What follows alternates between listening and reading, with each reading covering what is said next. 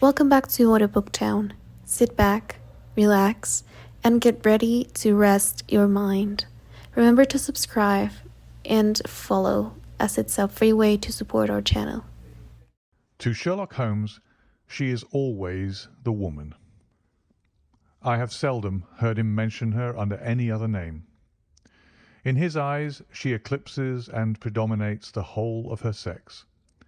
It was not that he felt any emotion akin to love for Irene Adler.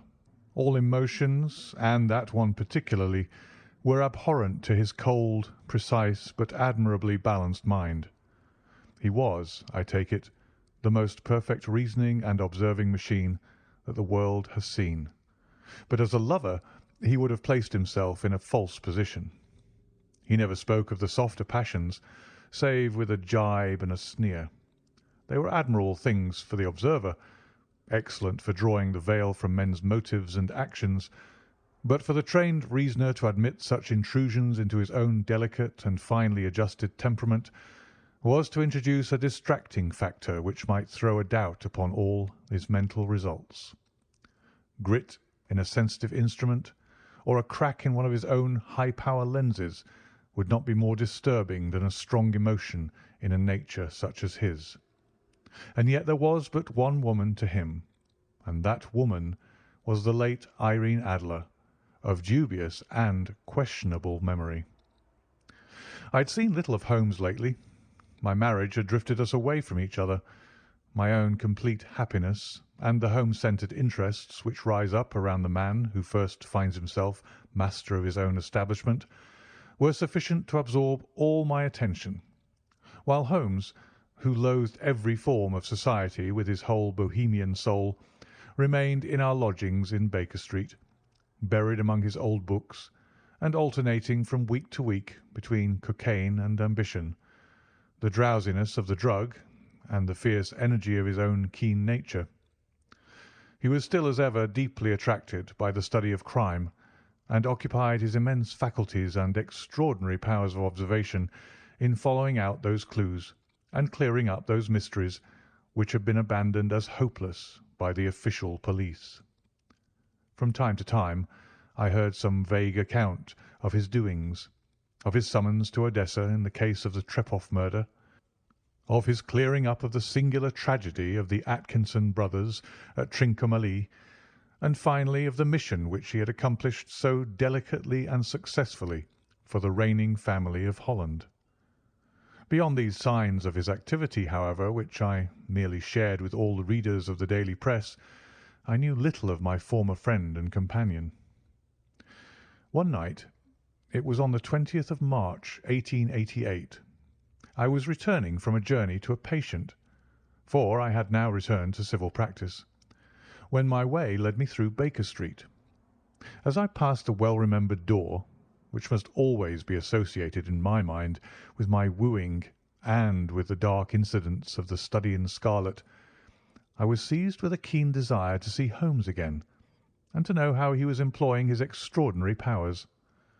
His rooms were brilliantly lit, and even as I looked up I saw his tall, spare figure pass twice in a dark silhouette against the blind. He was pacing the room swiftly, eagerly, with his head sunk upon his chest and his hands clasped behind him. To me, who knew his every mood and habit, his attitude and manner told their own story. He was at work again. He had risen out of his drug-created dreams and was hot upon the scent of some new problem. I rang the bell and was shown up to the chamber which had formerly been in part of my own. His manner was not effusive. It seldom was. But he was glad, I think, to see me. With hardly a word spoken, but with a kindly eye, he waved me to an armchair, threw across his case of cigars, and indicated a spirit case and a gasogen in the corner, when he stood before the fire and looked me over in his singular introspective fashion. "Wedlock suits you," he remarked. "I think, Watson, that you have put on 7½ pounds since I saw you." "7," I answered. "Indeed. I should have thought a little more, I fancy, Watson. And in practice again, I observe. You did not tell me that you intended to go into harness." Then how do you know? I see it. I deduce it. How do I know that you have been getting yourself very wet lately, and that you have a most clumsy and careless servant girl? My dear Holmes, said I, this is too much. You would certainly have been burned had you lived a few centuries ago. It is true that I had a country walk on Thursday and came home in a dreadful mess, but as I have changed my clothes, I can't imagine how you deduce it. As to Mary Jane, she is incorrigible, and my wife has given her notice, but there again I fail to see how you work it out. He chuckled to himself and rubbed his long, nervous hands together. It is simplicity itself, said he. My eyes tell me that on the inside of your left shoe, just where the firelight strikes it, the leather is scored by 6 almost parallel cuts.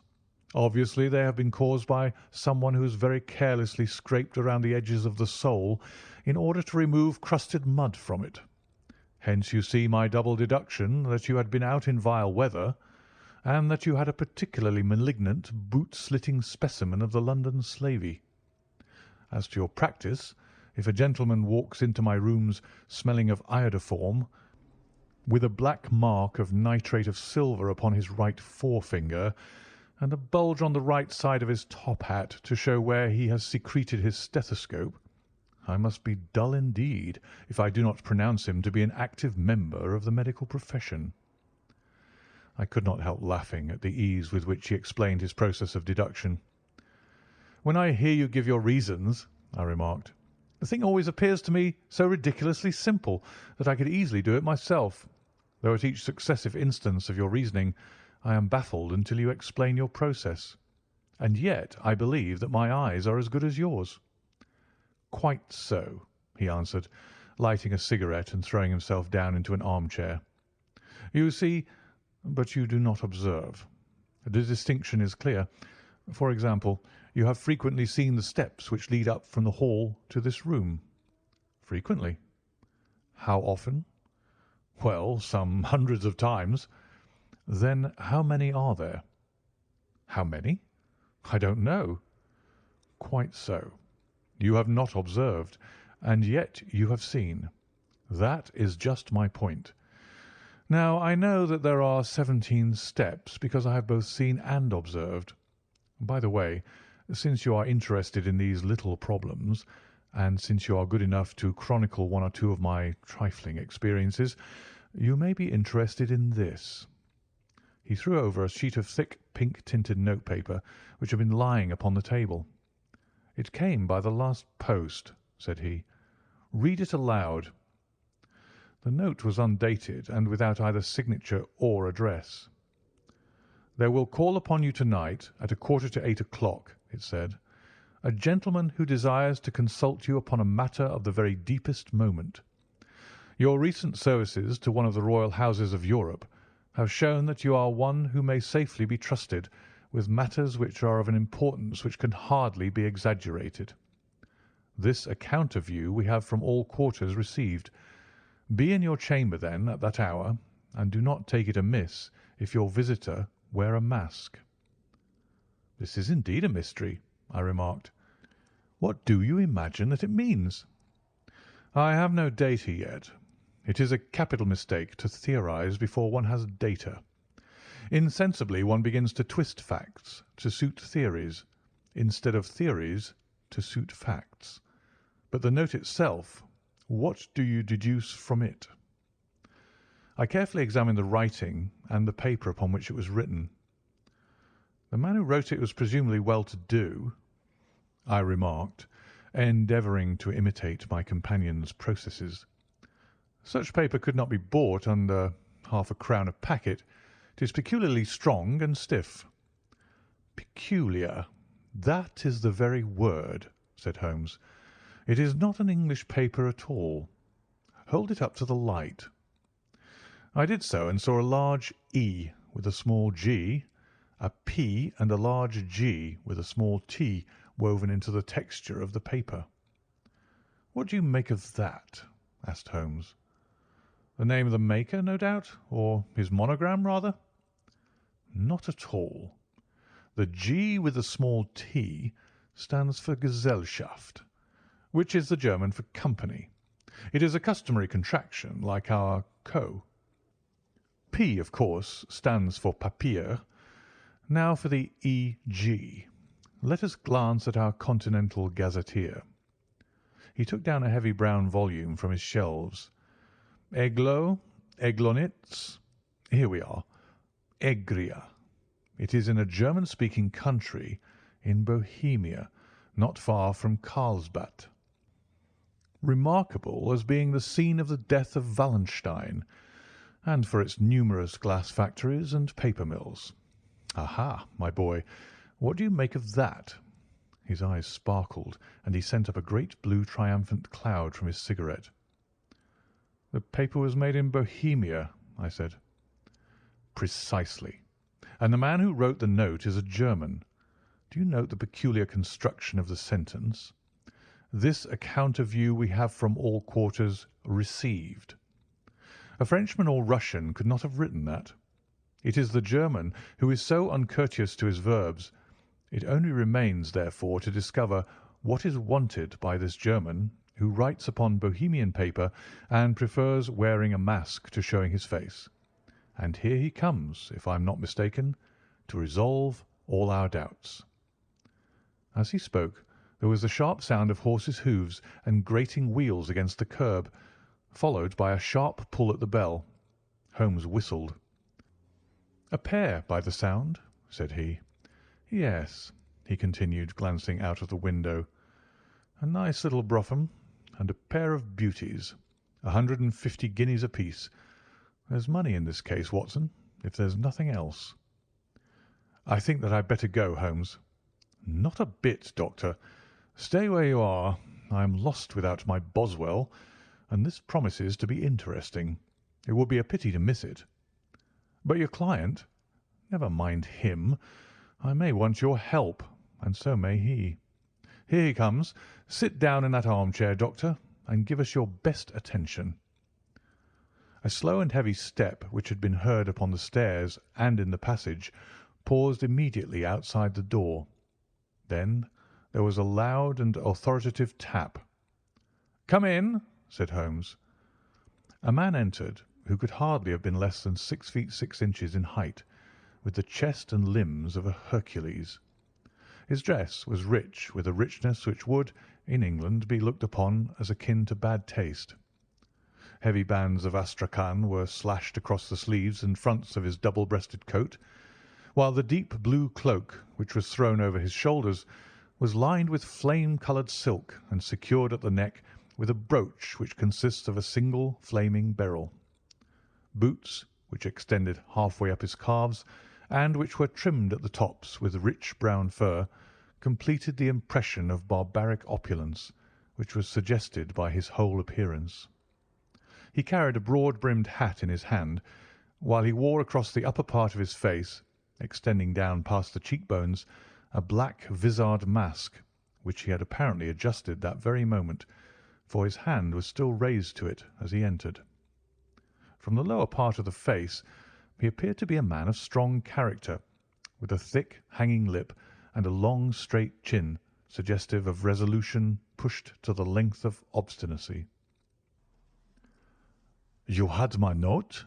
he asked with a deep, harsh voice and a strongly marked German accent. "I told you that I would call." He looked from one to the other of us, as if uncertain which to address.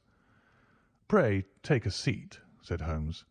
"This is my friend and colleague, Dr. Watson, who is occasionally good enough to help me in my cases. Whom have I the honour to address?" "You may address me as the Count von Kramm, a Bohemian nobleman. I understand that this gentleman, your friend, is a man of honour and discretion, whom I may trust with a matter of most extreme importance. If not, I should much prefer to communicate with you alone." I rose to go, but Holmes caught me by the wrist and pushed me back into my chair. "It is both or none," said he. "You may say before this gentleman anything which you may say to me." The Count shrugged his broad shoulders. "Then I must begin," said he, "by binding you both to absolute secrecy for 2 years. At the end of that time, the matter will be of no importance. At present, it is not too much to say that it is of such weight it may have an influence upon European history." "I promise," said Holmes. "And I." "You will excuse this mask," continued our strange visitor. "The august person who employs me wishes his agent to be unknown to you, and I may confess at once that the title by which I have just called myself is not exactly my own." "I was aware of it," said Holmes dryly. "The circumstances are of great delicacy, and every precaution has to be taken to quench what might grow to be an immense scandal and seriously compromise one of the reigning families of Europe. To speak plainly, the matter implicates the great house of Ormstein, hereditary kings of Bohemia." "I was also aware of that," murmured Holmes, settling himself down in his armchair and closing his eyes.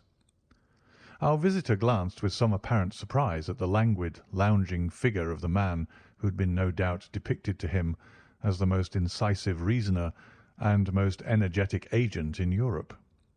Holmes slowly reopened his eyes and looked impatiently at his gigantic client. "If your Majesty would condescend to state your case," he remarked, "I should be better able to advise you." The man sprang from his chair and paced up and down the room in an uncontrollable agitation. Then, with a gesture of desperation, he tore the mask from his face and hurled it upon the ground. "You are right," he cried. "I am the king. Why should I attempt to conceal it?" "Why, indeed?" murmured Holmes. "Your Majesty had not spoken before I was aware that I was addressing Wilhelm Gottsreich Sigismund von Ormstein, Grand Duke of Cassel-Felstein and hereditary King of Bohemia." "But you can understand," said our strange visitor, sitting down once more and passing his hand over his high white forehead. "You can understand that I am not accustomed to doing such business in my own person. Yet the matter was so delicate that I could not confide it to an agent without putting myself in his power. I have come incognito from Prague for the purpose of consulting you." "Then pray consult," said Holmes, shutting his eyes once more. "The facts are briefly these. Some 5 years ago, during a lengthy visit to Warsaw, I made the acquaintance of the well-known adventuress Irene Adler. The name is no doubt familiar to you." "Kindly look her up in my index, Doctor," murmured Holmes, without opening his eyes. For many years he had adopted a system of docketing all paragraphs concerning men and things, so that it was difficult to name a subject or a person on which he could not at once furnish information. In this case I found her biography sandwiched in between that of a Hebrew rabbi and that of a staff commander who had written a monograph upon the deep-sea fishes. "Let me see," said Holmes. Born in New Jersey in the year 1858, contralto. La Scala. Prima donna Imperial Opera of Warsaw. Yes. Retired from operatic stage. Living in London. Quite so. Your Majesty, as I understand, became entangled with this young person, wrote her some compromising letters, and is now desirous of getting those letters back." "Precisely so. But how?" "Was there a secret marriage?" "None." "No legal papers or certificates?" "None." "Then I fail to follow your Majesty. If this young person should produce her letters for blackmailing or other purposes, how is she to prove their authenticity?" "There is the writing." "Poor forgery." "My private notepaper." "Stolen." "My own seal." "Imitated." "My photograph." "Bought." "We were both in the photograph." "Oh, dear. That is very bad. Your Majesty has indeed committed an indiscretion." "I was mad, insane." "You have compromised yourself seriously." I was only Crown Prince then. I was young. I am but 30 now." "It must be recovered." "We have tried and failed." "Your Majesty must pay. It must be bought." "She will not sell." "Stolen, then?" "5 attempts have been made. Twice burglars in my pay ransacked her house. Once we diverted her luggage when she travelled. Twice she has been waylaid. There has been no result." "No sign of it?" "Absolutely none." Holmes laughed. "It is quite a pretty little problem," said he. "But a very serious one to me," returned the King reproachfully. "Very, indeed. And what does she propose to do with the photograph?" "To ruin me." "But how?" "I am about to be married." "So I have heard." "To Clotilde Lothman von Saxe-Meiningen, second daughter of the King of Scandinavia. You may know the strict principles of her family.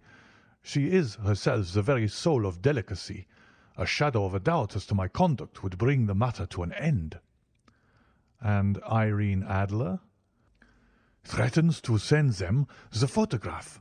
And she will do it. I know that she will do it. You do not know her, but she has a soul of steel. She has the face of the most beautiful of women and the mind of the most resolute of men. Rather than I should marry another woman, there are no lengths to which she would not go. None." "You are sure that she has not sent it yet?" "I am sure." "And why?" "Because she has said that she would send it on the day when the betrothal was publicly proclaimed. That will be next Monday." "Oh, then we have 3 days yet," said Holmes with a yawn. "That's very fortunate, as I have 1 or 2 matters of importance to look into just at present. Your Majesty will, of course, stay in London for the present?" "Certainly. You will find me at the Langham under the name of the Count von Kramm." "Then I shall drop you a line to let you know how we progress." "Pray do so. I shall be all anxiety." "Then, as to money?" "You have carte blanche." "Absolutely?" "I tell you that I would give one of the provinces of my kingdom to have that photograph." "And for present expenses?" The King took a heavy chamois leather bag from under his cloak and laid it on the table. "There are £300 in the gold and 700 in notes," he said. Holmes scribbled a receipt upon a sheet of his notebook and handed it to him. "And mademoiselle's address?" he asked. "Is Briony Lodge, Serpentine Avenue, St. John's Wood." Holmes took a note of it. "One other question," said he. "Was the photograph a cabinet?" "It was." "Then good night, Your Majesty, and I trust that we shall soon have some good news for you. And good night, Watson," he added, as the wheels of the Royal brougham rolled down the street. "If you will be good enough to call to-morrow afternoon at 3 o'clock, I should like to chat this little matter over with you." 2. At 3 o'clock precisely, I was at Baker Street, but Holmes had not yet returned. The landlady informed me that he had left the house shortly after 8 o'clock in the morning. I sat down beside the fire, however, with the intention of awaiting him, however long he might be. I was already deeply interested in his inquiry, for though it was surrounded by none of the grim and strange features which were associated with the 2 crimes which I had already recorded, still the nature of the case and the exalted station of his client gave it a character of its own. Indeed, apart from the nature of the investigation which my friend had on hand, there was something in his masterly grasp of a situation and his keen, incisive reasoning which made it a pleasure to me to study his system of work, and to follow the quick, subtle methods by which he disentangled the most inextricable mysteries. So accustomed was I to his invariable success that the very possibility of his failing had ceased to enter into my head. It was close upon 4 before the door opened, and a drunken-looking groom, ill-kempt and side-whiskered, with an inflamed face and disreputable clothes, walked into the room. Accustomed as I was to my friend's amazing powers in the use of disguises, I had to look 3 times before I was certain that it was indeed he. With a nod, he vanished into the bedroom, whence he emerged in 5 minutes, tweed-suited and respectable, as of old. Putting his hands into his pockets, he stretched out his legs in front of the fire and laughed heartily for some minutes. "Well, really," he cried, and then he choked and laughed again until he was obliged to lie back, limp and helpless, in the chair. "What is it?" "It's quite too funny. I am sure you could never guess how I employed my morning or what I ended by doing." "I can't imagine. I suppose that you have been watching the habits and perhaps the house of Miss Irene Adler." "Quite so. But the sequel was rather unusual. I will tell you, however. I left the house a little after 8 o'clock this morning in the character of a groom out of work. There is a wonderful sympathy and freemasonry among horsey men. Be one of them, and you will know all that there is to know. I soon found Briony Lodge. 'Tis a bijou villa with a garden at the back, but built out in front right up to the road, 2 stories. Chubb lock to the door, large sitting room on the right side, well furnished, with long windows almost to the floor, and those preposterous English window fasteners which a child could open. Behind there was nothing remarkable, save that the passage window could be reached from the top of the coach-house. I walked round it and examined it closely from every point of view, but without noting anything else of interest. I then lounged down the street and found, as I expected, that there was a mews in a lane which runs down by one wall of the garden. I lent the ostlers a hand in rubbing down their horses, and received in exchange 2d, a glass of half and half, 2 fills of shag tobacco, and as much information as I could desire about Miss Adler, to say nothing of half a dozen other people in the neighbourhood in whom I was not the least interested, but whose biographies I was compelled to listen to. "And what of Irene Adler?" I asked. "Oh, she has turned all the men's heads down in that part. She is the daintiest thing under a bonnet on this planet. So say the Serpentine Mews to a man. She lives quietly, sings at concerts, drives out at 5 every day, and returns at 7 sharp for dinner. Seldom goes out at other times, except when she sings.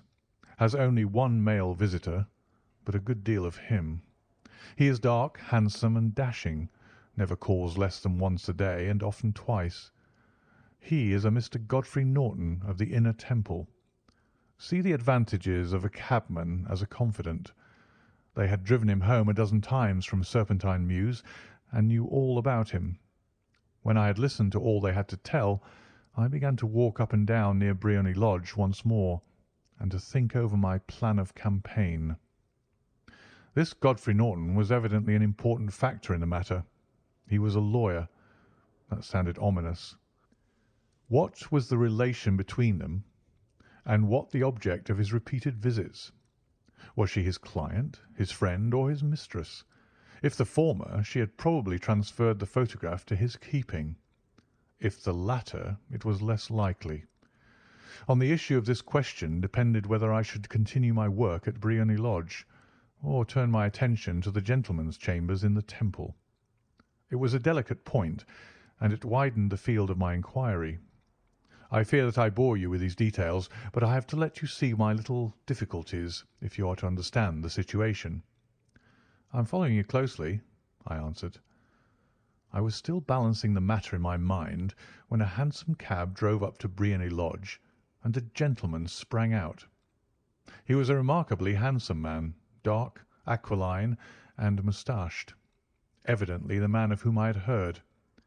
He appeared to be in a great hurry, shouted to the cabman to wait, and brushed past the maid, who opened the door with the air of a man who was thoroughly at home.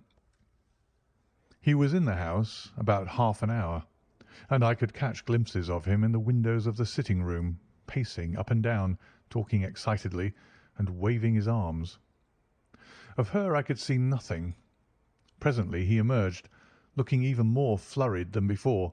As he stepped up to the cab, he pulled a gold watch from his pocket and looked at it earnestly. "Drive like the devil!" he shouted. "First to Cross and Hankey's in Regent Street, and then to the Church of St. Monica in Edgware Road. Half a guinea if you do it in 20 minutes." Away they went, and I was just wondering whether I should not do well to follow them when up the lane came a neat little landau. The coachman, with his coat only half buttoned, and his tie under his ear, while all the tags of his harness were sticking out of the buckles. It hadn't pulled up before she shot out of the hall door and into it. I only caught a glimpse of her at the moment, but she was a lovely woman, with a face that a man might die for. "The Church of St. Monica, John," she cried, "and half a sovereign if you reach it in 20 minutes." This was quite too good to lose, Watson. I was just balancing whether I should run for it or whether I should perch behind her landau, when a cab came through the street. The driver looked twice at such a shabby fare, but I jumped in before he could object. "The Church of St. Monica," said I, "and half a sovereign if you reach it in 20 minutes." It was 25 minutes to 12, and of course it was clear enough what was in the wind. My cabby drove fast. I don't think I ever drove faster, but the others were there before us. The cab and the landau with their steaming horses were in front of the door when I arrived. I paid the man and hurried into the church. There was not a soul there save the two whom I had followed and a surpliced clergyman who seemed to be expostulating with them. They were all three standing in a knot in front of the altar. I lounged up the side aisle like any other idler who has dropped into a church. Suddenly, to my surprise, the three at the altar faced round to me, and Godfrey Norton came running as hard as he could towards me. "Thank God!" he cried. "You'll do. Come, come." "What then?" I asked. "Come, man, come. Only 3 minutes, or it won't be legal." I was half dragged up to the altar, and before I knew where I was, I found myself mumbling responses which were whispered in my ear, and vouching for things of which I knew nothing, and generally assisting in the secure tying up of Irene Adler, spinster, to Godfrey Norton, bachelor.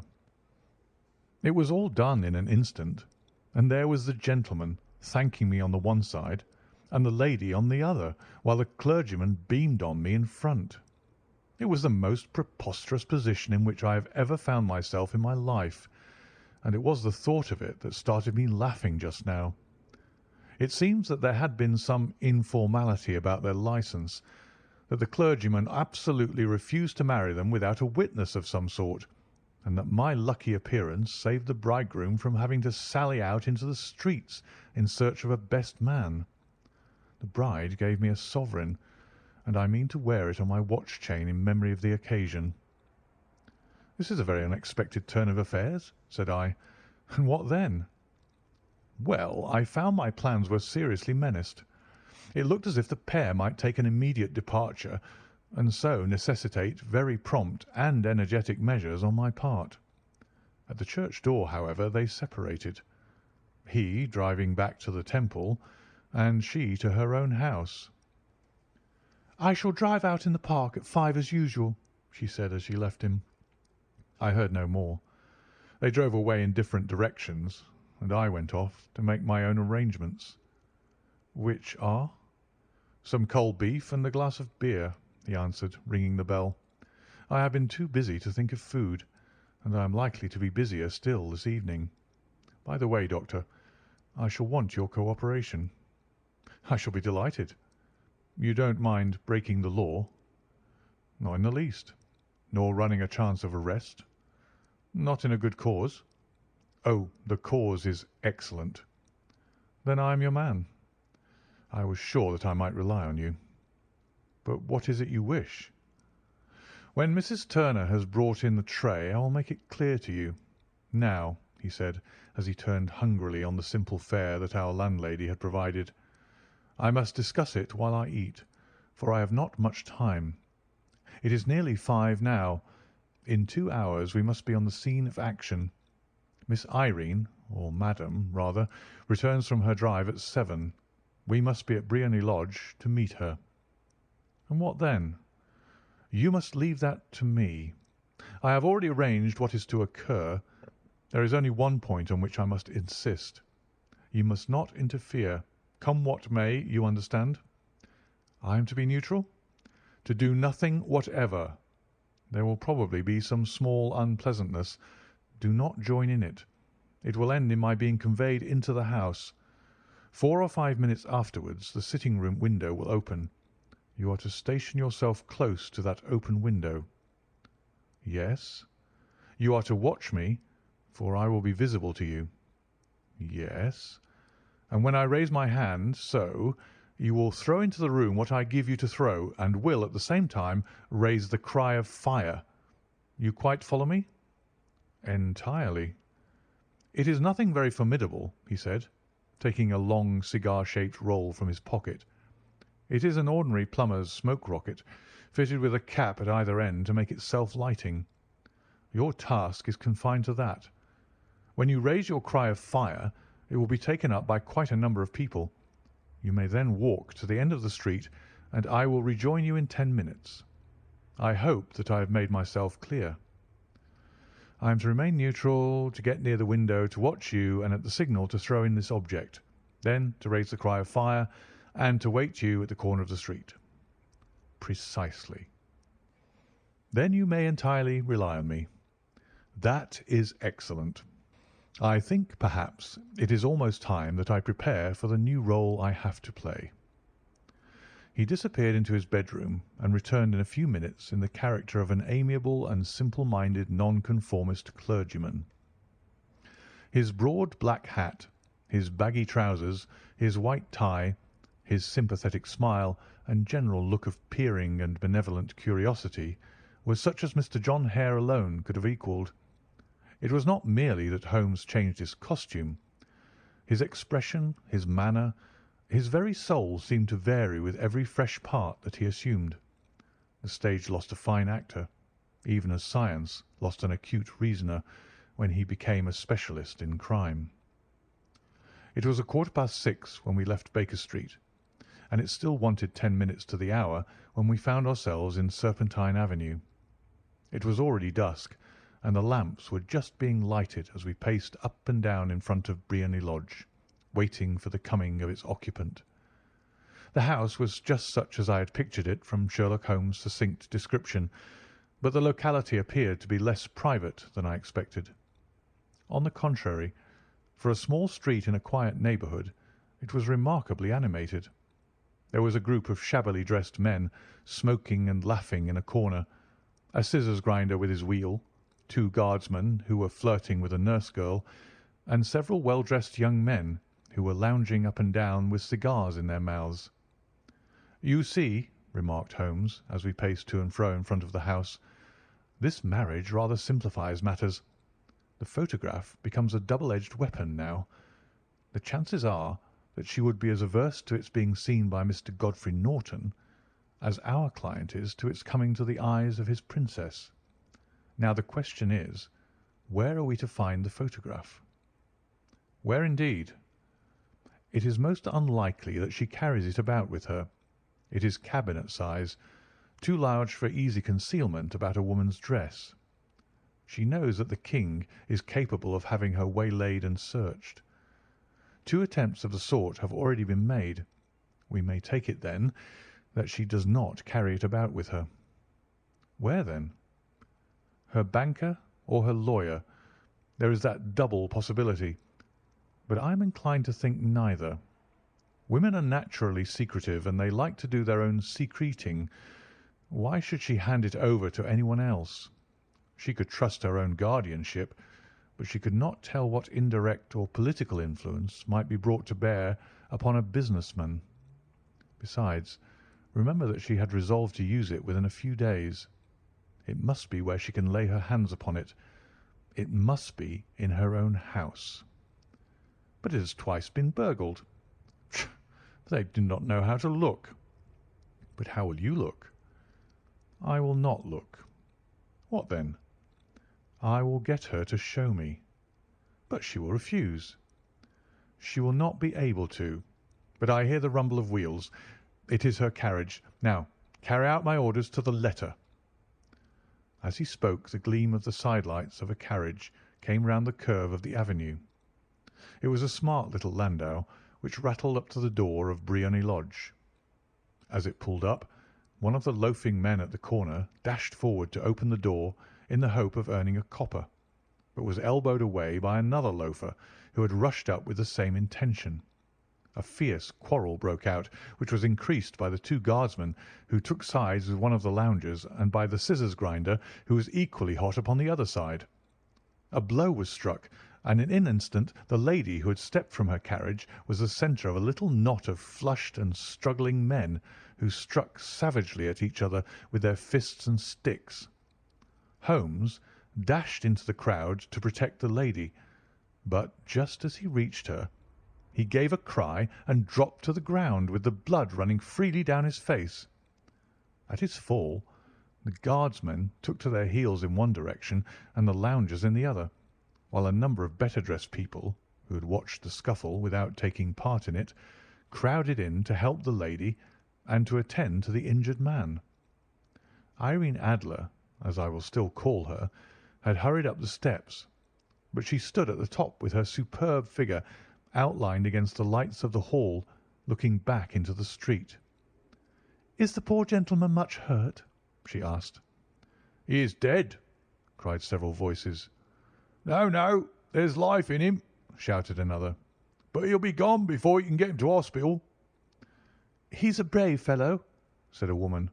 "They would have had the lady's purse and watch if it hadn't been for him. They were a gang, and a rough one, too. Ah, he's breathing now." "He can't lie in the street. May we bring him in, ma'am?" "Surely. Bring him into the sitting-room. There's a comfortable sofa. This way, please." Slowly and solemnly he was borne into Briony Lodge, and laid out in the principal room, while I still observed the proceedings from my post by the window. The lamps had been lit, but the blinds had not been drawn, so that I could see Holmes as he lay upon the couch. I do not know whether he was seized with compunction at that point for the part he was playing, but I know that I never felt more heartily ashamed of myself in my life than when I saw the beautiful creature against whom I was conspiring, or the grace and kindliness with which she waited upon the injured man. And yet it would be the blackest treachery to Holmes to draw back now from the part which he had entrusted to me. I hardened my heart and took the smoke rocket from under my ulster. After all, I thought, we're not injuring her. We are but preventing her from injuring another. Holmes had sat upon the coach, and I saw him motion like a man who is in need of air. A maid rushed across and threw open the window.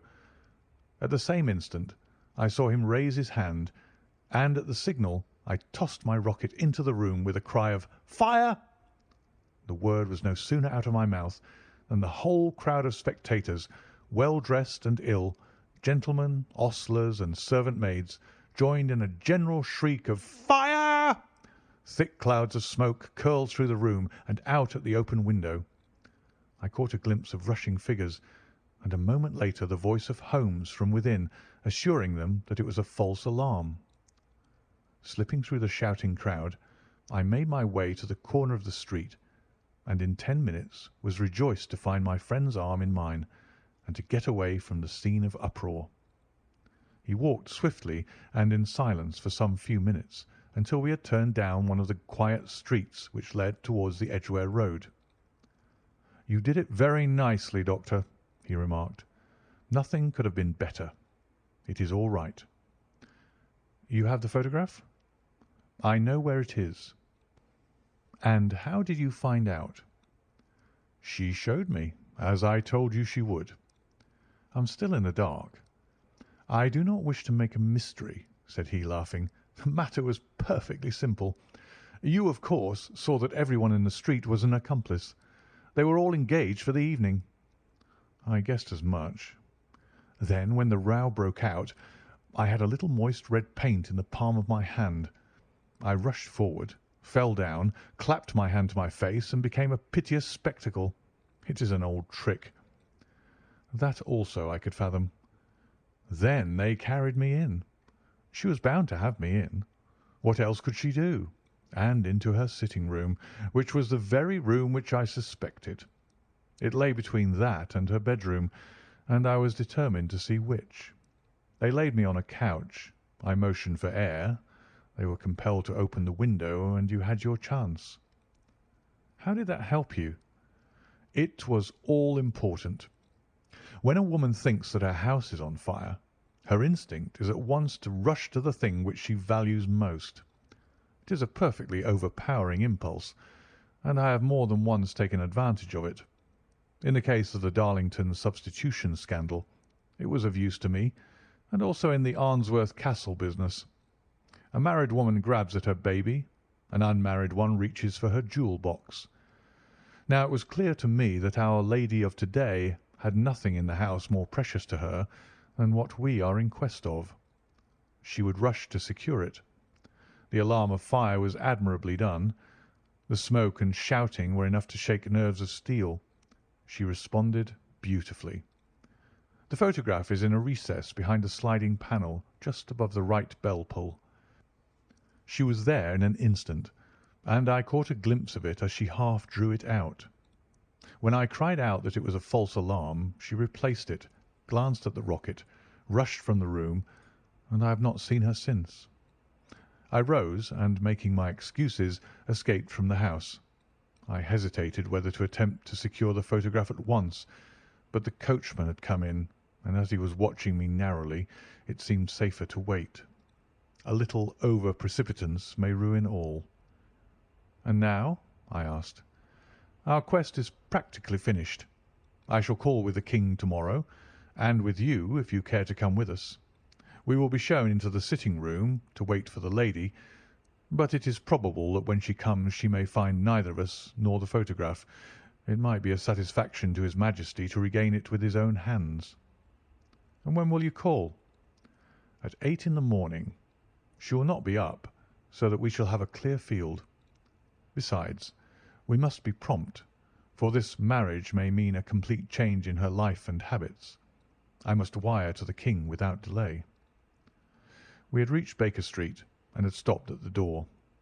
He was searching his pockets for the key when someone passing said, "Good night, Mr. Sherlock Holmes."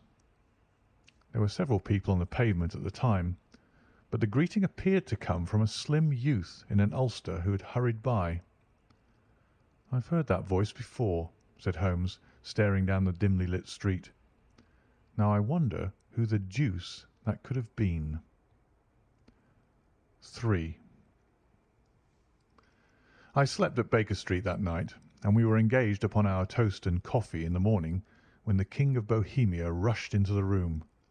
"You have really got it?"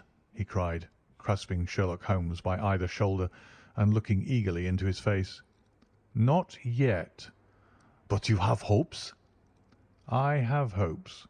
"Then come. I am all impatience to be gone." "We must have a cab." "No, my brougham is waiting." "Then that will simplify matters." We descended and started off once more for Briony Lodge. "Irene Adler is married," remarked Holmes. "Married? When?" "Yesterday." "But to whom?" "To an English lawyer named Norton." "But she could not love him?" "I am in hopes that she does." "And why in hopes?" "Because it would spare your Majesty all fear of future annoyance. If the lady loves her husband, she does not love your Majesty. If she does not love your Majesty, then there is no reason why she should interfere with your Majesty's plan." "It is true, and yet, well, I wish she had been of my own station. What a queen she would have made!" He relapsed into a moody silence, which was not broken until we drew up in Serpentine Avenue. The door of Briony Lodge was open, and an elderly woman stood upon the steps. She watched us with a sardonic eye as we stepped from the brougham. "Mr. Sherlock Holmes, I believe," said she. "I am Mr. Holmes," answered my companion, looking at her with a questioning and rather startled gaze. "Indeed. My mistress told me that you were likely to call. She left this morning with her husband by the 5:15 train from Charing Cross for the Continent." "What?" Sherlock Holmes staggered back, white with chagrin and surprise. "Do you mean that she has left England?" "Never to return." "And the papers?" asked the king hoarsely. "All is lost." "We shall see." He pushed past the servant and rushed into the drawing-room, followed by the king and myself. The furniture was scattered about in every direction, with dismantled shelves and open drawers, as if the lady had hurriedly ransacked them before her flight. Holmes rushed at the bell-pull, tore back a small sliding shutter, and, plunging in his hand, pulled out a photograph and a letter. The photograph was of Irene Adler herself in evening dress. The letter was superscribed to Sherlock Holmes, Esquire, to be left till called for. My friend tore it open, and we all three read it together. It was dated at midnight of the preceding night, and ran in this way: "My dear Mr. Sherlock Holmes, you really did it very well. You took me in completely. Until after the alarm of fire I had not a suspicion. But then, when I found how I had betrayed myself, I began to think. I had been warned against you months ago. I had been told that if the king employed an agent it would certainly be you, and your address had been given to me. Yet with all this you made me reveal what you wanted to know. Even after I became suspicious, I found it hard to think evil of such a dear, kind old clergyman. But you know, I have been trained as an actress myself. Male costume is nothing new to me.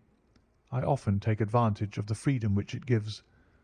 I sent John the coachman to watch you, ran upstairs, got into my walking clothes, as I call them, and came down just as you departed.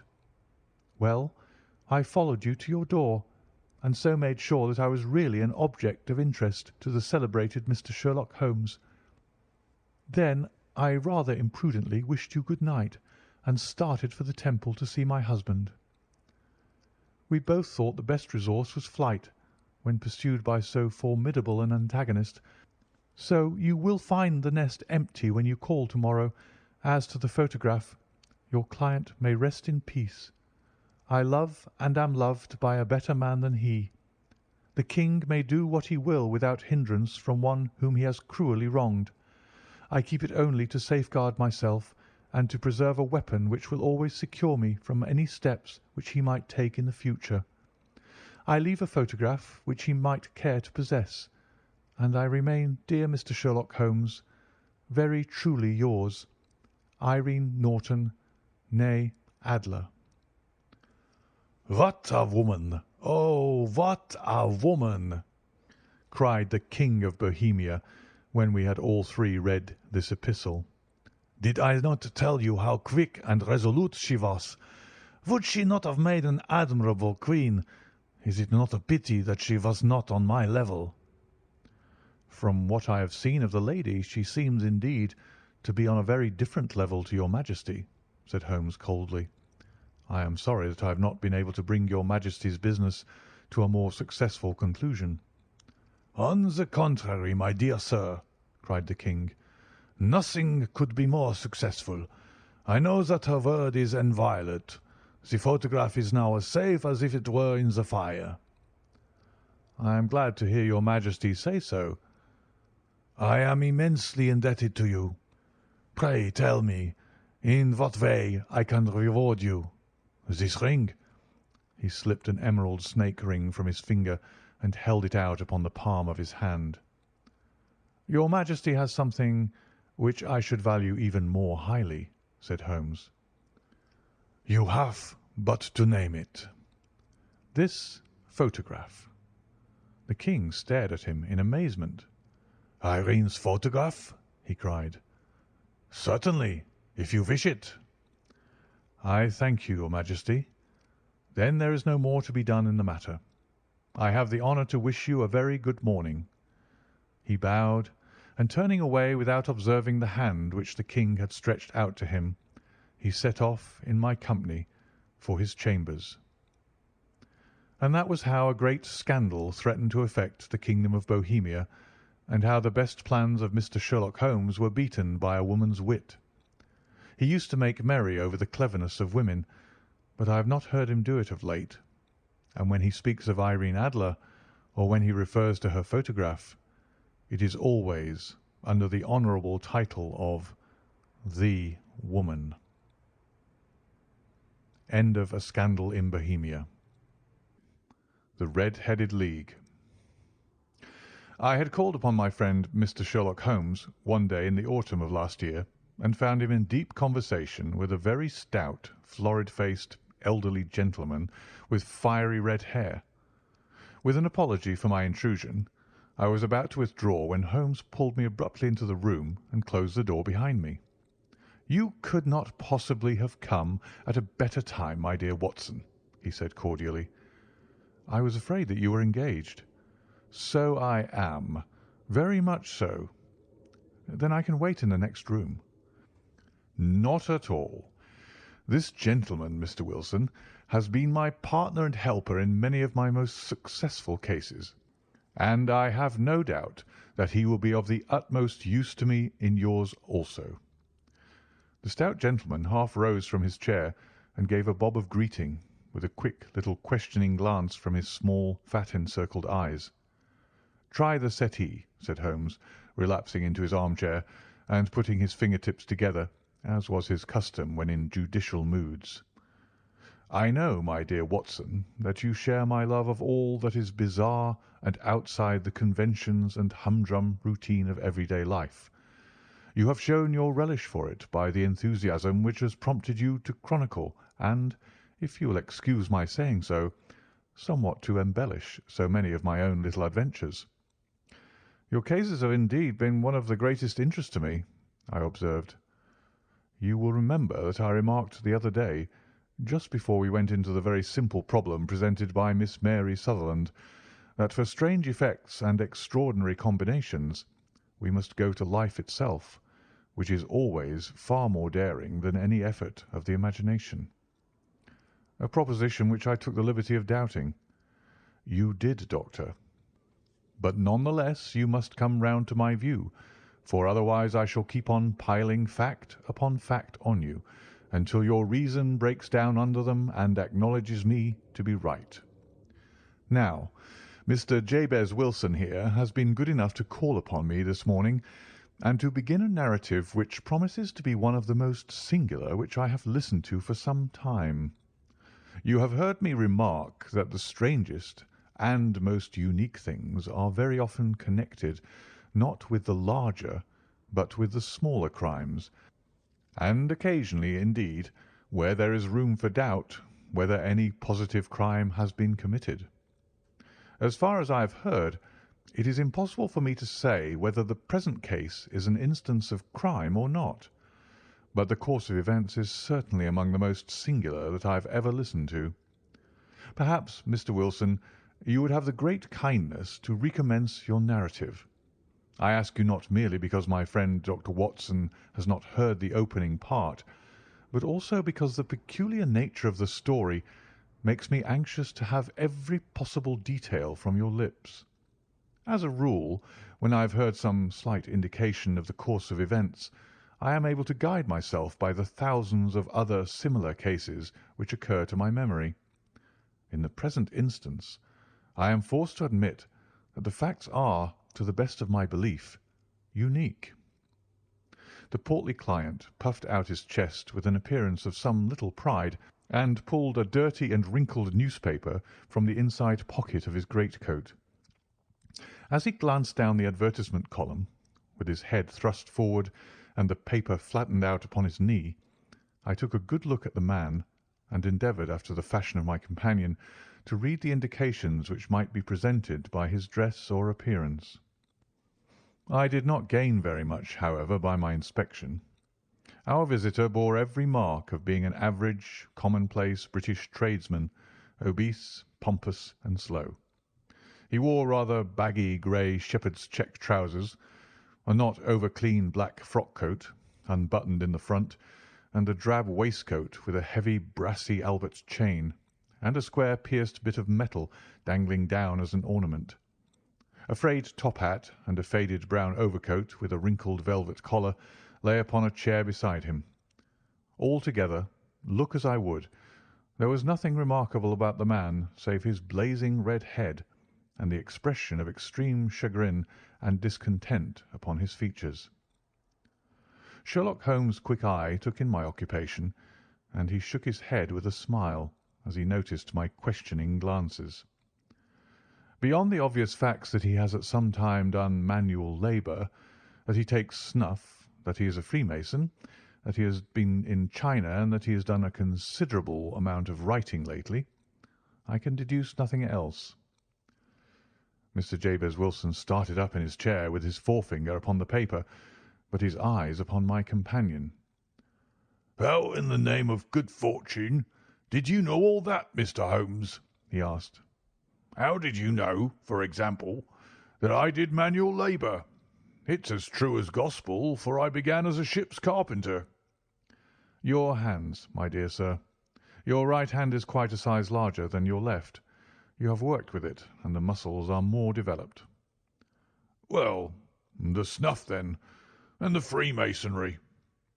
I won't insult your intelligence by telling you how I read that, especially as, rather against the strict rules of your order, you use an arc and compass breastpin. "Ah, of course, I forgot that. But the writing—" What else can be indicated by that right cuff, so very shiny for 5 inches, and the left one with the smooth patch near the elbow, where you rest it upon the desk? "Well, but China?" The fish that you have tattooed immediately above your right wrist could only have been done in China. I have made a small study of tattoo marks, and have even contributed to the literature of the subject.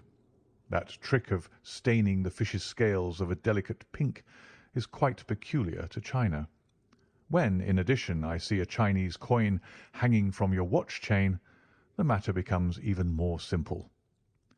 Mr. Jabez Wilson laughed heavily. "Ha, ha! Well, I never!" said he. "I thought at first that you had done something clever, but I see that there was nothing in it after all." "I begin to think, Watson," said Holmes, "that I make a mistake in explaining. Omne ignotum pro magnifico. You know, and my poor little reputation, such as it is, will suffer shipwreck if I am so candid. Can you not find the advertisement, Mr. Wilson?" Yes, I have got it now," he answered with his thick red finger planted halfway down the column. "Here it is. This is what began it all. You just read it for yourself, sir." I took the paper from him and read as follows: "To the Red-Headed League.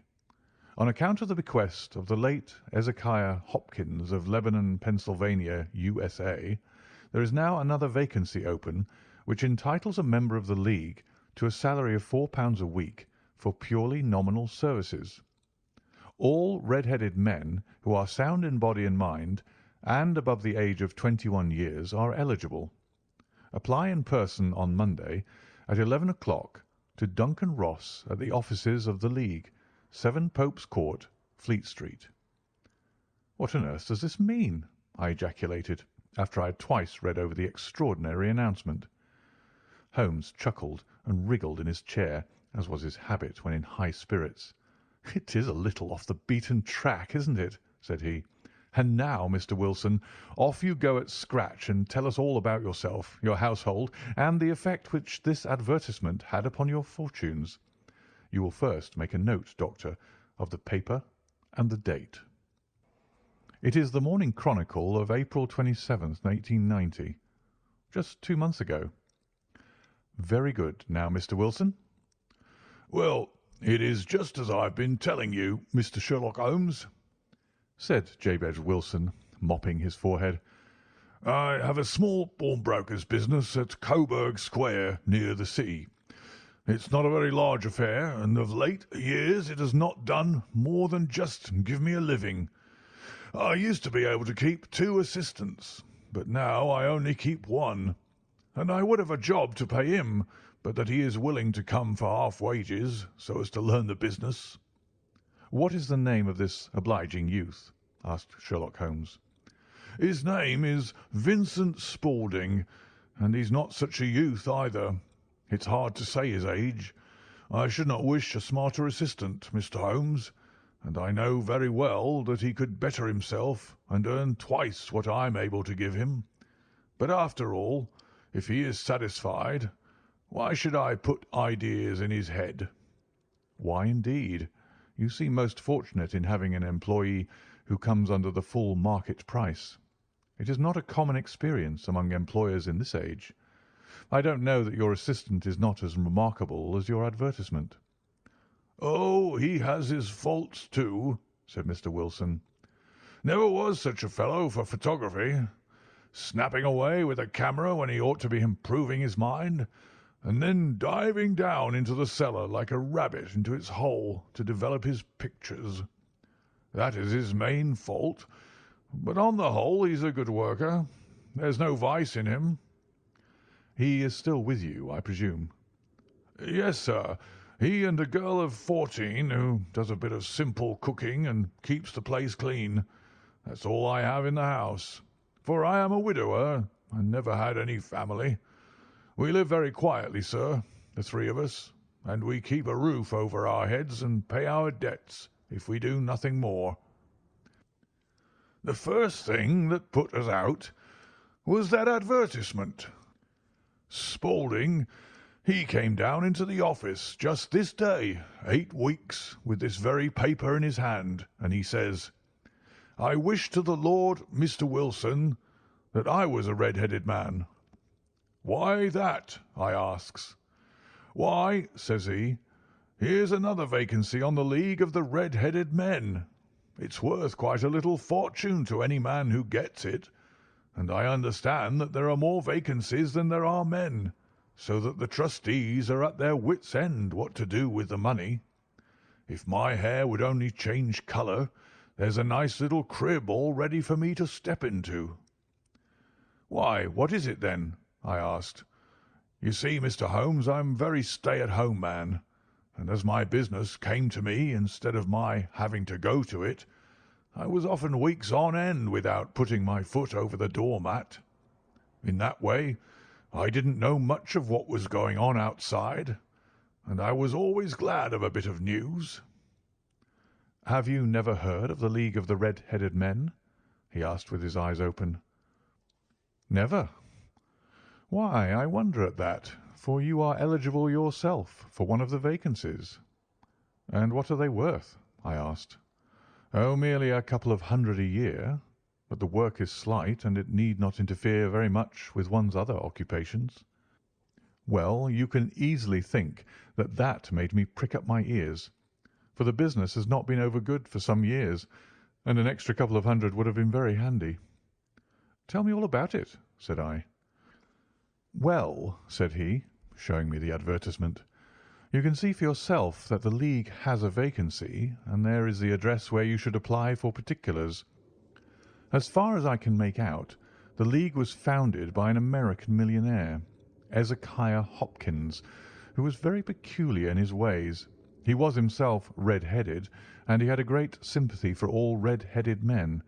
So, when he died, it was found that he had left his enormous fortune in the hands of trustees, with instructions to apply the interest to the providing of easy berths to men whose hair is of that colour. From all I hear, it is splendid pay and very little to do." "But," said I, "there'd be millions of red-headed men who could apply." "Not so many as you might think," he answered. "You see, it is really confined to Londoners and to grown men. This American had started from London when he was young, and he wanted to do the old town a good turn. Then again, I have heard it is no use your applying if your hair is light red or dark red or anything but real, bright, blazing, fiery red.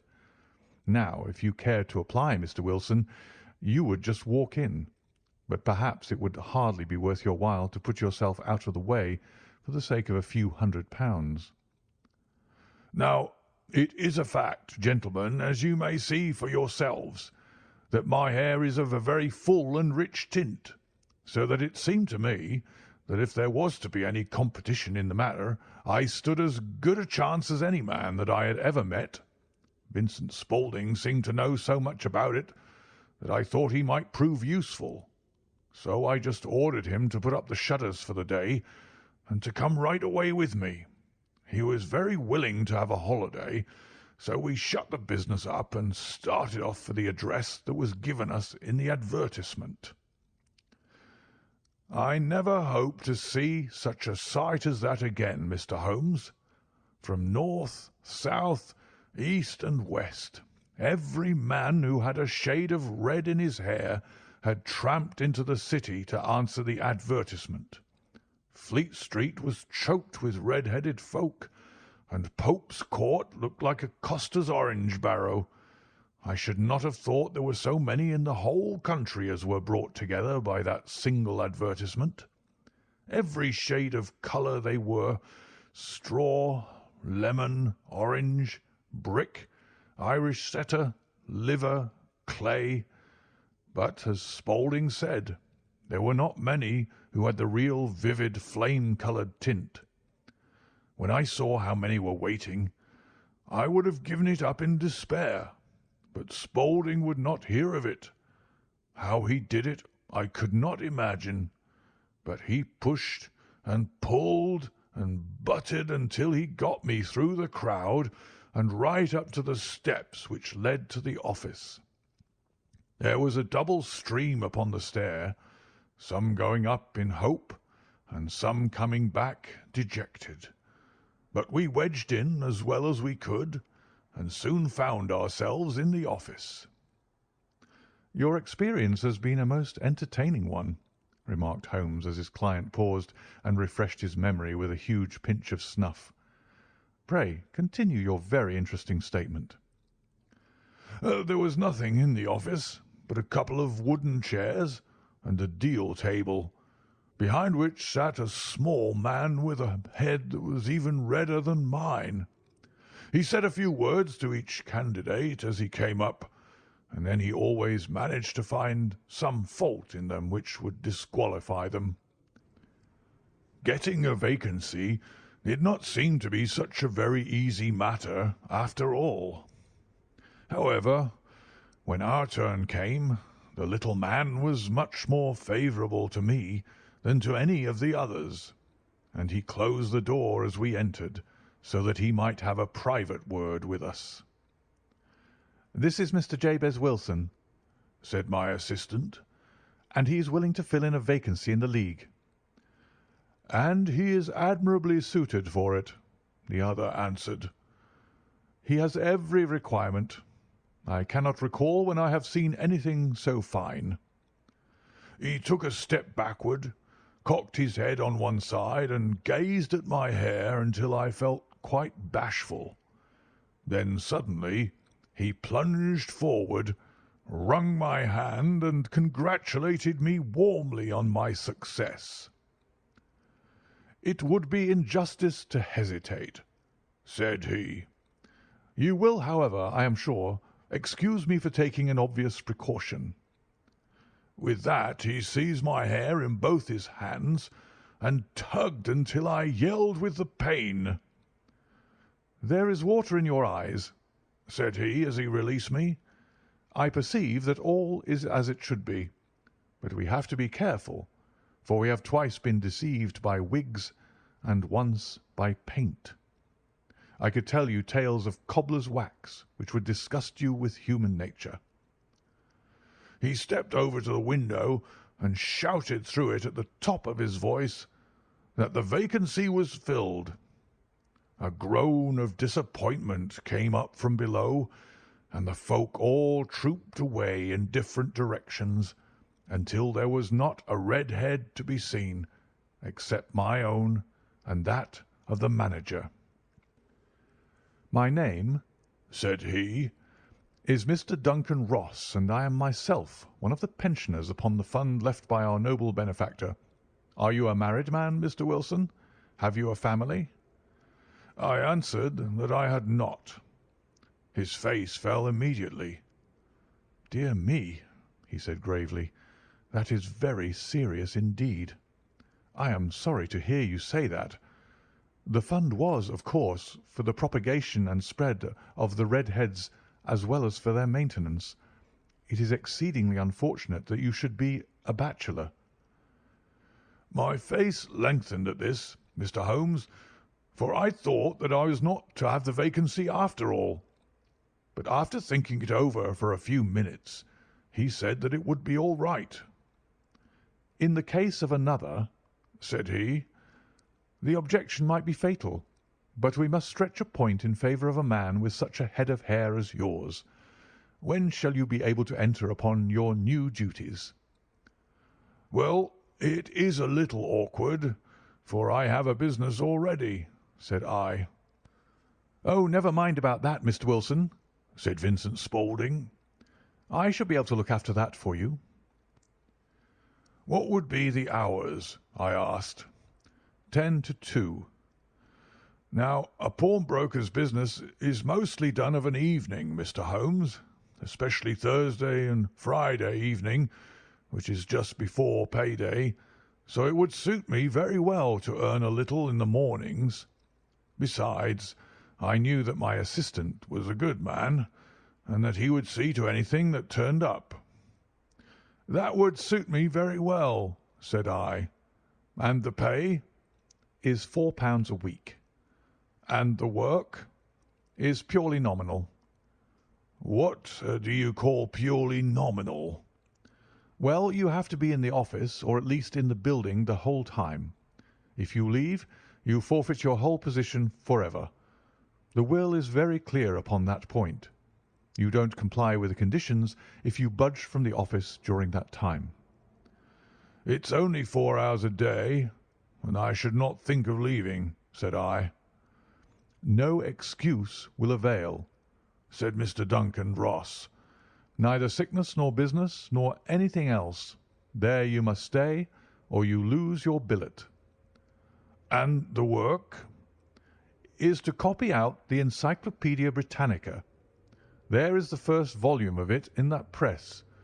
You must find your own ink, pens, and blotting paper, but we provide this table and chair. Will you be ready tomorrow? Certainly, I answered. Then good-bye, Mr. Jabez Wilson, and let me congratulate you once more on the important position which you have been fortunate enough to gain. He bowed me out of the room, and I went home with my assistant, hardly knowing what to say or do. I was so pleased at my own good fortune. Well, I thought over the matter all day, and by evening I was in low spirits again, for I had quite persuaded myself that the whole affair must be some great hoax or fraud, though what its object might be I could not imagine. It seemed altogether past belief that anyone could make such a will, or that they should pay such a sum for doing anything so simple as copying out the Encyclopaedia Britannica. Vincent Spaulding did what he could do to cheer me up, but by bedtime I had reasoned myself out of the whole thing. However, in the morning I determined to have a look at it anyhow, so I bought a penny bottle of ink, and with a quill pen and 7 sheets of foolscap paper, I started off for Pope's Court. Well, to my surprise and delight, everything was as right as possible. The table was set out ready for me, and Mr. Duncan Ross was there to see that I got fairly to work. He started me off upon the letter A, and then he left me, but he would drop in from time to time to see that all was right with me. At 2 o'clock he bade me good day, complimented me upon the amount that I had written, and locked the door of the office after me. This went on day after day, Mr. Holmes, and on Saturday the manager came in and planked down 4 gold sovereigns for my week's work. It was the same next week, and the same the week after. Every morning I was there at 10, and every afternoon I left at 2. By degrees, Mr. Duncan Ross took to coming in only once of a morning, and then, after a time, he did not come in at all. Still, of course, I never dared to leave the room for an instant, for I was not sure when he might come, and the billet was such a good one and suited me so well that I would not risk the loss of it.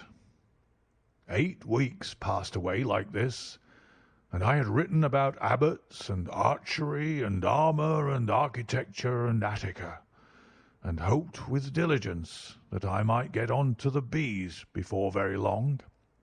It cost me something in foolscap, and I had pretty nearly filled a shelf with my writings, and then suddenly the whole business came to an end."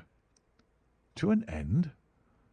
"Yes, sir, and no later than this morning. I went to my work as usual at 10 o'clock, but the door was shut and locked with a little square of cardboard hammered onto the middle of the panel with a tack. Here it is, and you can read for yourself." He held up a piece of white cardboard about the size of a sheet of notepaper. It read in this fashion: "The Red-Headed League is dissolved. October 9th, 1890. Sherlock Holmes and I surveyed this curt announcement and the rueful face behind it until the comical side of the affair so completely overtopped every other consideration that we both burst out into a roar of laughter. "I cannot see that there is anything very funny," cried our client, flushing up to the roots of his flaming head. "If you can do nothing better than laugh at me, I can go elsewhere." "No, no," cried Holmes, shoving him back into the chair from which he had half risen. "I really wouldn't miss your case for the world. It is most refreshingly unusual, but there is, if you will excuse me saying so, something just a little funny about it. Pray, what steps did you take when you found the card upon the door?" "I was staggered, sir. I did not know what to do. Then I called at the offices round, but none of them seemed to know anything about it. Finally I went to the landlord, who is an accountant living on the ground floor, and I asked him if he could tell me what had become of the Red-Headed League. He said that he had never heard of any such body. Then I asked him who Mr. Duncan Ross was. He answered that the name was new to him. 'Well,' said I, 'the gentleman at number 4. "'What, the red-headed man?' "'Yes.' "'Oh,' said he, 'his name was William Morris. He was a solicitor and was using my room as a temporary convenience until his new premises were ready. He moved out yesterday.' "'Where could I find him?' "'Oh, at his new offices. He did tell me the address. Yes, 17 King Edward Street, near St. Paul's.' "'I started off, Mr. Holmes, but when I got to that address it was a manufactory of artificial kneecaps, and no one in it had ever heard of either Mr. William Morris or Mr. Duncan Ross.'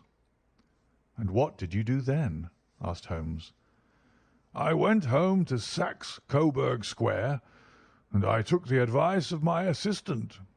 But he could not help me in any way. He could only say that if I waited I should hear by post. But that was not quite good enough, Mr. Holmes. I did not wish to lose such a place without a struggle. So, as I had heard that you were good enough to give advice to poor folk who were in need of it, I came right away to you.' "'And you did very wisely,' said Holmes. "'Your case is an exceedingly remarkable one, and I shall be happy to look into it. From what you have told me, I think that it is possible that graver issues hang from it than might at first sight appear.' "'Grave enough,' said Mr. Jabez Wilson. 'Why, I have lost £4 a week.' "'As far as you are personally concerned,' remarked Holmes, "I do not see that you have any grievance against this extraordinary league. On the contrary, you are, as I understand, richer by some £30, to say nothing of the minute knowledge which you have gained on every subject which comes under the letter A. You have lost nothing by them.' "'No, sir, but I want to find out about them, and who they are, and what their object was in playing this prank, if it was a prank, upon me. It was a pretty expensive joke for them, for it cost them £32. We shall endeavour to clear up these points for you. And first, one or two questions, Mr. Wilson. This assistant of yours who first called your attention to the advertisement, how long had he been with you? Oh, about a month then. How did he come? In answer to an advertisement. Was he the only applicant? No, I had a dozen. Why did you pick him? Because he was handy and would come cheap. At half wages, in fact? Yes. What is he like, this Vincent Spaulding? Small, stout built, very quick in his ways, no hair on his face, though he's not short of 30, has a white splash of acid upon his forehead. Holmes sat up in his chair in considerable excitement. I thought as much, said he. Have you ever observed that his ears are pierced for earrings? Yes, sir. He told me that a gipsy had done it for him when he was a lad. Said Holmes, sinking back in deep thought. He is still with you? Oh, yes, sir. I have only just left him. And has your business been attended to in your absence? Nothing to complain of, sir. There's never very much to do of a morning. That will do, Mr. Wilson. I shall be happy to give you an opinion upon the subject in the course of a day or two. Today is Saturday, and I hope that by Monday we may come to a conclusion. Well, Watson, said Holmes when our visitor had left us, what do you make of it all? I make nothing of it, I answered frankly. It is a most mysterious business. As a rule, said Holmes, the more bizarre a thing is, the less mysterious it proves to be. It is your commonplace, featureless crimes which are really puzzling, just as a commonplace face is the most difficult to identify. But I must be prompt over this matter. What are you going to do, then? I asked. To smoke, he answered. It is quite a three-pipe problem, and I beg that you won't speak to me for 50 minutes. He curled himself up in his chair with his thin knees drawn up to his hawk-like nose, and there he sat with his eyes closed and his black clay pipe thrusting out like the bill of some strange bird. I had come to the conclusion that he had dropped asleep, and indeed was nodding myself, when he suddenly sprang out of his chair with the gesture of a man who has made up his mind and put his pipe down upon the mantelpiece. Sarasate plays at the St. James's Hall this afternoon, he remarked. What do you think, Watson? Could your patient spare you for a few hours? I have nothing to do today. My practice is never very absorbing. Then put on your hat and come. I am going through the city first, and we can have some lunch on the way. I observe that there is a good deal of German music on the programme, which is rather more to my taste than Italian or French. It is introspective, and I want to introspect. Come along. We travelled by the Underground as far as Aldersgate, and a short walk took us to the Saxe-Coburg Square, the scene of the singular story which we had listened to in the morning. It was a poky, little, shabby, genteel place where 4 lines of dingy, 2-storied brick houses looked out into a small, railed-in enclosure, where a lawn of weedy grass and a few clumps of faded laurel bushes made a hard fight against a smoke-laden and uncongenial atmosphere. 3 gilt balls and a brown board with Jabez Wilson in white letters upon a corner house announced the place where our red-headed client carried on his business. Sherlock Holmes stopped in front of it with his head on one side and looked it all over with his eyes shining brightly between puckered lids. Then he walked slowly up the street and then down again to the corner, still looking keenly at the houses. Finally he returned to the pawnbroker's, and having thumped vigorously upon the pavement with his stick 2 or 3 times, he went up to the door and knocked. It was instantly opened by a bright-looking, clean-shaven young fellow, who asked him to step in. "Thank you," said Holmes. "I only wish to ask you how you would go from here to the Strand." "Third right and fourth left," answered the assistant promptly, closing the door. "Smart fellow, that," observed Holmes as we walked away. "He is, in my judgment, the fourth smartest man in London, and for daring I am not sure that he has not a claim to be third. I have known something of him before." "Evidently," said I. "Mr. Wilson's assistant counts for a good deal in the mystery of the Red-Headed League. I am sure that you inquired your way merely in order that you might see him." "Not him." "What then?" "The knees of his trousers." "And what did you see?" "What I expected to see." "Why did you beat the pavement?" "My dear doctor, this is a time for observation, not for talk. We are spies in an enemy's country. We know something of Saxe-Coburg Square. Let us now explore the parts which lie behind it." The road in which we found ourselves as we turned round the corner from the retired Saxe-Coburg Square presented as great a contrast to it as the front of a picture does to the back. It was one of the main arteries which conveyed the traffic of the city to the north and west. The roadway was blocked with the immense stream of commerce flowing in a double tide inward and outward, while the footpaths were black with the hurrying swarm of pedestrians. It was difficult to realize, as we looked at the line of fine shops and stately business premises, that they really abutted on the other side upon the faded and stagnant square which we had just quitted. "Let me see," said Holmes, standing at the corner and glancing along the line. "I should like just to remember the order of the houses here. It is a hobby of mine to have an exact knowledge of London. There is Mortimer's, the tobacconist, the little newspaper shop, the Coburg branch of the City and Suburban Bank, the Vegetarian Restaurant, and Macfarlane's carriage-building depot. That carries us right on to the other block. And now, Doctor, we've done our work, so it's time we had some play. A sandwich and a cup of coffee, and then off to Violin-land, where all is sweetness and delicacy and harmony, and there are no red-headed clients to vex us with their conundrums." My friend was an enthusiastic musician, being himself not only a very capable performer, but a composer of no ordinary merit.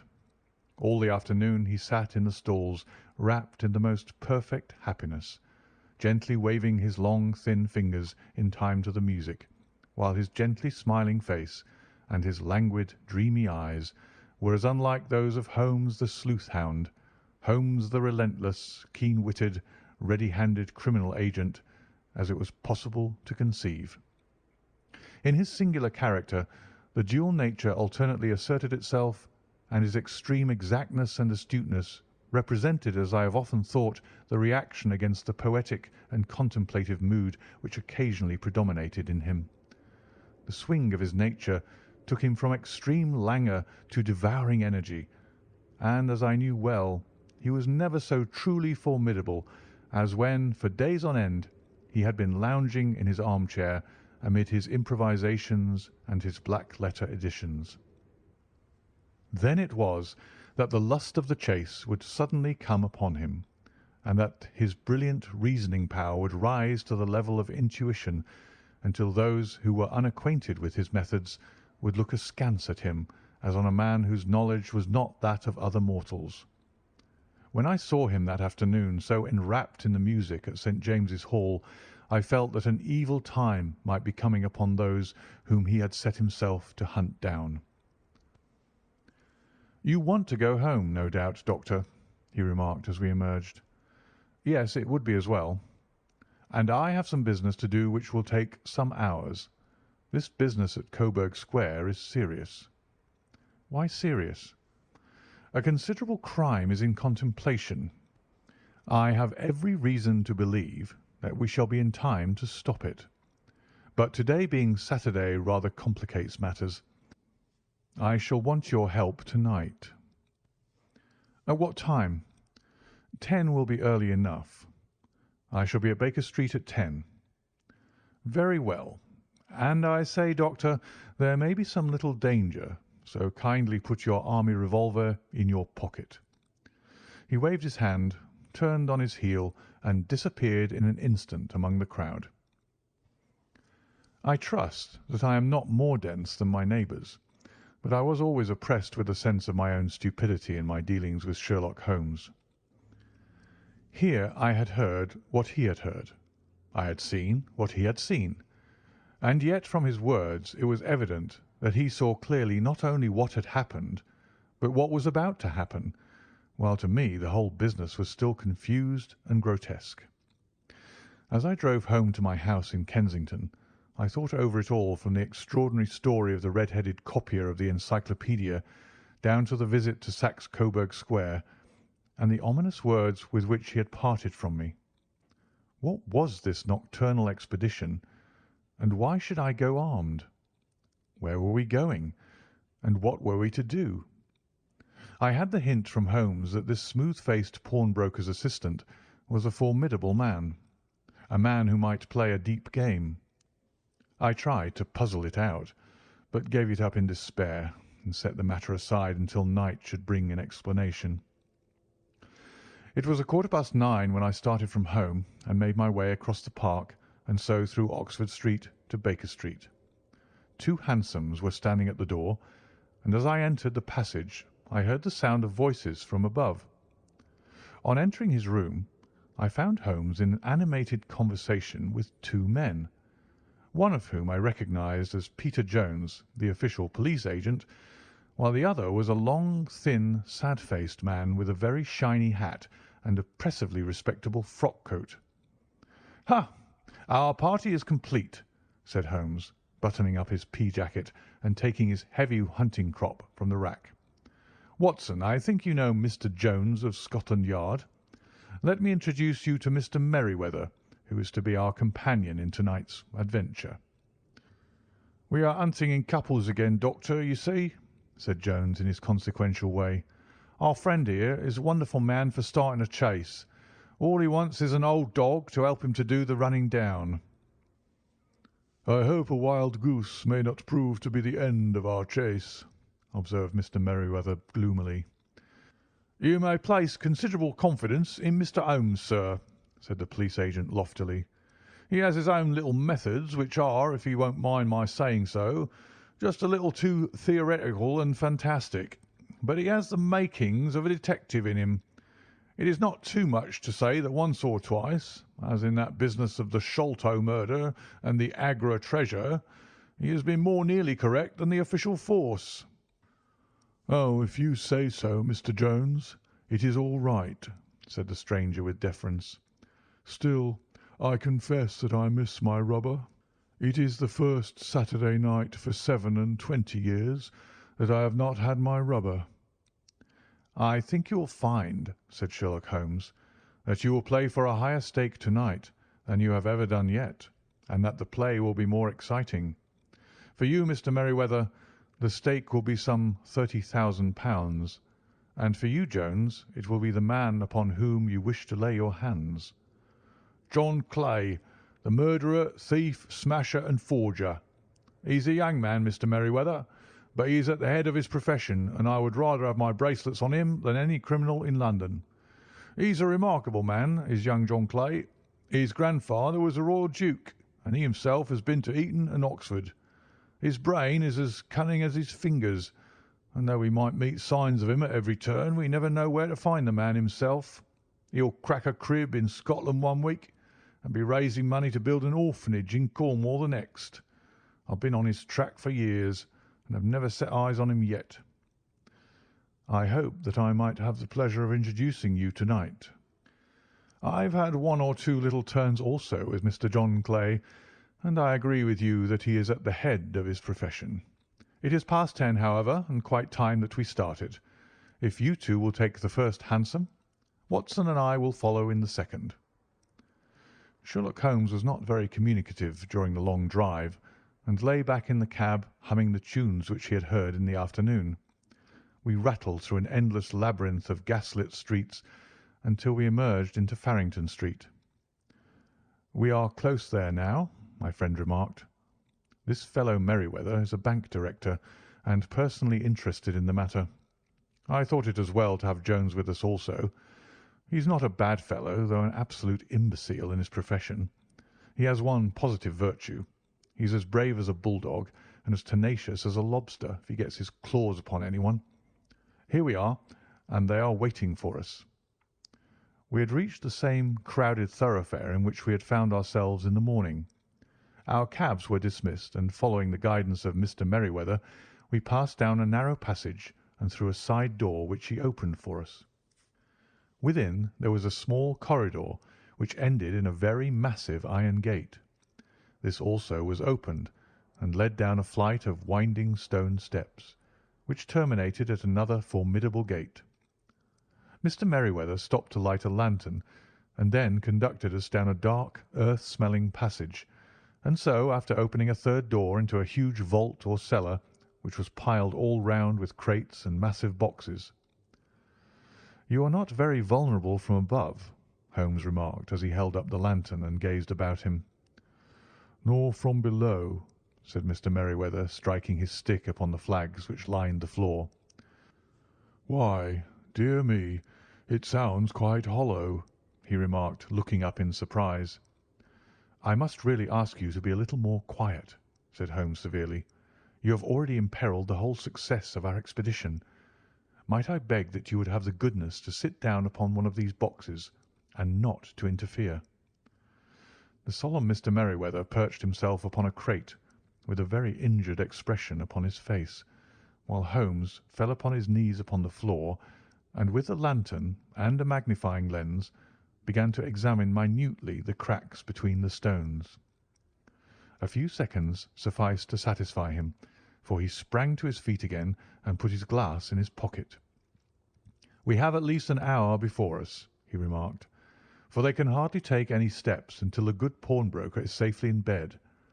Then they will not lose a minute, for the sooner they do their work, the longer time they will have for their escape. We are at present, Doctor, as no doubt you have divined, in the cellar of the City branch of one of the principal London banks. Mr. Merryweather is the chairman of directors, and he will explain to you that there are reasons why the more daring criminals of London should take a considerable interest in this cellar at present." "It is our French gold," whispered the director. "We have had several warnings that an attempt might be made upon it." "Your French gold?" "Yes.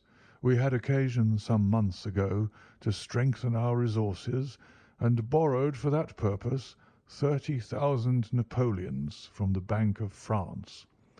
It has become known that we have never had occasion to unpack the money, and that it is still lying in our cellar. The crate upon which I sit contains 2,000 napoleons packed between layers of lead foil. Our reserve of bullion is much larger at present than is usually kept in a single branch office, and the directors have had misgivings upon the subject." "Which were very well justified," observed Holmes. "And now it is time that we arranged our little plans. I expect that within an hour matters will come to a head. In the meantime, Mr. Merryweather, we must put that screen over that dark lantern." "And sit in the dark?" "I am afraid so. I had brought a pack of cards in my pocket, and I thought that as we were a partie carrée, you might have your rubber after all. But I see that the enemy's preparations have gone so far that we cannot risk the presence of a light. And first of all, we must choose our positions. These are daring men, and though we shall take them at a disadvantage, they may do us some harm unless we are careful. I shall stand behind this crate, and do you conceal yourselves behind those. Then, when I flash a light upon them, close in swiftly. If they fire, Watson, have no compunction about shooting them down." I placed my revolver, cocked, upon the top of the wooden case behind which I crouched. Holmes shot the slide across the front of his lantern and left us in pitch darkness. Such an absolute darkness as I had never before experienced. The smell of hot metal remained to assure us that the light was still there, ready to flash out at a moment's notice. To me, With my nerves worked up to a pitch of expectancy, there was something depressing and subduing in the sudden gloom and in the cold, dank air of the vault. "They have but one retreat," whispered Holmes. "That is back through the house into Saxe Coburg Square. I hope that you have done what I asked you, Jones." "I have an inspector and 2 officers waiting at the front door." "Then we have stopped all the holes, and now we must be silent and wait." What a time it seemed! From comparing notes afterwards, it was but an hour and a quarter, yet it appeared to me that the night must have almost gone and the dawn be breaking above us. My limbs were weary and stiff, for I feared to change my position, yet my nerves were worked up to the highest pitch of tension, and my hearing was so acute that I could hear the gentle breathing of my companions, but I could distinguish the deeper, heavier in-breath of the bulky Jones from the thin, sighing note of the bank director. From my position I could look over the case in the direction of the floor. Suddenly my eyes caught the glint of a light. At first it was but a lurid spark upon the stone pavement.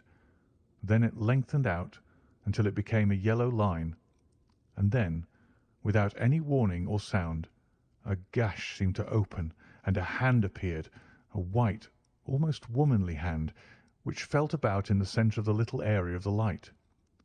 For a minute or more the hand, with its writhing fingers, protruded out of the floor.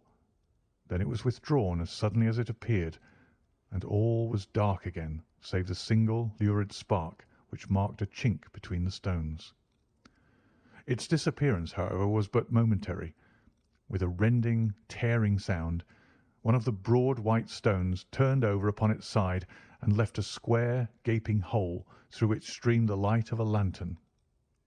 Over the edge there peeped a clean-cut, boyish face, which looked keenly about it, and then, with a hand on either side of the aperture, drew itself shoulder-high and waist-high until one knee rested upon the edge. In another instant he stood at the side of the hole and was hauling after him a companion, lithe and small like himself, with a pale face and a shock of very red hair. "It is all clear," he whispered. "Have you the chisel and the bags? Great Scott! Jump, Archie, jump, and I'll swing for it." Sherlock Holmes had sprung out and seized the intruder by the collar. The other dived down the hole, and I heard the sound of rending cloth as Jones clutched at his skirts.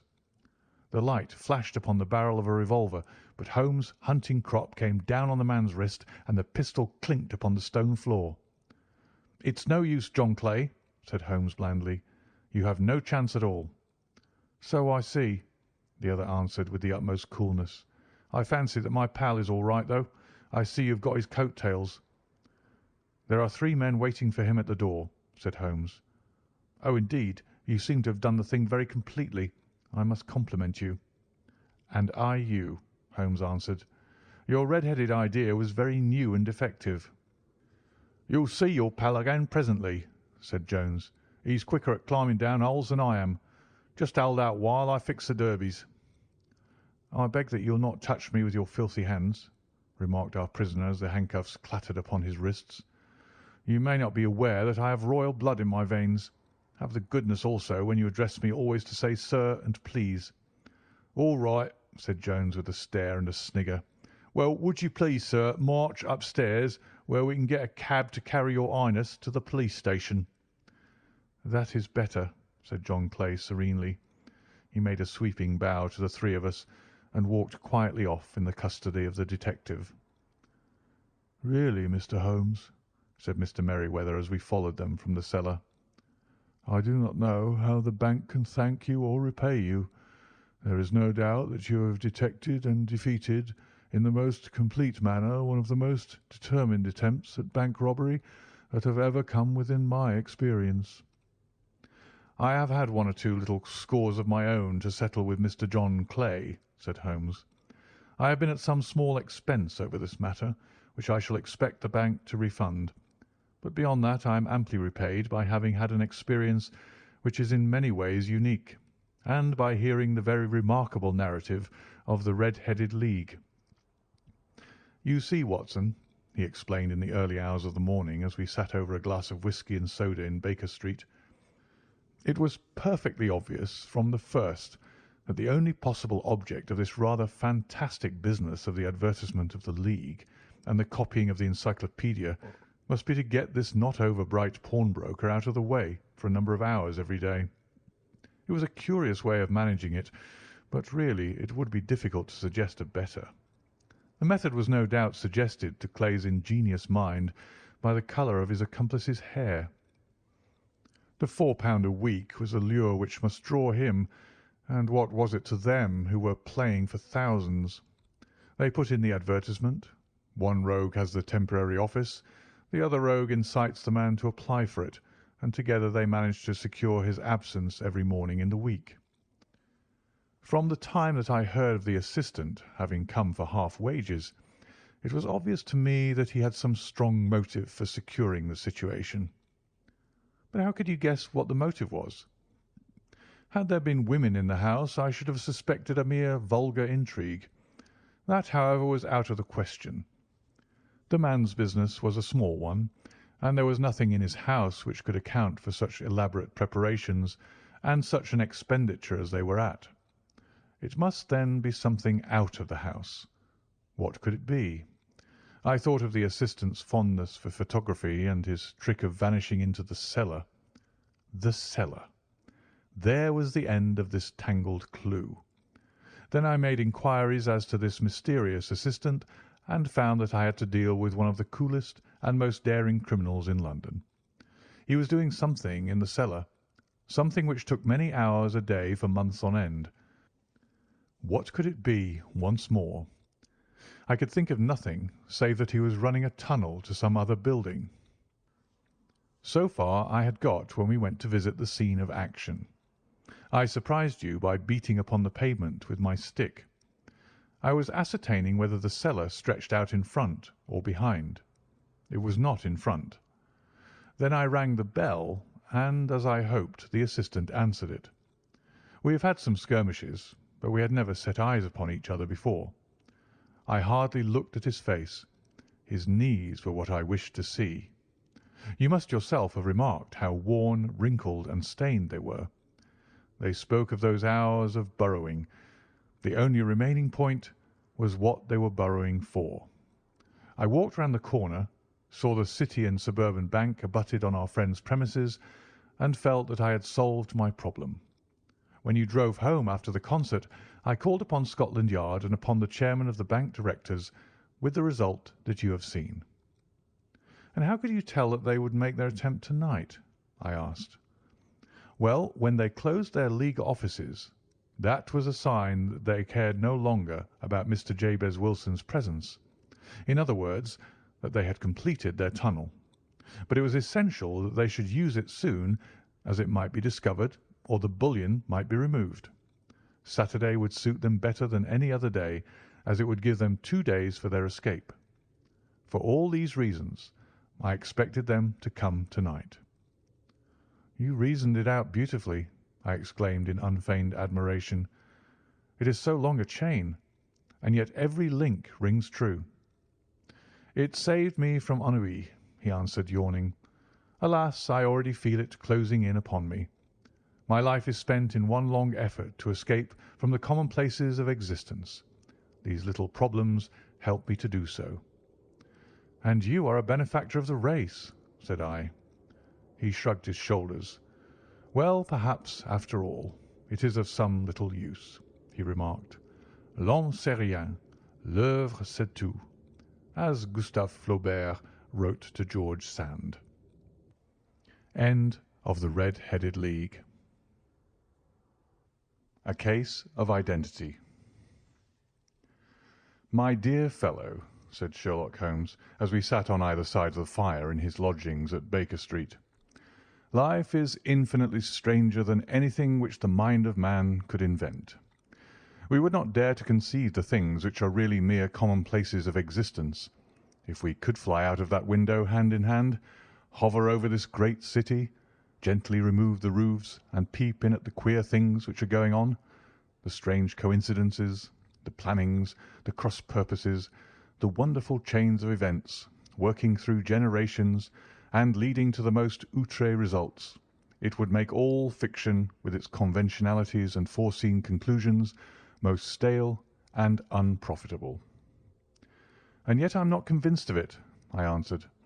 The cases which come to light in the papers are, as a rule, bald enough and vulgar enough.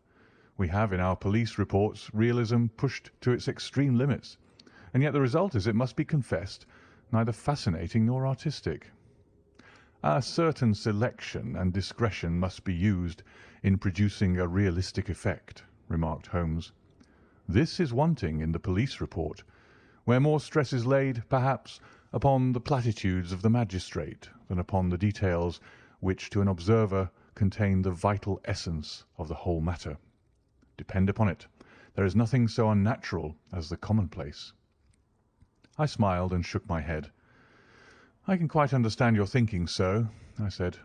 Of course, in your position of unofficial adviser and helper to everybody who is absolutely puzzled throughout 3 continents, you are brought in contact with all that is strange and bizarre. But here, I picked up the morning paper from the ground. Let us put it to a practical test. Here is the first heading upon which I come. A husband's cruelty to his wife. There is half a column of print, but I know without reading it that it is all perfectly familiar to me. There is, of course, the other woman, the drink, the push, the blow, the bruise, the sympathetic sister or landlady. The crudest of writers could invent nothing more crude. Indeed, your example is an unfortunate one for your argument, said Holmes, taking the paper and glancing his eye down it. This is the Dundas separation case, and, as it happens, I was engaged in clearing up some small points in connection with it. The husband was a teetotaler. There was no other woman, and the conduct complained of was that he had drifted into the habit of winding up every meal by taking out his false teeth and hurling them at his wife, which, you will allow, is not an action likely to occur to the imagination of the average storyteller. Take a pinch of snuff, Doctor, and acknowledge that I have scored over you in your example. He held out his snuff-box of old gold with a great amethyst in the centre of the lid. Its splendour was in such contrast to his homely ways and simple life that I could not help commenting upon it. "Ah," said he, "I forgot that I had not seen you for some weeks. It is a little souvenir from the King of Bohemia in return for my assistance in the case of the Irene Adler papers." "And the ring?" I asked, glancing at a remarkable brilliant which sparkled upon his finger. "It was from the reigning family of Holland, though the matter in which I served them was of such delicacy that I cannot confide it even to you, who have been good enough to chronicle 1 or 2 of my little problems." "And have you any on hand just now?" I asked with interest. "Some 10 or 12, but none which present any feature of interest. They are important, you understand, without being interesting. Indeed, I have found that it is usually in unimportant matters that there is a field for the observation and for the quick analysis of cause and effect which gives the charm to an investigation. The larger crimes are apt to be the simpler, for the bigger the crime, the more obvious, as a rule, is the motive. In these cases, save for one rather intricate matter which has been referred to me from Marseilles, there is nothing which presents any features of interest. It is possible, however, that I may have something better before very many minutes are over, for this is one of my clients, or I am much mistaken." He had risen from his chair and was standing between the parted blinds, gazing down into the dull, neutral-tinted London street. Looking over his shoulder, I saw that on the pavement opposite there stood a large woman with a heavy fur boa round her neck and a large curling red feather in a broad-brimmed hat which was tilted in a coquettish Duchess of Devonshire fashion over her ear. From under this great panoply she peeped up in a nervous, hesitating fashion at our windows, while her body oscillated backward and forward, and her fingers fidgeted with her glove buttons. Suddenly, with a plunge, as of the swimmer who leaves the bank, she hurried across the road, and we heard the sharp clang of the bell. "I have seen those symptoms before," said Holmes, throwing his cigarette into the fire. oscillation upon the pavement always means an affaire de coeur. She would like advice, but is not sure that the matter is not too delicate for communication. And yet even here we may discriminate. When a woman has been seriously wronged by a man, she no longer oscillates, and the usual symptom is a broken bell wire. Here we may take it that there is a love matter, but that the maiden is not so much angry as perplexed or grieved. But here she comes in person to resolve our doubts. As he spoke there was a tap at the door, and the boy in buttons entered to announce Miss Mary Sutherland, while the lady herself loomed behind his small black figure like a full-sailed merchantman behind a tiny pilot-boat. Sherlock Holmes welcomed her with the easy courtesy for which he was remarkable, and having closed the door and bowed her into an armchair, he looked her over in the minute and yet abstracted fashion which was peculiar to him. "Do you not find," he said, "that with your short sight it is a little trying to do so much typewriting?" "I did at first," she answered, "but now I know where the letters are without looking." Then suddenly, realizing the full purport of his words, she gave a violent start and looked up with fear and astonishment upon her broad, good-humoured face. "You've heard about me, Mr. Holmes," she cried. "Else how could you know all that?" "Never mind," said Holmes, laughing. "It is my business to know things. Perhaps I've trained myself to see what others overlook. If not, why should you come to consult me?" "I came to you, sir, because I heard of you from Mrs. Etheridge, whose husband you found so easy when the police and everyone had given him up for dead. Oh, Mr. Holmes, I wish you would do as much for me.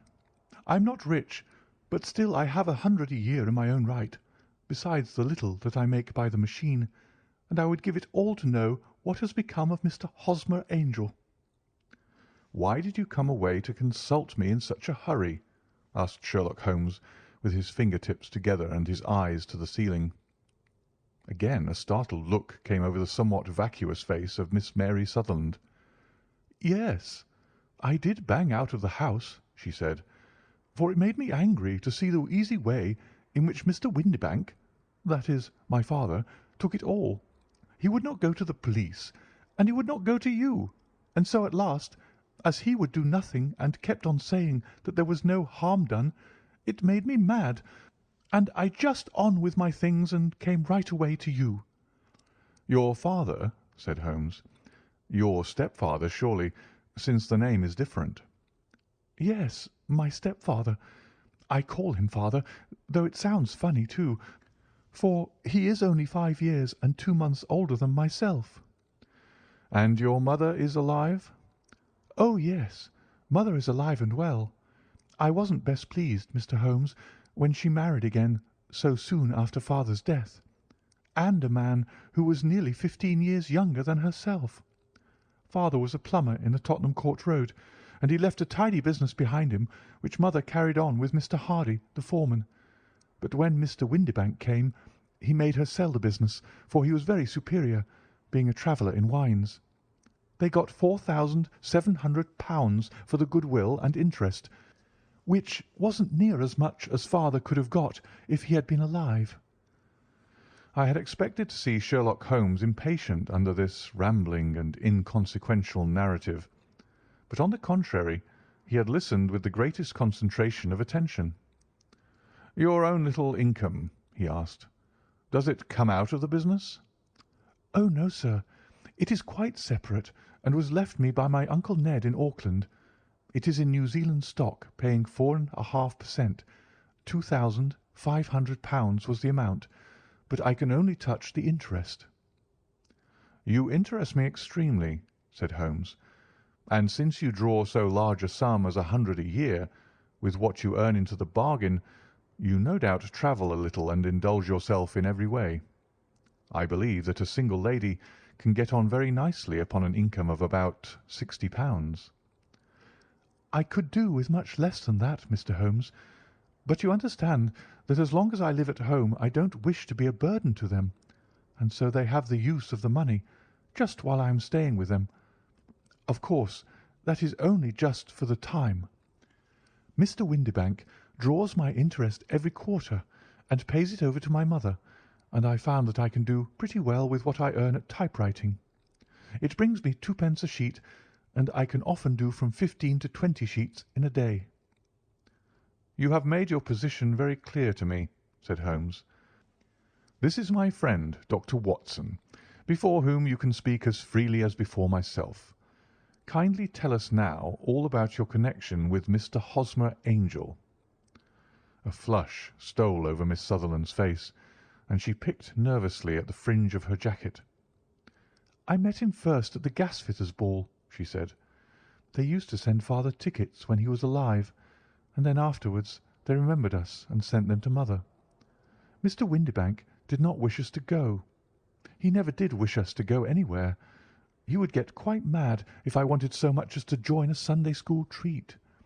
But this time I was set on going, and I would go, for what right had he to prevent?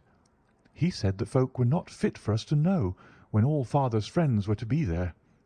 And he said that I had nothing fit to wear, when I had my purple plush that I had never so much as taken out of the drawer.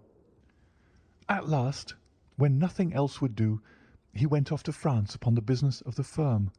But we went, mother and I, with Mr. Hardy, who used to be our foreman, and it was there I met Mr. Hosmer Angel."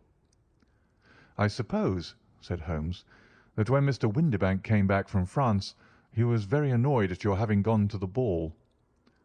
"Oh, well, he was very good about it. He laughed, I remember, and shrugged his shoulders, and said there was no use denying anything to a woman, for she would have her way." "I see. Then at the gasfitters' ball you met, as I understand, a gentleman called Mr. Hosmer Angel." "Yes, sir. I met him that night, and he called next day to ask if we had got home all safe, and after that we met him. That is to say, Mr. Holmes, I met him twice for walks. But after that father came back again, and Mr. Hosmer Angel could not come to the house any more." "No?" "Well, you know father didn't like anything of the sort. He wouldn't have any visitors if he could help it, and he used to say that a woman should be happy in her own family circle. But then, as I used to say to mother, a woman wants her own circle to begin with, and I had not got mine yet." "But how about Mr. Hosmer Angel? Did he make no attempt to see you?" "Well, father was going off to France again in a week, and Hosmer wrote and said that it would be safer and better not to see each other until he had gone. We could write in the meantime, and he used to write every day. I took the letters in the morning, so there was no need for father to know." "Were you engaged to the gentleman at this time?" "Oh, yes, Mr. Holmes. We were engaged after the first walk that we took. Hosmer, Mr. Angel, was a cashier in an office in Leadenhall Street, and—" "What office?" "That's the worst of it, Mr. Holmes. I don't know." "Where did he live, then?" "He slept on the premises." "And you don't know his address?" "No, except that it was Leadenhall Street." "Where did you address your letters, then?" "To the Leadenhall Street post office, to be left till called for. He said that if they were sent to the office he would be chaffed by all the other clerks about having letters from a lady. So I offered to typewrite them like he did his, but he wouldn't have that, for he said that when I wrote them they seemed to come from me, but when they were typewritten he always felt that the machine had come between us. That will just show you how fond he was of me, Mr. Holmes, and the little things that he would think of." "It was most suggestive," said Holmes. "It has long been an axiom of mine that the little things are infinitely the most important. Can you remember any other little things about Mr. Hosmer Angel?" "He was a very shy man, Mr. Holmes. He would rather walk with me in the evening than in the daylight, for he said that he hated to be conspicuous. Very retiring and gentlemanly he was. Even his voice was gentle. He'd had the quinsy and swollen glands when he was young, he told me, and it had left him with a weak throat and a hesitating, whispering fashion of speech. He was always well dressed, very neat and plain, but his eyes were weak, just as mine are, and he wore tinted glasses against the glare." "Well, and what happened when Mr. Windibank, your stepfather, returned to France?" "Mr. Hosmer Angel came to the house again and proposed that we should marry before father came back. He was in dreadful earnest, and made me swear with my hands on the Testament that whatever happened I would always be true to him. Mother said he was quite right to make me swear, and that it was a sign of his passion. Mother was all in his favour from the first, and was even fonder of him than I was. Then, when they talked of marrying within the week, I began to ask about father, but they both said never mind about father, but just to tell him afterwards, and mother said she would make it all right with him. I didn't quite like that, Mr. Holmes. It seemed funny that I should ask his leave, as he was only a few years older than me. But I didn't want to do anything on the sly, so I wrote to father at Bordeaux, where the company has its French offices. But the letter came back to me on the very morning of the wedding." "It missed him, then?" "Yes, sir, for he had started to England just before it arrived." "Ha! That was unfortunate. Your wedding was arranged, then, for the Friday. Was it to be in church?" "Yes, sir, but very quietly. It was to be at St. Saviour's near King's Cross, and we were to have breakfast afterwards at the St. Pancras Hotel. Hosmer came for us in a hansom, but as there were two of us, he put us both into it and stepped himself into a four-wheeler, which happened to be the only other cab in the street. We got to the church first, and when the four-wheeler drove up, we waited for him to step out. But he never did, and when the cabman got down from the box and looked, there was no one there. The cabman said he could not imagine what had become of him, for he had seen him get in with his own eyes. That was last Friday, Mr. Holmes, and I have never seen or heard anything since to throw any light upon what became of him." "It seems to me that you have been very shamefully treated," said Holmes. "Oh, no, sir. He was too good and kind to leave me so. Why, all the morning he was saying to me that whatever happened, it was to be true, and that even if something quite unforeseen occurred to separate us, I was always to remember that I was pledged to him, and that he would claim his pledge sooner or later. It seems strange talk for a wedding morning, but what has happened since gives a meaning to it." "Most certainly it does.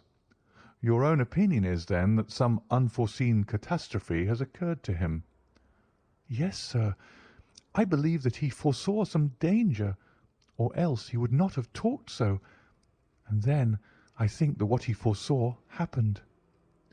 "But you have no notion as to what it could have been?" "None." "One more question. How did your mother take the matter?" "She was angry, and said that I was never to speak of the matter again." "And your father? Did you tell him?" "Yes, and he seemed to think with me that something had happened, and that I should hear of Hosmer again. As he said, what interest could anyone have in bringing me to the doors of the church and then leaving me? Now, if he had borrowed my money, or if he had married me and got my money settled on him, there might be some reason. But Hosmer was very independent about money, and never would look at a shilling of mine. And yet, what could have happened, and why could he not write? Oh, it drives me half mad to think of it, and I can't sleep a wink at night." She pulled a little handkerchief out of her muff and began to sob heavily into it. "I shall glance into the case for you," said Holmes, rising, "and I have no doubt that we shall reach some definite result. Let the weight of the matter rest upon me now, and do not let your mind dwell upon it further. Above all, try to let Mr. Hosmer Angel vanish from your memory, as he has done from your life." "Then you don't think I'll see him again?" "I fear not." "Then what has happened to him?" "You will leave that question in my hands. I should like an accurate description of him, and any letters of his which you can spare." "I advertised for him "In last Saturday's Chronicle," said she. "Here is the slip, and here are 4 letters from him." "Thank you. And your address?" "Number 31, Lion Place, Camberwell." "Mr. Angel's address you never had, I understand. Where is your father's place of business?" "He travels for Westhouse and Marbank, the great claret importers of Fenchurch Street." "Thank you. You have made your statement very clearly. You will leave the papers here, and remember the advice which I have given you. Let the whole incident be a sealed book, and do not allow it to affect your life." "You are very kind, Mr. Holmes, but I cannot do that. I shall be true to Hosmer. He shall find me ready when he comes back." For all the preposterous hat and the vacuous face, there was something noble in the simple faith of our visitor which compelled our respect. She laid her little bundle of papers upon the table and went her way, with a promise to come again whenever she might be summoned. Sherlock Holmes sat silent for a few minutes with his fingertips still pressed together, his legs stretched out in front of him, and his gaze directed upward to the ceiling. Then he took down from the rack the old and oily clay pipe which was to him as a counsellor, and, having lit it, he leaned back in his chair, with the thick blue cloud wreaths spinning up from him, and a look of infinite languor in his face. "Quite an interesting study, that maiden," he observed. "I found her more interesting than her little problem, which, by the way, is rather a trite one. You will find parallel cases if you consult my index. In Andover in '77, and there was something of the sort at The Hague last year. Old as is the idea, however, there were 1 or 2 details which were new to me, but the maiden herself was most instructive." "You appeared to read a good deal upon her which was quite invisible to me," I remarked. "Not invisible, but unnoticed, Watson. You did not know where to look, and so you missed all that was important. I can never bring you to realize the importance of sleeves, the suggestiveness of thumbnails, or the great issues that may hang from a bootlace. Now, what did you gather from that woman's appearance? Describe it." "Well, she had a slate-coloured, broad-brimmed straw hat, with a feather of brickish red. Her jacket was black, with black beads sewn upon it, and a fringe of little black jet ornaments. Her dress was brown, rather darker than coffee colour, with a little purple plush at the neck and sleeves. Her gloves were greyish, and were worn through at the right forefinger. Her boots I didn't observe. She had small round hanging gold earrings and a general air of being fairly well-to-do in a vulgar, comfortable, easy-going way." Sherlock Holmes clapped his hands softly together and chuckled. "Upon my word, Watson, you are coming along wonderfully. You have really done very well indeed. It is true that you have missed everything of importance, but you have hit upon the method, and you have a quick eye for colour. Never trust to general impressions, my boy, but concentrate yourself upon details. My first glance is always at a woman's sleeve. In a man it is perhaps better first to take the knee of the trouser. As you observe, this woman had plush upon her sleeves, which is a most useful material for showing traces. The double line a little above the wrist, where the typewritist presses against the table, was beautifully defined. The sewing machine of the hand type leaves a similar mark, but only on the left arm, and on the side of it farthest from the thumb, instead of being right across the broadest part, as this was. I then glanced at her face, and observed the dint of a pince-nez at either side of her nose. I ventured a remark upon short sight and typewriting, which seemed to surprise her. It surprised me. But surely it was obvious. I was then much surprised and interested, on glancing down, to observe that, though the boots which she was wearing were not unlike each other, they were really odd ones, the one having a slightly decorated toe-cap, and the other a plain one. One was buttoned only in the 2 lower buttons out of 5, and the other at the 1st, 3rd, and 5th. Now, when you see that a young lady, otherwise neatly dressed, has come away from home with odd boots, half buttoned, it is no great deduction to say that she came away in a hurry. "And what else?" I asked, keenly interested, as I always was, by my friend's incisive reasoning. I noted in passing that she had written a note before leaving home, but after being fully dressed.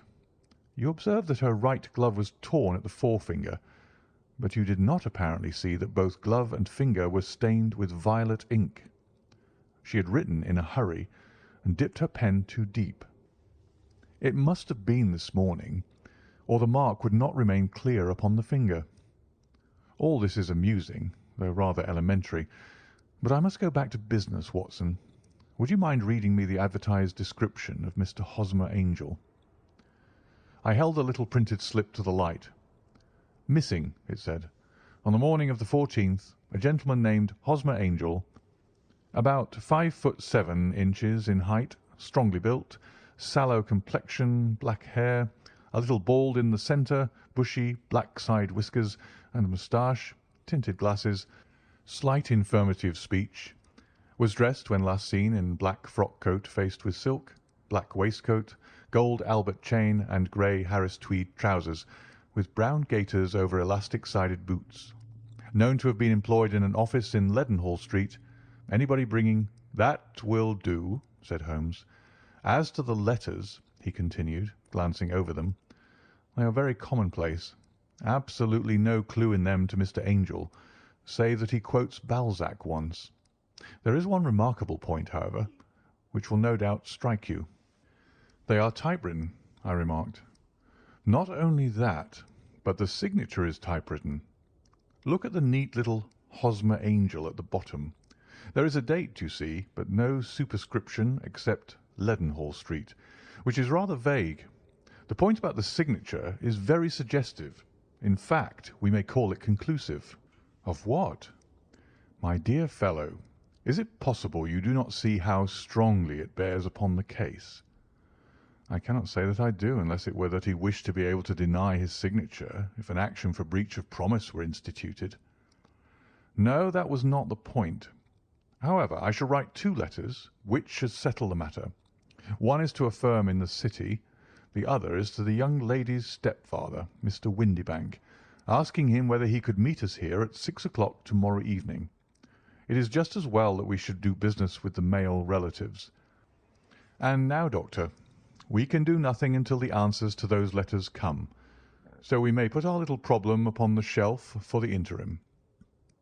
I had had so many reasons to believe in my friend's subtle powers of reasoning and extraordinary energy in action that I felt that he must have some solid grounds for the assured and easy demeanour with which he treated the singular mystery which he had been called upon to fathom. Once only had I known him to fail, in the case of the King of Bohemia and of the Irene Adler photograph. But when I looked back to the weird business of the Sign of the Four, and the extraordinary circumstances connected with the study in scarlet, I felt that it would be a strange tangle indeed which he could not unravel. I left him then, still puffing at his black clay pipe, with the conviction that when I came again on the next evening I would find that he held in his hands all the clues which would lead up to the identity of the disappearing bridegroom of Miss Mary Sutherland. A professional case of great gravity was engaging my own attention at the time, and the whole of the next day I was busy at the bedside of the sufferer. It was not until close upon 6 o'clock that I found myself free and was able to spring into a hansom and drive to Baker Street, half afraid that I might be too late to assist at the denouement of the little mystery. I found Sherlock Holmes alone, however, half asleep, with his long, thin form curled up in the recesses of his armchair. A formidable array of bottles and test tubes, with the pungent, cleanly smell of hydrochloric acid, told me that he had spent his day in the chemical work which was so dear to him. "Well, have you solved it?" I asked as I entered. "Yes, it was the bisulphate of baryta." "No, no, the mystery," I cried. "Oh, that! I thought of the salt that I had been working upon. There was never any mystery in the matter, though, as I said yesterday, some of the details are of interest. The only drawback is that there is no law, I fear, that can touch the scoundrel." "Who was he, then, and what was his object in deserting Miss Sutherland?" The question was hardly out of my mouth, and Holmes had not yet opened his lips to reply, when we heard a heavy footfall in the passage and a tap at the door. "This is the girl's stepfather, Mr. James Windibank," said Holmes. "He has written to me to say that he would be here at 6. Come in." The man who entered was a sturdy, middle-sized fellow, some 30 years of age, clean-shaven and sallow-skinned, with a bland, insinuating manner and a pair of wonderfully sharp and penetrating grey eyes. He shot a questioning glance at each of us, placed his shiny top hat upon the sideboard, and with a slight bow sidled down into the nearest chair. "Good evening, Mr. James Windibank," said Holmes. "I think that this typewritten letter is from you, in which you made an appointment with me for 6 o'clock." "Yes, sir. I'm afraid that I'm a little late, but I'm not quite my own master, you know. I am sorry that Miss Sutherland has troubled you about this little matter, for I think it is far better not to wash linen of the sort in public.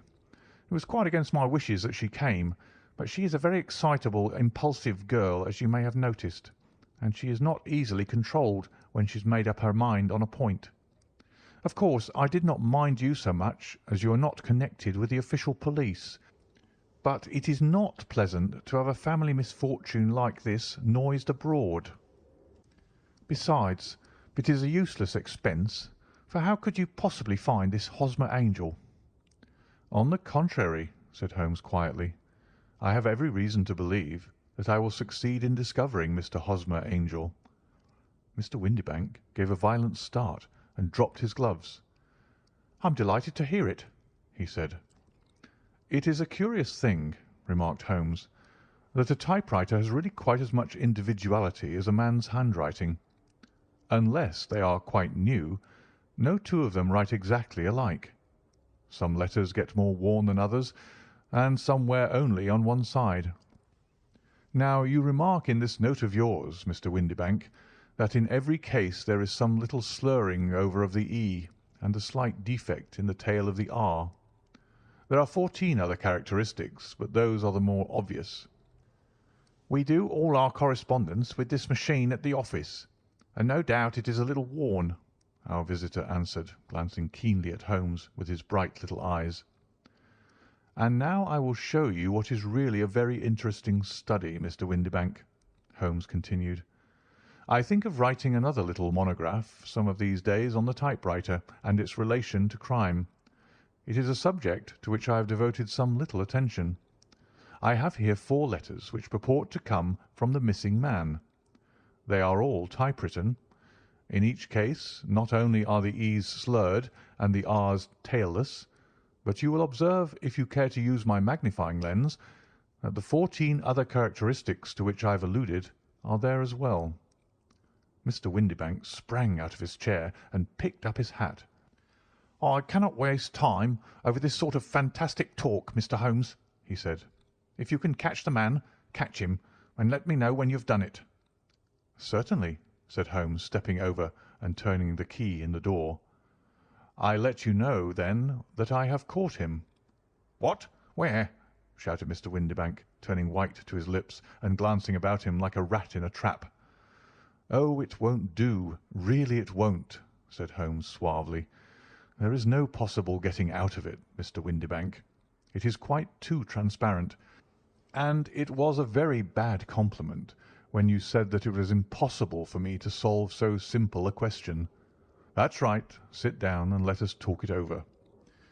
Our visitor collapsed into a chair with a ghastly face and a glitter of moisture on his brow. It's not actionable," he stammered. "I am very much afraid that it is not. But between ourselves, Windibank, it was as cruel and selfish and heartless a trick in a petty way as ever came before me. Now let me just run over the course of events, and you will contradict me if I go wrong." The man sat huddled up in his chair with his head sunk upon his breast, like one who is utterly crushed. Holmes stuck his feet up on the corner of the mantelpiece, and, leaning back with his hands in his pockets, began talking, rather to himself, as it seemed, than to us. "The man married a woman very much older than himself for her money," said he, "and he enjoyed the use of the money of the daughter as long as she lived with them. It was a considerable sum for people in their position, and the loss of it would have made a serious difference. It was worth an effort to preserve it. The daughter was of a good, amiable disposition, but affectionate and warm-hearted in her ways, so that it was evident that with her fair personal advantages and her little income she would not be allowed to remain single long.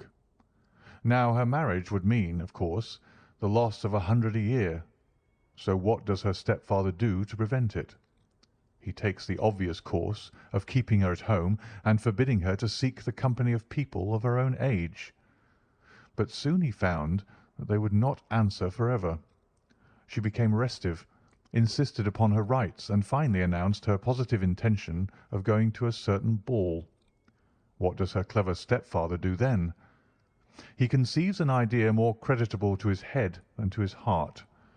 With the connivance and assistance of his wife, he disguised himself, covered those keen eyes with tinted glasses, masked the face with a moustache and a pair of bushy whiskers, sunk that clear voice into an insinuating whisper, and doubly secure on account of the girl's short sight, he appears as Mr. Hosmer Angel, and keeps off other lovers by making love himself.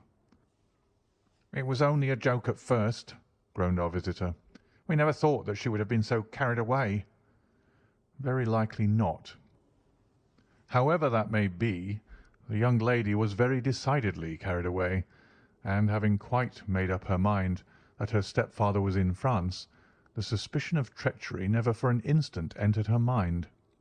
She was flattered by the gentleman's attentions, and the effect was increased by the loudly expressed admiration of her mother. Then Mr. Angel began to call, for it was obvious that the matter should be pushed as far as it would go if a real effect were to be produced. There were meetings, and an engagement which would finally secure the girl's affections from turning towards anyone else. But the deception could not be kept up forever. These pretended journeys to France were rather cumbrous. The thing to do was clearly to bring the business to an end in such a dramatic manner that it would leave a permanent impression upon the young lady's mind, and prevent her from looking upon any other suitor for some time to come. Hence those vows of fidelity exacted upon a testament, and hence also the allusions to a possibility of something happening on the very morning of the wedding. James Windibank wished Miss Sutherland to be so bound to Hosmer Angel, and so uncertain as to his fate, that for 10 years to come, at any rate, she would not listen to another man. As far as the church door he brought her, and then, as he could go no farther, he conveniently vanished away by the old trick of stepping in at one door of a four-wheeler and out at the other. I think that was the chain of events, Mr. Windibank." Our visitor had recovered something of his assurance while Holmes had been talking, and he rose from his chair now with a cold sneer upon his pale face. "It may be so, or it may not, Mr. Holmes," said he. "But if you are so very sharp, you ought to be sharp enough to know that it is you who are breaking the law now, and not me. I have done nothing actionable from the first, but as long as you keep that door locked, you lay yourself open to an action for assault and illegal constraint." "The law cannot, as you say, touch you," said Holmes, unlocking and throwing open the door. "Yet there never was a man who deserved punishment more. If the young lady has a brother or a friend, he ought to lay a whip across your shoulders, by Jove," he continued, flushing up at the sight of the bitter sneer upon the man's face. "It is not part of my duties to my client, but here's a hunting crop handy, and I think I shall just treat myself to—" He took 2 swift steps to the whip, but before he could grasp it there was a wild clatter of steps upon the stairs, the heavy hall door banged, and from the window we could see Mr. James Windibank running at the top of his speed down the road. "There's a cold-blooded scoundrel," said Holmes, laughing as he threw himself down into his chair once more. "That fellow will rise from crime to crime until he does something very bad and ends on a gallows. The case has, in some respects, been not entirely devoid of interest." "I cannot now entirely see all the steps of your reasoning," I remarked. Well, of course, it was obvious from the first that this Mr. Hosmer Angel must have some strong object for his curious conduct, and it was equally clear that the only man who really profited by the incident, as far as we could see, was the stepfather. Then the fact that the two men were never together, but that the one always appeared when the other was away, was suggestive. So were the tinted spectacles and the curious voice, which both hinted at a disguise, as did the bushy whiskers. My suspicions were all confirmed by his peculiar action in typewriting his signature, which of course inferred that his handwriting was so familiar to her that she would recognize even the smallest sample of it. You see, all these isolated facts, together with many minor ones, all pointed in the same direction. And how did you verify them? Having once spotted my man, it was easy to get corroboration. I knew the firm for which this man worked. Having taken the printed description, I eliminated everything from it which could be the result of a disguise, the whiskers, the glasses, the voice, and I sent it to the firm with a request that they would inform me whether it answered to the description of any of their travellers. I had already noticed the peculiarities of the typewriter, and I wrote to the man himself at his business address, asking him if he would come here. As I expected, his reply was typewritten and revealed the same trivial but characteristic defects. The same post brought me a letter from Westhouse and Marbank of Fenchurch Street to say that the description tallied in every respect with that of their employee, James Windibank. And Miss Sutherland? If I tell her, she will not believe me. You may remember the old Persian saying, "There is danger for him who taketh the tiger cub, and danger also for whoso snatches a delusion from a woman." There is as much sense in Hafiz as in Horace, and as much knowledge of the world. End of A Case of Identity.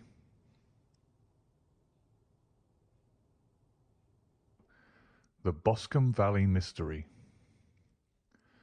We were seated at breakfast one morning, my wife and I, when the maid brought in a telegram. It was from Sherlock Holmes, and ran in this way: "Have you a couple of days to spare? Have just been wired for from the west of England in connection with Boscombe Valley tragedy. Shall be glad if you will come with me. Air and scenery perfect. Leave Paddington by the 11:15. "What do you say, dear?" said my wife, looking across at me. "Will you go?" "I really don't know what to say. I have a fairly long list at present." "Oh, Anstruther would do the work for you. You've been looking a little pale lately. I think that the change would do you good, and you're always so interested in Mr. Sherlock Holmes's cases." "I should be ungrateful if I were not, seeing what I gained through one of them," I answered. "But if I'm to go, I must pack at once, for I have only half an hour."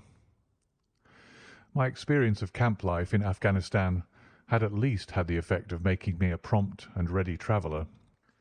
My wants were few and simple, so that in less than the time stated I was in a cab with my valise, rattling away to Paddington Station. Sherlock Holmes was pacing up and down the platform, his tall, gaunt figure made even gaunter and taller by his long, grey travelling cloak and close-fitting cloth cap. "It is really very good of you to come, Watson," said he. "It makes a considerable difference to me, having someone with me on whom I can thoroughly rely.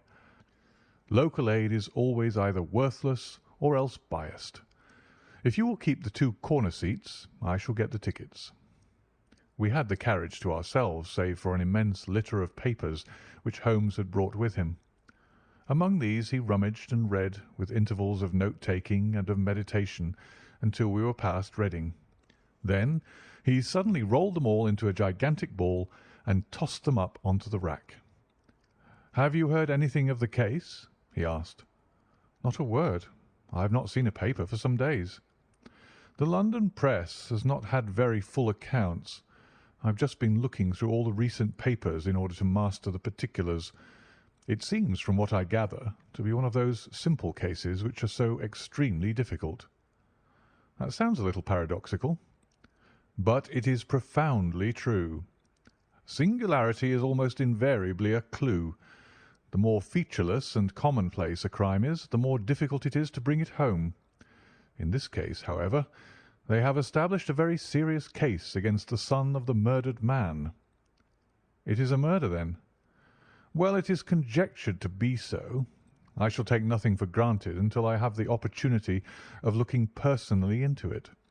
I will explain the state of things to you, as far as I have been able to understand it, in a very few words.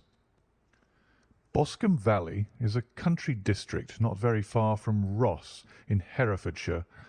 The largest landed proprietor in that part is a Mr. John Turner, who made his money in Australia and returned some years ago to the old country.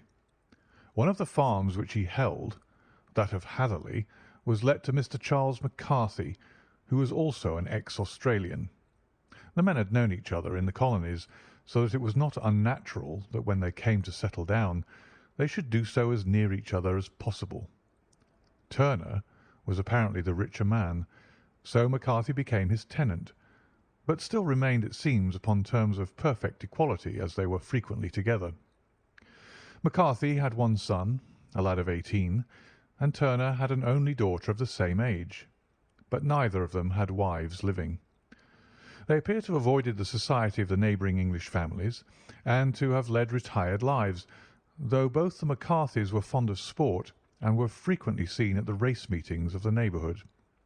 McCarthy kept 2 servants, a man and a girl. Turner had a considerable household, some half-dozen at the least. That is as much as I have been able to gather about the families. Now for the facts. On June 3rd, that is, on Monday last, McCarthy left his house at Hatherley about 3 in the afternoon and walked down to the Boscombe Pool, which is a small lake formed by the spreading out of the stream which runs down the Boscombe Valley. He had been out with his serving man in the morning at Ross, and he had told the man that he must hurry, as he had an appointment of importance to keep at 3. From that appointment he never came back alive. From Hatherley farmhouse to the Boscombe Pool is 1/4 of a mile, and 2 people saw him as he passed over this ground. One was an old woman whose name is not mentioned, and the other was William Crowder, a gamekeeper in the employ of Mr. Turner. Both these witnesses deposed that Mr. McCarthy was walking alone. The gamekeeper adds that within a few minutes of his seeing Mr. McCarthy pass, he had seen his son, Mr. James McCarthy, going the same way, with a gun under his arm. To the best of his belief, the father was actually in sight at the time, and the son was following him. He thought no more of the matter until he heard in the evening of the tragedy that had occurred. The 2 McCarthys were seen after the time when Michael Crowder, the gamekeeper, lost sight of them. The Boscombe Pool is thickly wooded round with just a fringe of grass and of reeds round the edge. A girl of 14, Patience Moran, who is the daughter of the lodge-keeper of the Boscombe Valley estate, was in one of the woods picking flowers. She states that while she was there she saw, at the border of the wood and close by the lake, Mr. McCarthy and his son, and that they appeared to be having a violent quarrel. She heard Mr. McCarthy the elder using very strong language to his son, and she saw the latter raise up his hand as if to strike his father. She was so frightened by their violence that she ran away and told her mother when she reached home that she had left the 2 McCarthys quarrelling near Boscombe Pool, and that she was afraid that they were going to fight. She had hardly said the words when young Mr. McCarthy came running up to the lodge to say that he had found his father dead in the wood, and to ask for the help of the lodge-keeper. He was much excited, without either his gun or his hat, and his right hand and sleeve were observed to be stained with fresh blood. On following him, they found the dead body stretched out upon the grass beside the pool. The head had been beaten in by repeated blows of some heavy and blunt weapon. The injuries were such as might very well have been inflicted by the butt end of his son's gun, which was found lying on the grass within a few paces of the body. Under these circumstances the young man was instantly arrested, and a verdict of wilful murder having been returned at the inquest on Tuesday, he was on Wednesday brought before the magistrates at Ross, who have referred the case to the next assizes. Those are the main facts of the case as they came out before the coroner and the police court." "I could hardly imagine a more damning case," I remarked. "If ever circumstantial evidence pointed to a criminal, it does so here." "Circumstantial evidence is a very tricky thing," answered Holmes thoughtfully. "It may seem to point very straight to one thing, but if you shift your own point of view a little, you may find it pointing in an equally uncompromising manner to something entirely different. It must be confessed, however, that the case looks exceedingly grave against the young man, and it is very possible that he is indeed the culprit. There are several people in the neighbourhood, however, and among them Miss Turner, the daughter of the neighbouring landowner, who believe in his innocence, and who have retained Lestrade, whom you may recollect in connection with the study in scarlet, to work out the case in his interest. Lestrade, being rather puzzled, has referred the case to me, and hence it is that two middle-aged gentlemen are flying westward at 50 miles an hour instead of quietly digesting their breakfasts at home." "I'm afraid," said I, "that the facts are so obvious that you'll find little credit to be gained out of this case." "There is nothing more deceptive than an obvious fact," he answered, laughing.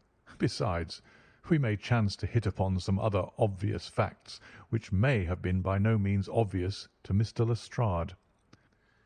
You know me too well to think that I am boasting when I say that I shall either confirm or destroy his theory by means which he is quite incapable of employing, or even of understanding.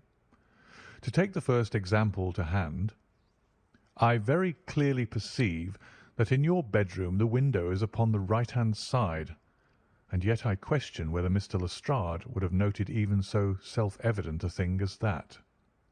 How on earth? My dear fellow, I know you well. I know the military neatness which characterises you. You shave every morning, and in this season you shave by the sunlight. But since your shaving is less and less complete as we go farther back on the left side, until it becomes positively slovenly as we get round the angle of the jaw, it is surely very clear that that side is less illuminated than the other. I could not imagine a man of your habits looking at himself in an equal light and being satisfied with such a result. I only quote this as a trivial example of observation and inference. Therein lies my métier, and it is just possible that it may be of some service in the investigation which lies before us. There are one or two minor points which were brought out in the inquest, and which are worth considering. What are they? It appears that his arrest did not take place at once, but after the return to Hatherley Farm. On the Inspector of Constabulary informing him that he was a prisoner, he remarked that he was not surprised to hear it, and that it was no more than his deserts.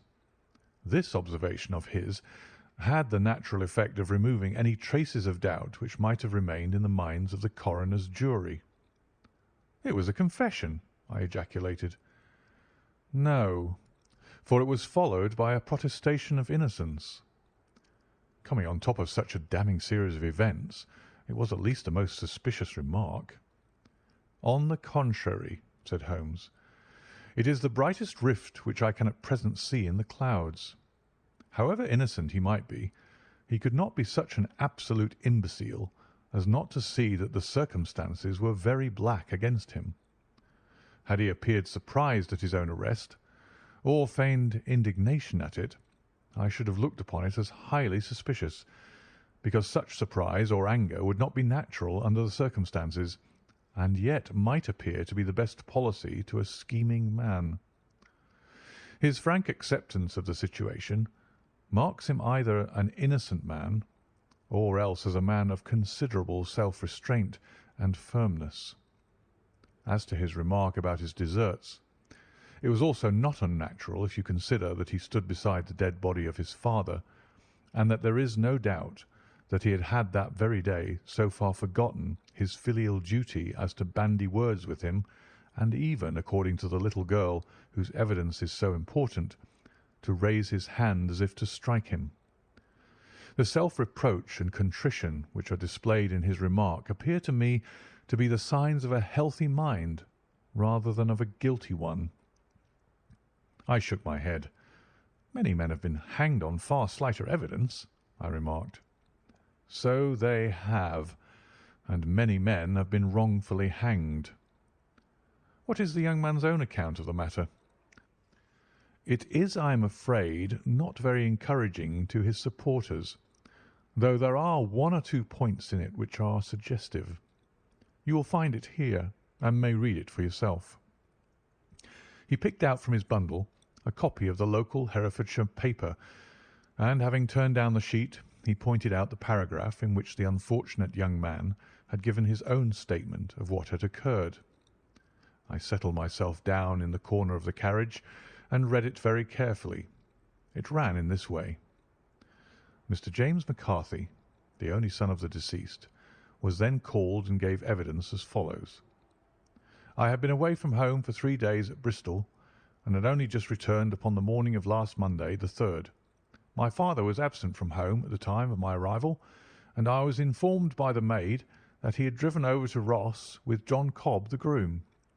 Shortly after my return, I heard the wheels of his trap in the yard, and, looking out of my window, I saw him get out and walk rapidly out of the yard, though I was not aware in which direction he was going.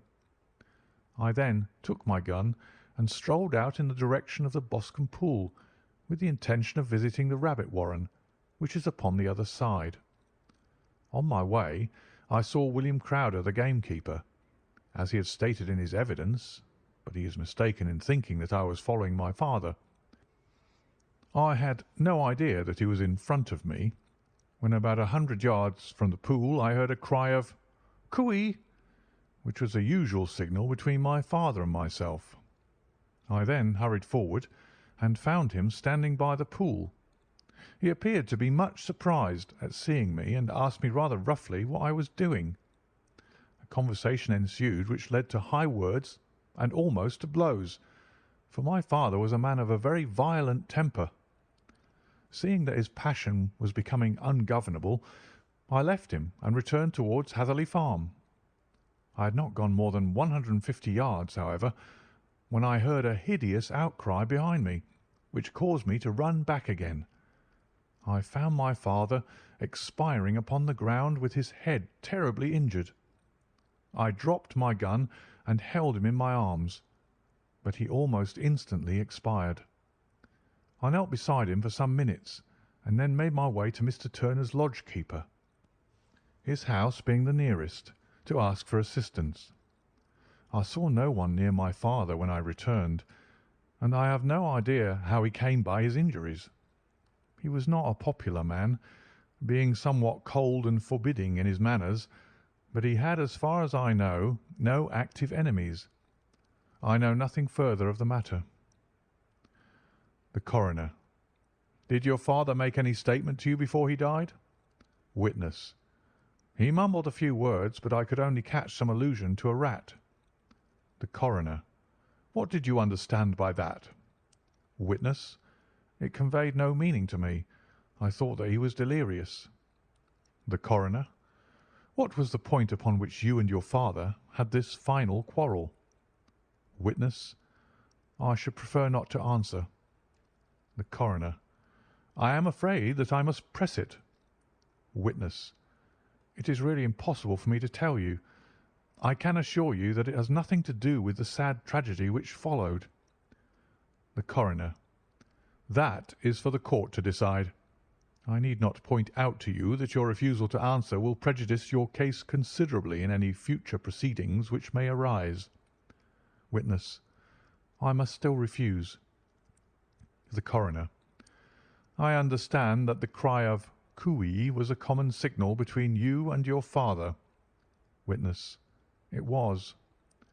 The Coroner: "How was it, then, that he uttered it before he saw you, and before he even knew that you had returned from Bristol?"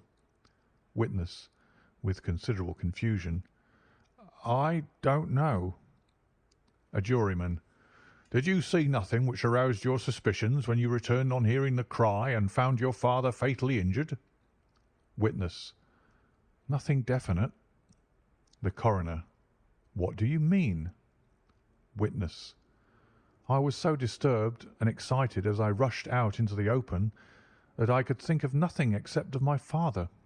Yet I have a vague impression that as I ran forward something lay upon the ground to the left of me. It seemed to me to be something grey in colour, a coat of some sort, or plaid perhaps.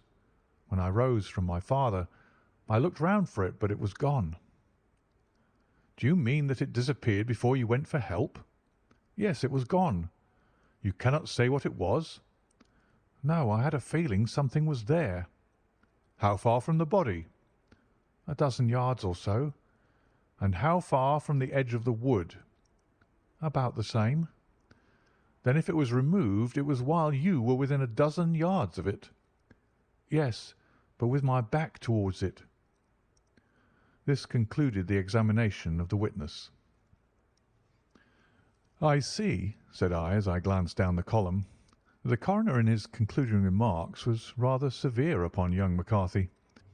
He calls attention, and with reason, to the discrepancy about his father having signalled to him before seeing him, also to his refusal to give details of his conversation with his father, and his singular account of his father's dying words.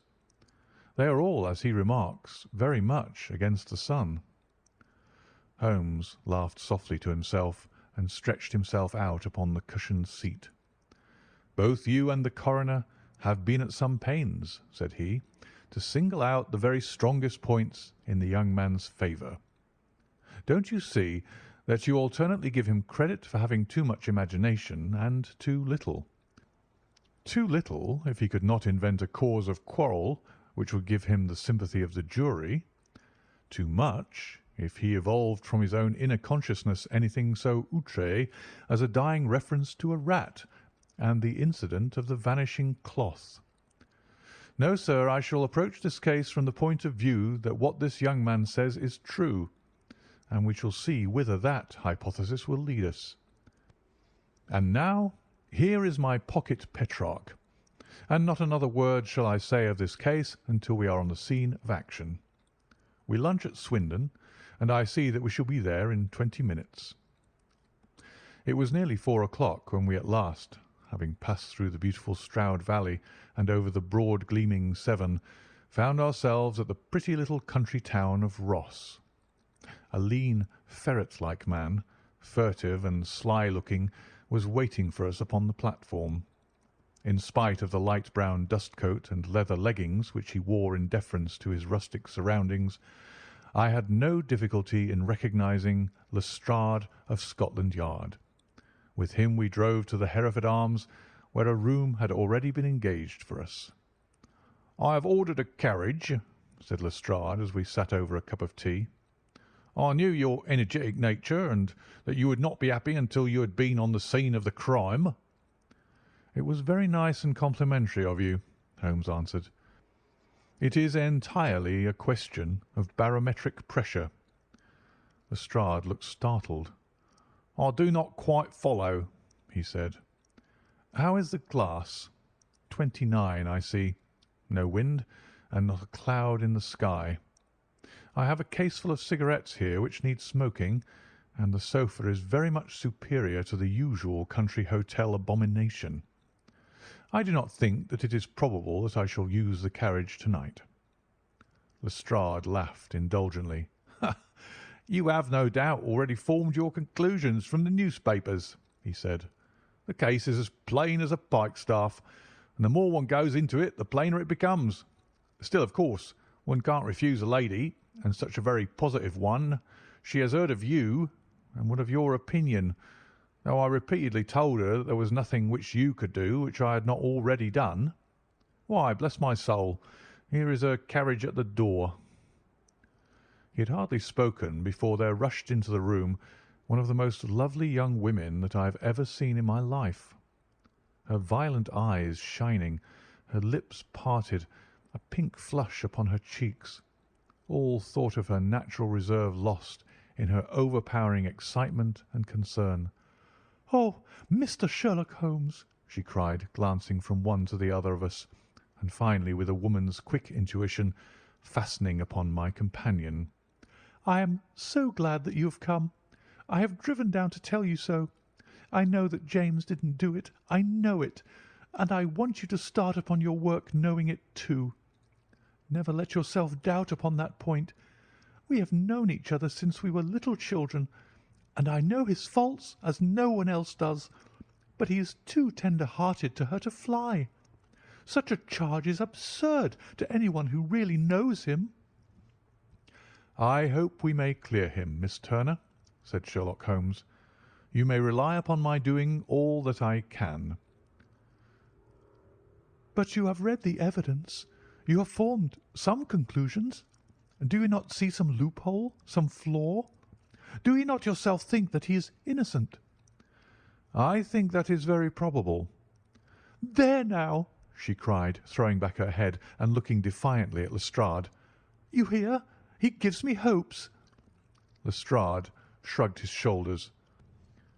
"I am afraid that my colleague has been a little quick in forming his conclusions," he said. "But he is right. Oh, I know that he is right. James never did it. And about his quarrel with his father, I am sure that the reason why he would not speak about it to the coroner was because I was concerned in it."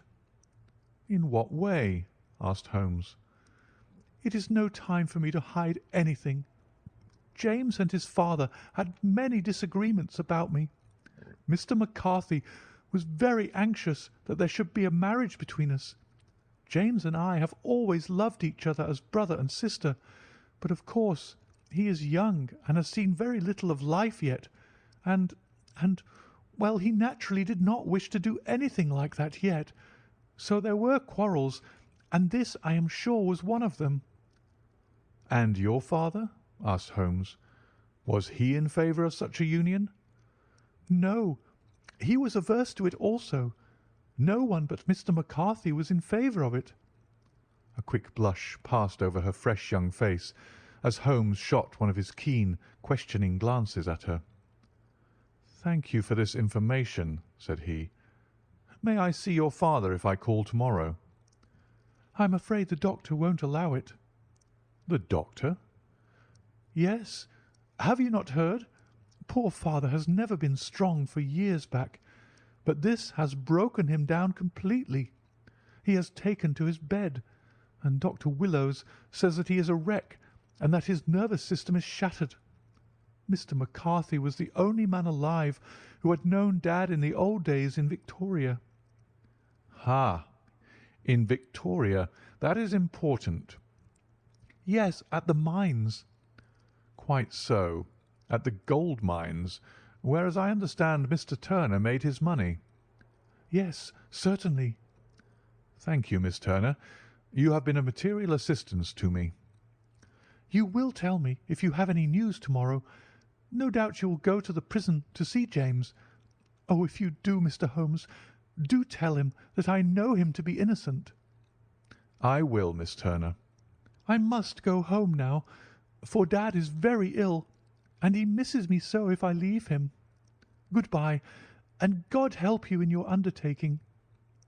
She hurried from the room as impulsively as she had entered, and we heard the wheels of her carriage rattle off down the street.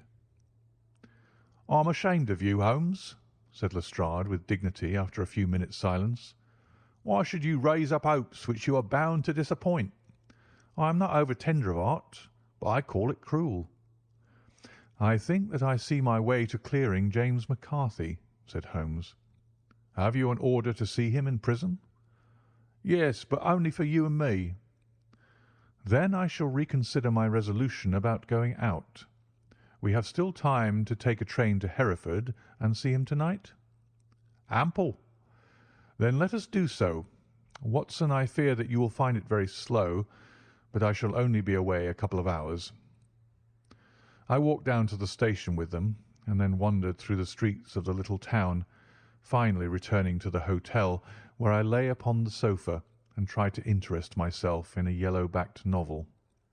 The puny plot of the story was so thin, however, when compared to the deep mystery through which we were groping, and I found my attention wander so continually from the action to the fact, that I at last flung it across the room and gave myself entirely to a consideration of the events of the day.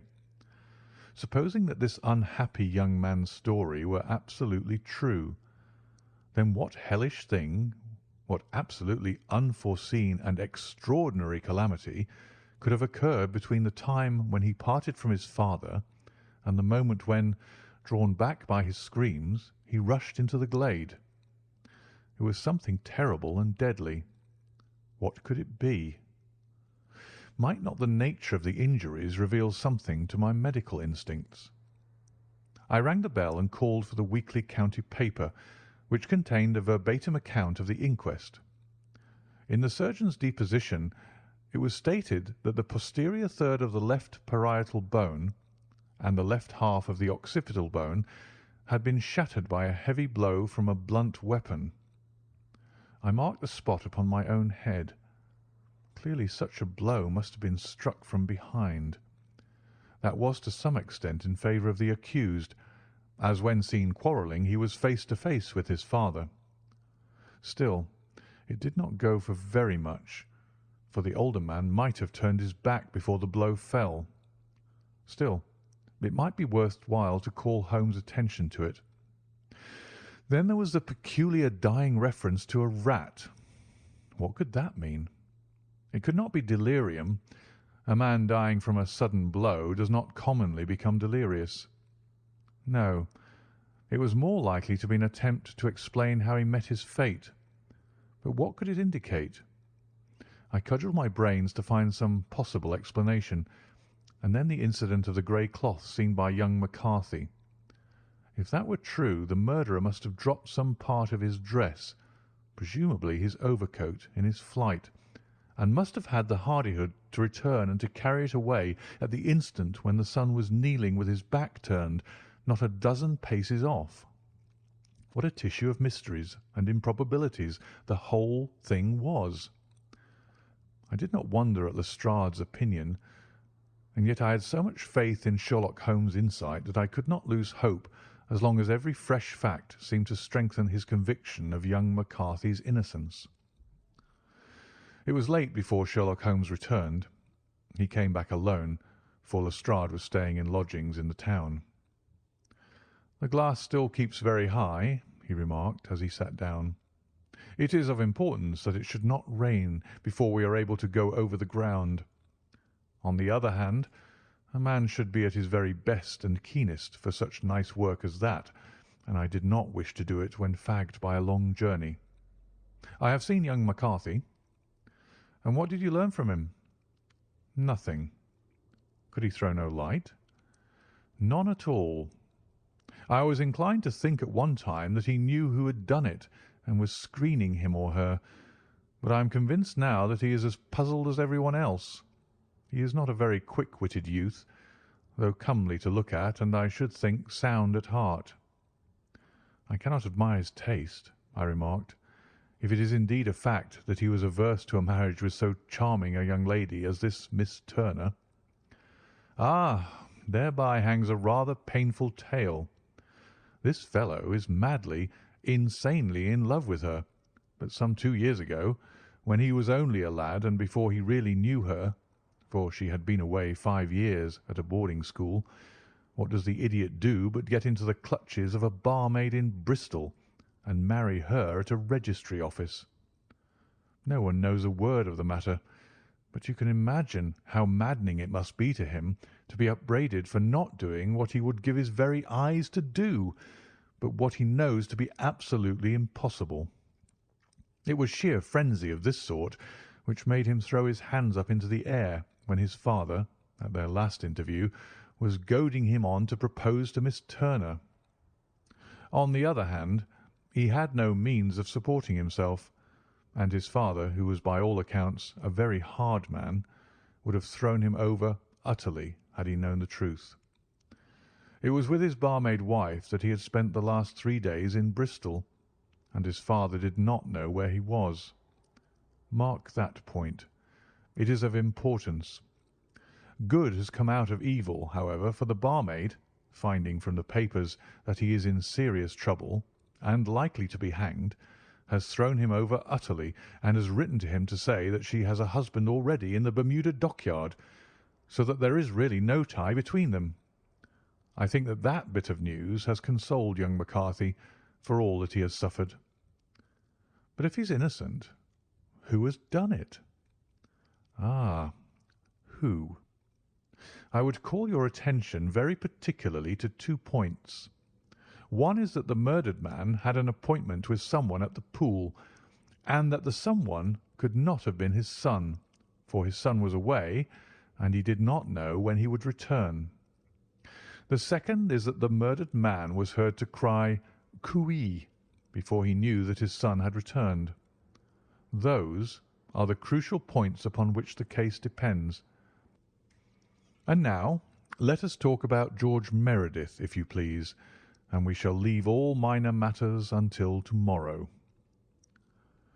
There was no rain, as Holmes had foretold, and the morning broke bright and cloudless. At 9 o'clock Lestrade called for us with the carriage, and we set off for Hatherley Farm and the Boscombe Pool.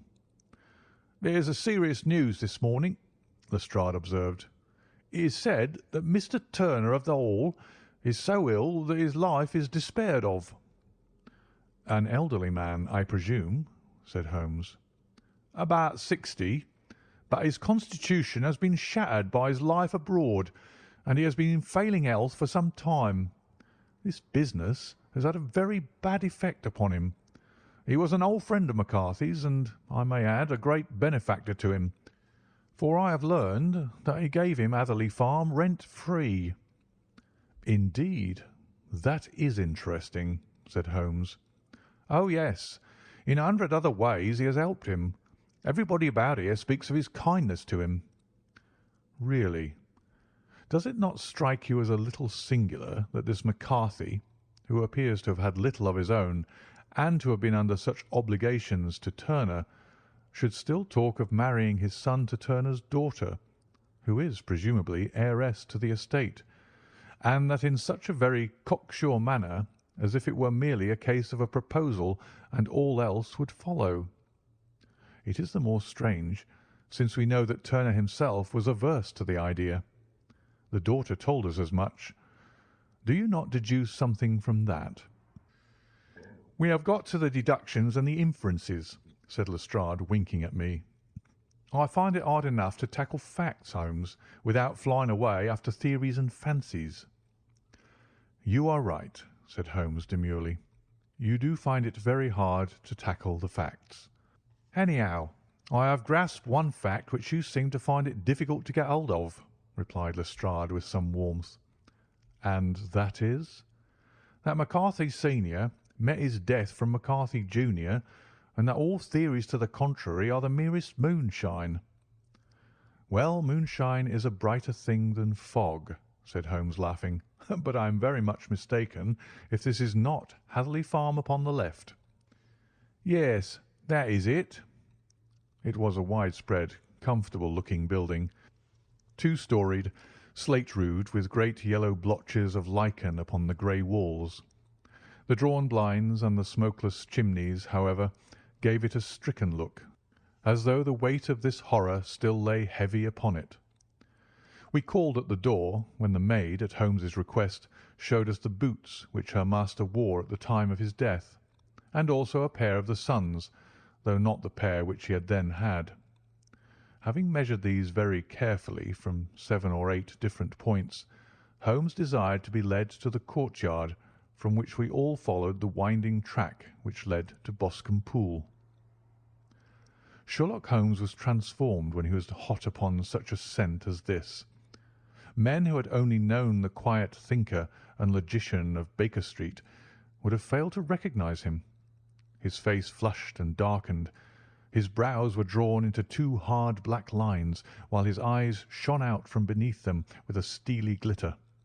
His face was bent downward, his shoulders bowed, his lips compressed, and the veins stood out like whipcord in his long, sinewy neck. His nostrils seemed to dilate with a purely animal lust for the chase, and his mind was so absolutely concentrated upon the matter before him that a question or remark fell unheeded upon his ears, or, at the most, only provoked a quick, impatient snarl in reply. Swiftly and silently he made his way along the track which ran through the meadows, and so by way of the woods to the Boscombe Pool. It was damp, marshy ground, as is all that district, and there were marks of many feet, both upon the path and amid the short grass which bounded it on either side. Sometimes Holmes would hurry on, sometimes stop dead, and once he made quite a little detour into the meadow. Lestrade and I walked behind him, the detective indifferent and contemptuous, while I watched my friend with the interest which sprang from the conviction that every one of his actions was directed towards a definite end. The Boscombe Pool, which is a little reed-girt sheet of water some 50 yards across, is situated at the boundary between the Hatherley Farm and the private park of the wealthy Mr. Turner. Above the woods which lined it upon the farther side, we could see the red, jutting pinnacles which marked the site of the rich landowner's dwelling. On the Hatherley side of the pool the woods grew very thick, and there was a narrow belt of sodden grass 20 paces across between the edge of the trees and the reeds which lined the lake. Lestrade showed us the exact spot at which the body had been found, and indeed so moist was the ground that I could plainly see the traces which had been left by the fall of the stricken man. To Holmes, as I could see by his eager face and peering eyes, very many other things were to be read upon the trampled grass. He ran round like a dog who is picking up a scent, and then turned upon my companion. "What did you go into the pool for?" he asked. "I fished about with a rake. I thought there might be some weapon or other trace. But how on earth—" "Oh, tut, tut! I have no time. That left foot of yours with its inward twist is all over the place.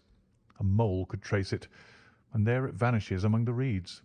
Oh, how simple it would all have been had I been here before they came like a herd of buffalo and wallowed all over it. Here is where the party with the lodge-keeper came, and they have covered all tracks for 6 or 8 feet round the body. But here are 3 separate tracks of the same feet." He drew out a lens and lay down upon his waterproof to have a better view, talking all the time, rather to himself than to us. "These are young McCarthy's feet. Twice he was walking, and once he ran swiftly, so that the soles are deeply marked and the heels hardly visible. That bears out his story. He ran when he saw his father on the ground. Then here are the father's feet as he paced up and down. What is this, then? It is the butt end of the gun as the son stood listening. And this?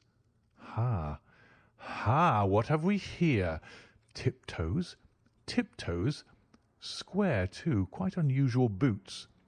They come, they go, they come again. Of course, that was for the cloak. Now, where did they come from?" He ran up and down, sometimes losing, sometimes finding the track, until we were well within the edge of the wood and under the shadow of a great beech, the largest tree in the neighbourhood. Holmes traced his way to the farthest side of this and lay down once more upon his face with a little cry of satisfaction. For a long time he remained there, turning over the leaves and dried sticks, gathering up what seemed to me to be dust into an envelope, and examining with his lens not only the ground but even the bark of the tree as far as he could reach. A jagged stone was lying among the moss, and this also he carefully examined and retained. Then he followed a pathway through the wood until he came to the high road where all traces were lost. "It has been a case of considerable interest," he remarked, returning to his natural manner. "I fancy that this grey house on the right must be the lodge.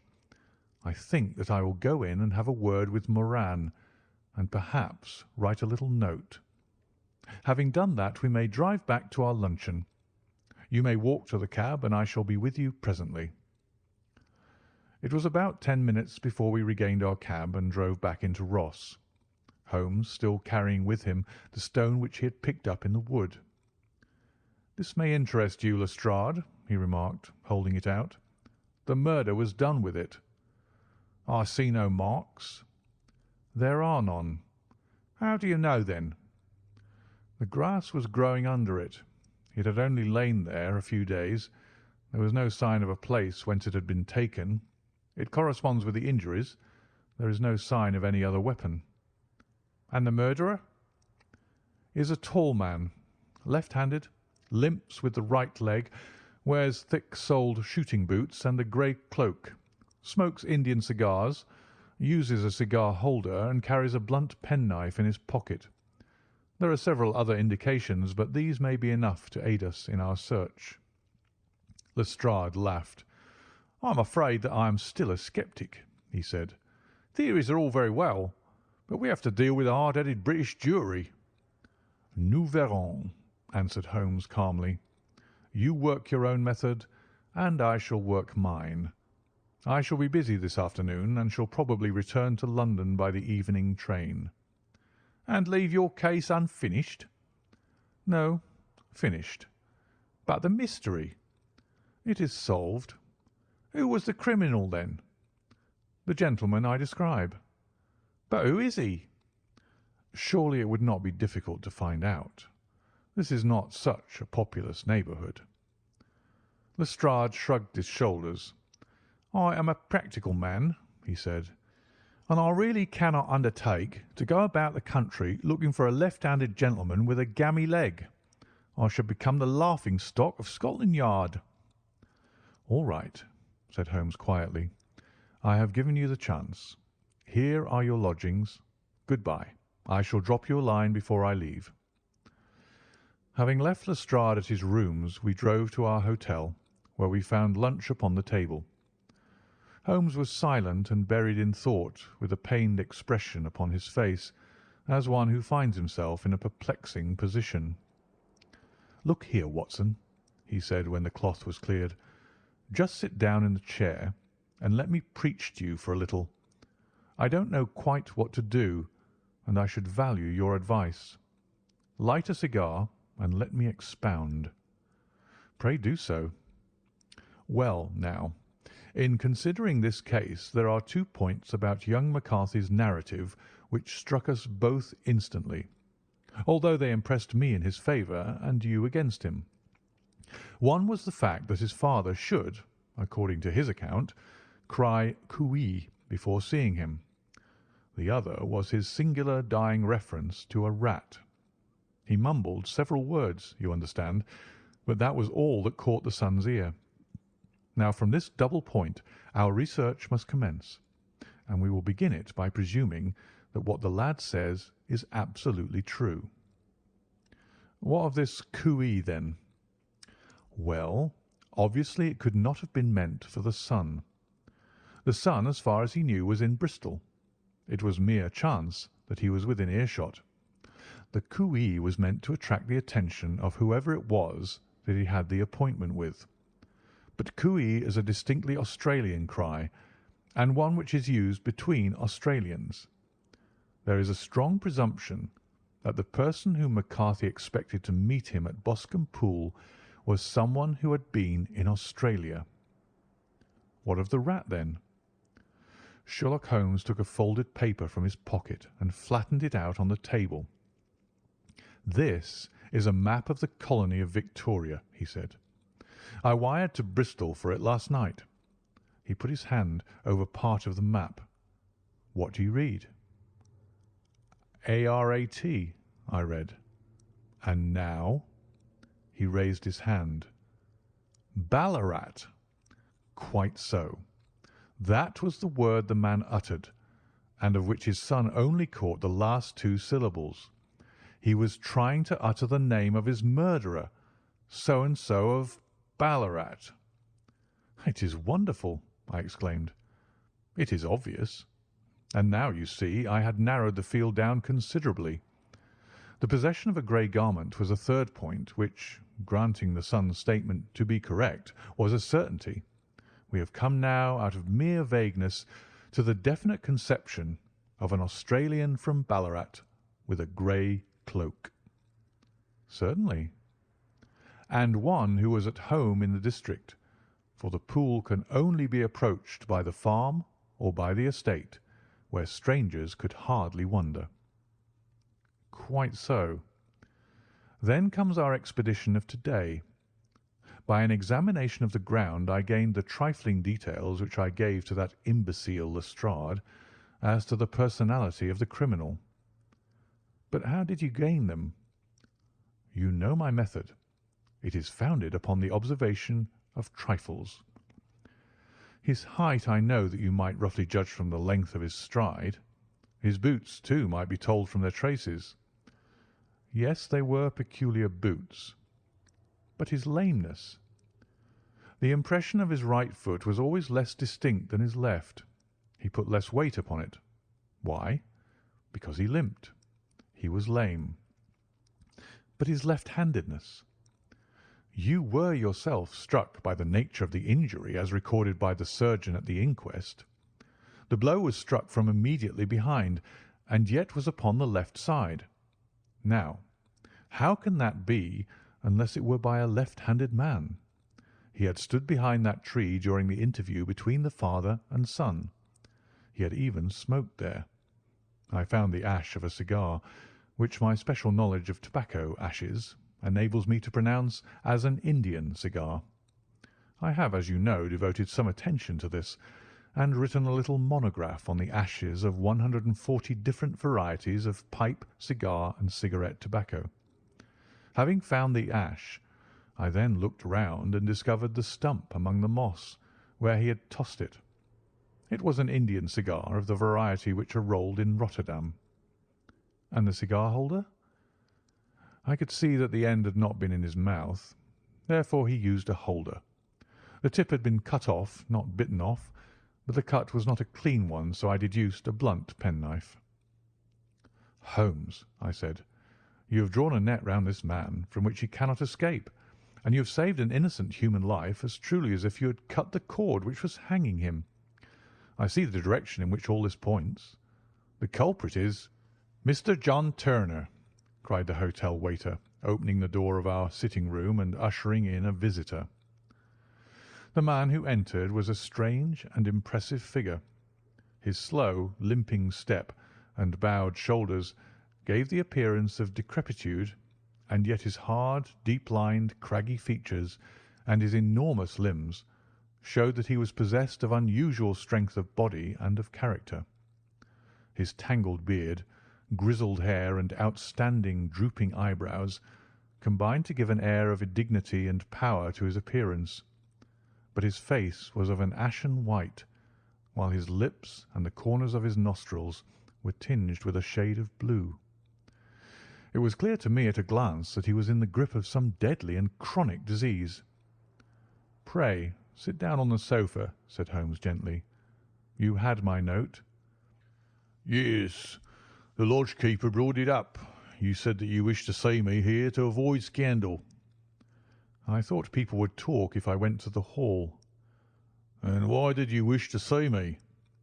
He looked across at my companion with despair in his weary eyes, as though his question was already answered. "Yes," said Holmes, answering the look rather than the words. "It is so. I know all about McCarthy." The old man sank his face in his hands. "God help me!" he cried. "But I would not have let the young man come to harm.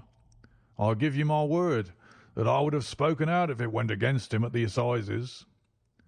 "I am glad to hear you say so," said Holmes gravely. "I would have spoken now had it not been for my dear girl. It would break her heart. It will break her heart when she hears that I am arrested." "It may not come to that," said Holmes. "What?" "I am no official agent. I understand that it was your daughter who required my presence here, and I am acting in her interests. Young McCarthy must be got off, however." "I am a dying man," said old Turner.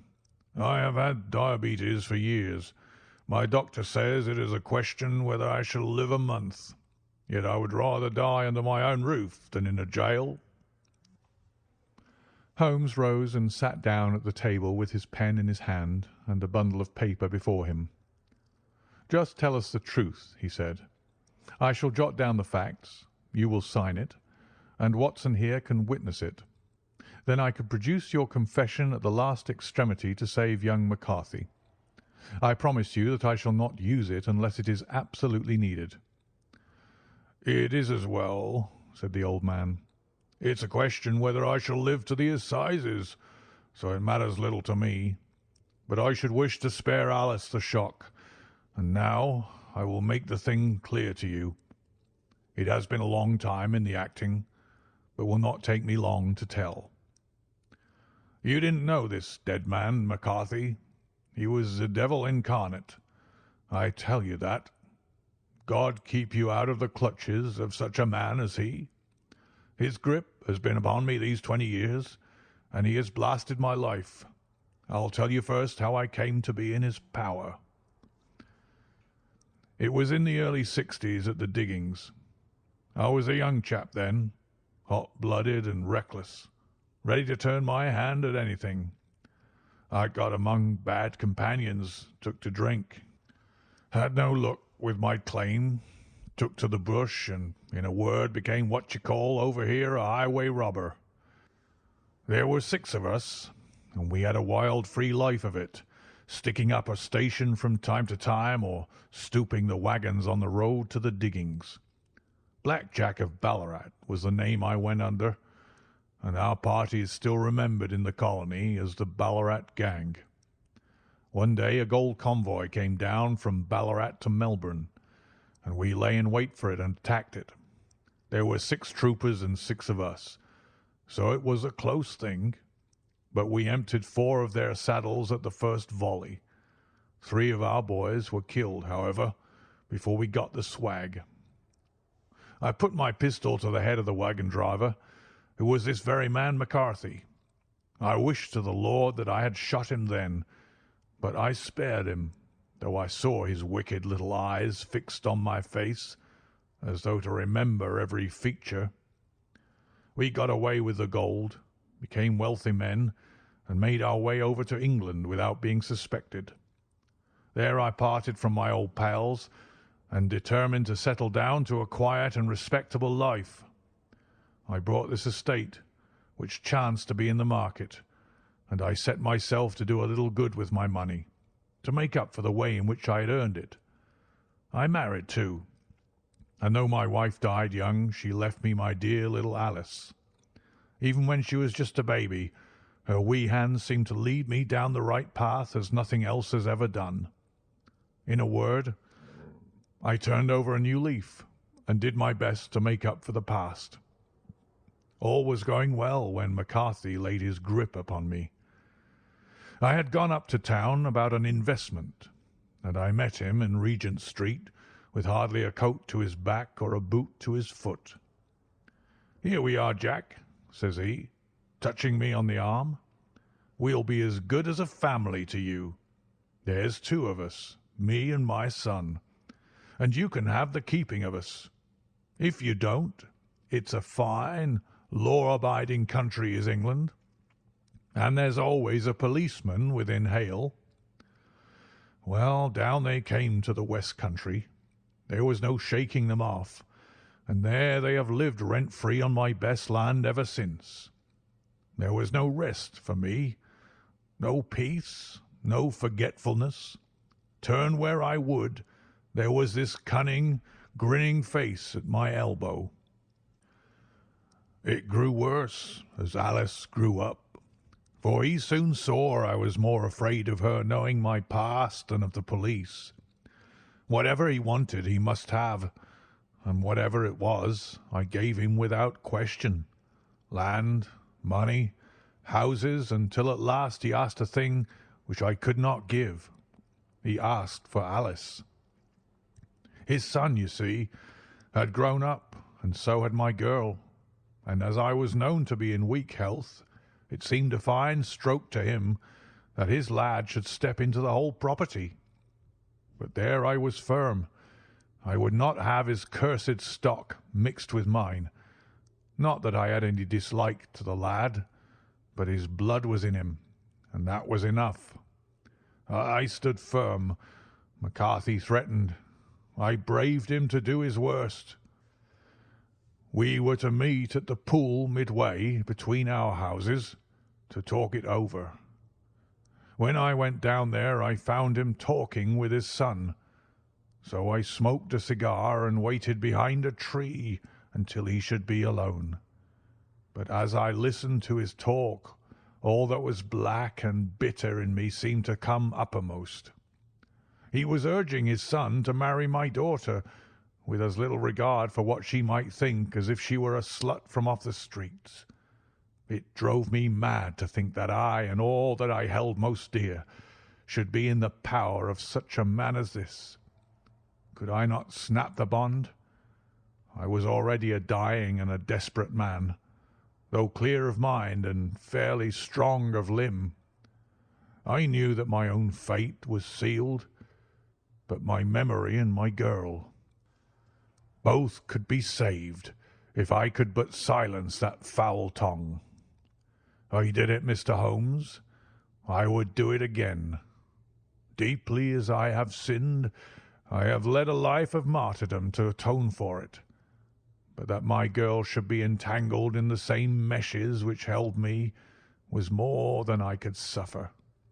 I struck him down with no more compunction than if he had been some foul and venomous beast. His cry brought back his son, but I had gained the cover of the wood, though I was forced to go back to fetch the cloak which I had dropped in my flight. That is the true story, gentlemen, of all that occurred." "Well, it is not for me to judge you," said Holmes, as the old man signed the statement which had been drawn out. "I pray that we may never be exposed to such temptation." "I pray not, sir. And what do you intend to do?" "In view of your health, nothing. You are yourself aware that you will soon have to answer for your deed at a higher court than the assizes.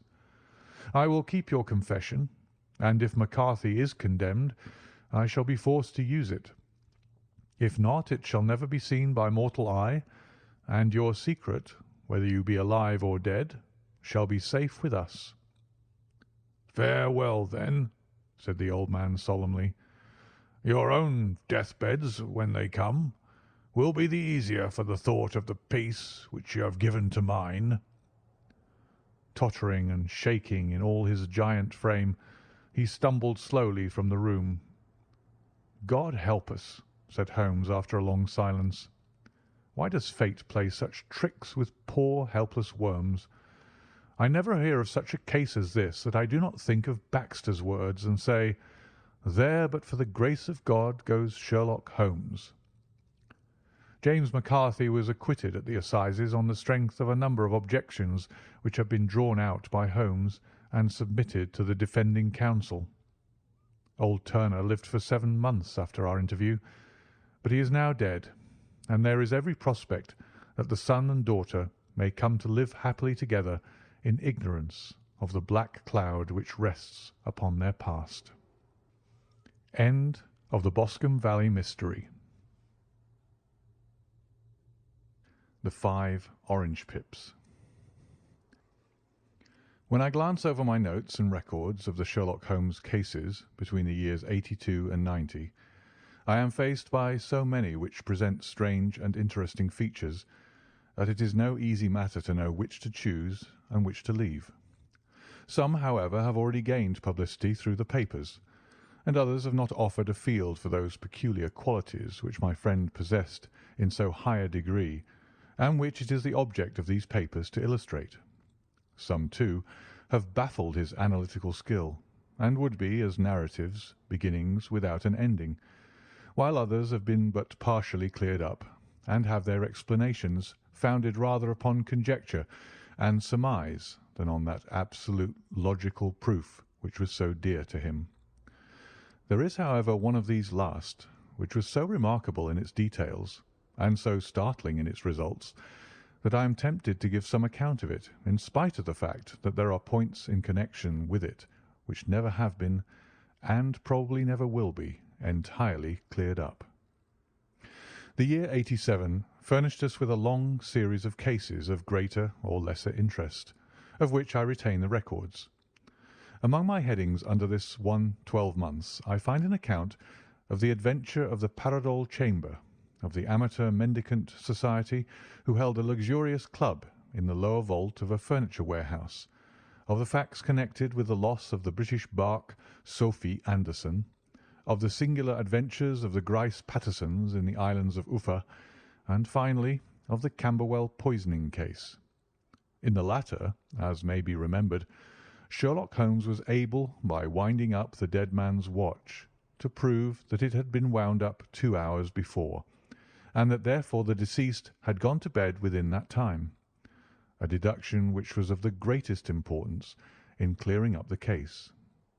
All these I may sketch out at some future date, but none of them present such singular features as the strange train of circumstances which I have now taken up my pen to describe. It was in the latter days of September, and the equinoctial gales had set in with exceptional violence. All day the wind had screamed and the rain had beaten against the windows, so that even here in the heart of great handmade London we were forced to raise our minds for the instant from the routine of life and to recognise the presence of those great elemental forces which shriek at mankind through the bars of his civilization like untamed beasts in a cage. As evening drew in, the storm grew higher and louder, and the wind cried and sobbed like a child in the chimney. Sherlock Holmes sat moodily at one side of the fireplace, cross-indexing his records of crime, while I at the other was deep in one of Clark Russell's fine sea stories, until the howl of the gale from without seemed to blend with the text, and the splash of the rain to lengthen out into the long swash of the sea waves. My wife was on a visit to her mother's, and for a few days I was a dweller once more in my old quarters at Baker Street. "Why?" said I, glancing up at my companion. "That was surely the bell. Who could come tonight? Some friend of yours, perhaps?" "Except yourself, I have none," he answered. "I do not encourage visitors." "A client, then?" "If so, it is a serious case. Nothing less would bring a man out on such a day and at such an hour, but I take it that it is more likely to be some crony of the landlady's." Sherlock Holmes was wrong in his conjecture, however, for there came a step in the passage and a tapping at the door. He stretched out his long arm to turn the lamp away from himself and towards the vacant chair upon which a newcomer must sit. "Come in," said he. The man who entered was young, some 22 at the outside, well-groomed and trimly clad, with something of refinement and delicacy in his bearing. The streaming umbrella which he held in his hand and his long, shining waterproof told of the fierce weather through which he had come. He looked about him anxiously in the glare of the lamp, and I could see that his face was pale and his eyes heavy, like those of a man who is weighed down with some great anxiety. "I owe you an apology," he said, raising his gold pince-nez to his eyes. "I trust that I am not intruding. I fear that I have brought some traces of the storm and rain into your snug chamber." "Give me your coat and umbrella," said Holmes. "They may rest here on the hook and will be dry presently. You have come up from the south-west, I see." "Yes, from Horsham." "That clay and chalk mixture which I see upon your toe-caps is quite distinctive." "I have come for your advice." "That is easily got." "And help." "That is not always so easy." "I have heard of you, Mr. Holmes. I heard from Major Prendergast how you saved him in the Tankerville Club scandal." "Ah, of course. He was wrongfully accused of cheating at cards." "He said that you could solve anything." "He said too much." "That you are never beaten."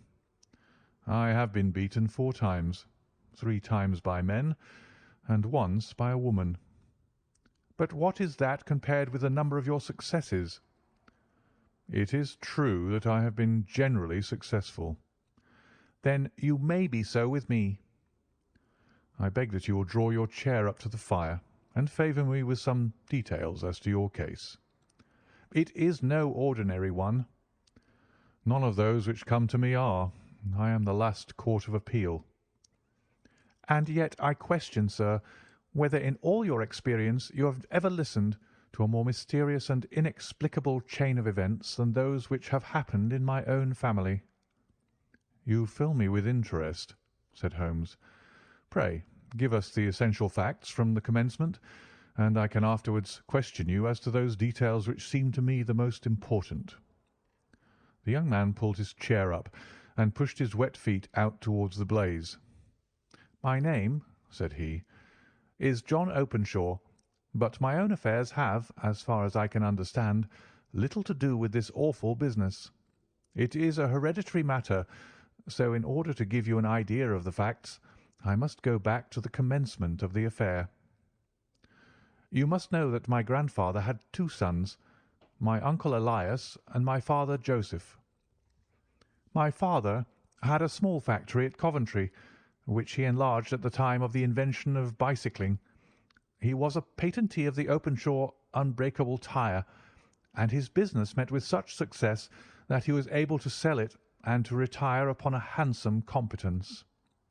My uncle Elias emigrated to America when he was a young man and became a planter in Florida, where he was reported to have done very well.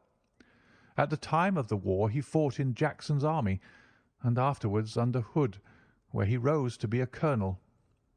When Lee laid down his arms, my uncle returned to his plantation, where he remained for 3 or 4 years. About 1869 or 1870 he came back to Europe and took a small estate in Sussex, near Horsham. He had made a very considerable fortune in the States, and his reason for leaving them was his aversion to the negroes and his dislike of the Republican policy in extending the franchise to them. He was a singular man, fierce and quick-tempered, very foul-mouthed when he was angry, and of the most retiring disposition. During all the years that he lived at Horsham, I doubt if ever he set foot in the town. He had a garden and 2 or 3 fields round his house, and there he would take his exercise, though very often for weeks on end he would never leave his room. He drank a great deal of brandy and smoked very heavily, but he would see no society and did not want any friends, not even his own brother. He didn't mind me. In fact, he took a fancy to me, for at the time when he saw me first I was a youngster of 12 or so. This would be in the year 1878, after he had been 8 or 9 years in England. He begged my father to let me live with him, and he was very kind to me in his way. When he was sober, he used to be fond of playing backgammon and draughts with me, and he would make me his representative both with the servants and with the tradespeople, so that by the time that I was 16 I was quite master of the house. I kept all the keys, and could go where I liked and do what I liked, so long as I did not disturb him in his privacy. There was one singular exception, however, for he had a single room, a lumber room up among the attics, which was invariably locked, and which he would never permit either me or anyone else to enter. With a boy's curiosity, I have peeped through the keyhole, but I was never able to see more than such a collection of old trunks and bundles as would be expected in such a room. One day, it was in March, 1883, a letter with a foreign stamp lay upon the table in front of the colonel's plate. It was not a common thing for him to receive letters, for his bills were all paid in ready money, and he had no friends of any sort. "From India," said he, as he took it up. "Pondicherry postmark. What can this be?" Opening it hurriedly, out there jumped 5 little dried orange pips, which pattered down upon his plate. I began to laugh at this, but the laugh was struck from my lips at the sight of his face. His lip had fallen, his eyes were protruding, his skin the colour of putty, and he glared at the envelope which he still held in his trembling hand. K!" he shrieked, and then, my God, my sins have overtaken me." "What is it, uncle?" I cried. "Death," said he, and rising from the table, he retired to his room, leaving me palpitating with horror. I took up the envelope and saw scrawled in red ink upon the inner flap, just above the gum, the letter K 3 times repeated. There was nothing else save the 5 dried pips. What could be the reason of his overpowering terror? I left the breakfast table, and as I ascended the stair, I met him coming down with an old rusty key which must have belonged to the attic in one hand, and a small brass box, like a cash box, in the other. "They may do what they like, but I'll checkmate them still," said he with an oath. "Tell Mary that I shall want a fire in my room to-day, and send down to Fordham the Horsham lawyer." I did as he ordered, and when the lawyer arrived I was asked to step up to the room. The fire was burning brightly, and in the grate there was a mass of black fluffy ashes as of burned paper, while the brass box stood open and empty beside it. As I glanced at the box I noticed with a start that upon the lid was printed the treble K which I had read in the morning upon the envelope. "I wish you, John," said my uncle, "to witness my will. I leave my estate, with all its advantages and all its disadvantages, to my brother, your father, whence it will no doubt descend to you. If you can enjoy it in peace, well and good. If you find you cannot, take my advice, my boy, and leave it to your deadliest enemy. I am sorry to give you such a two-edged thing, but I can't say what turn things are going to take. Kindly sign the paper where Mr. Fordham shows you." I signed the paper as directed, and the lawyer took it away with him. The singular incident made, as you may think, the deepest impression upon me, and I pondered over it and turned it every way in my mind without being able to make anything of it. Yet I could not shake off the vague feeling of dread which it left behind, though the sensation grew less keen as the weeks passed, and nothing happened to disturb the usual routine of our lives. I could see a change in my uncle, however. He drank more than ever, and he was less inclined for any sort of society. Most of his time he would spend in his room, with the door locked upon the inside, but sometimes he would emerge in a sort of drunken frenzy, and would burst out of the house and tear about the garden with a revolver in his hand, screaming out that he was afraid of no man, and that he was not to be cooped up like a sheep in a pen by man or devil. When these hot fits were over, however, he would rush tumultuously in at the door and lock and bar it behind him, like a man who can brazen it out no longer against the terror which lies at the roots of his soul. At such times I have seen his face, even on a cold day, glisten with moisture, as though it were new raised from a basin. Well, to come to an end of the matter, Mr. Holmes, and not to abuse your patience, there came a night when he made one of those drunken sallies from which he never came back. We found him, when we went to search for him, face downward in a little green-scummed pool which lay at the foot of the garden. There was no sign of any violence, and the water was but 2 feet deep, so that the jury, having regard to his known eccentricity, brought in a verdict of suicide. But I, who knew how he winced from the very thought of death, had much ado to persuade myself that he had gone out of his way to meet it. The matter passed, however, and my father entered into possession of the estate, and of some £14,000, which lay to his credit at the bank. "One moment," Holmes interposed. "Your statement is, I foresee, one of the most remarkable to which I have ever listened. Let me have the date of the reception by your uncle of the letter, and the date of his supposed suicide." "The letter arrived on March 10th, 1883. His death was 7 weeks later, upon the night of May 2nd. "Thank you. Pray proceed." "When my father took over the Horsham property, He, at my request, made a careful examination of the attic, which had been always locked up. We found the brass box there, although its contents had been destroyed. On the inside of the cover was a paper label with the initials of K.K.K. repeated upon it, and letters, memoranda, receipts, and a register written beneath. These, we presume, indicated the nature of the papers which had been destroyed by Colonel Openshaw. For the rest, there was nothing of much importance in the attic, save a great many scattered papers and notebooks bearing upon my uncle's life in America. Some of them were of the war time, and showed that he had done his duty well, and had borne the repute of a brave soldier.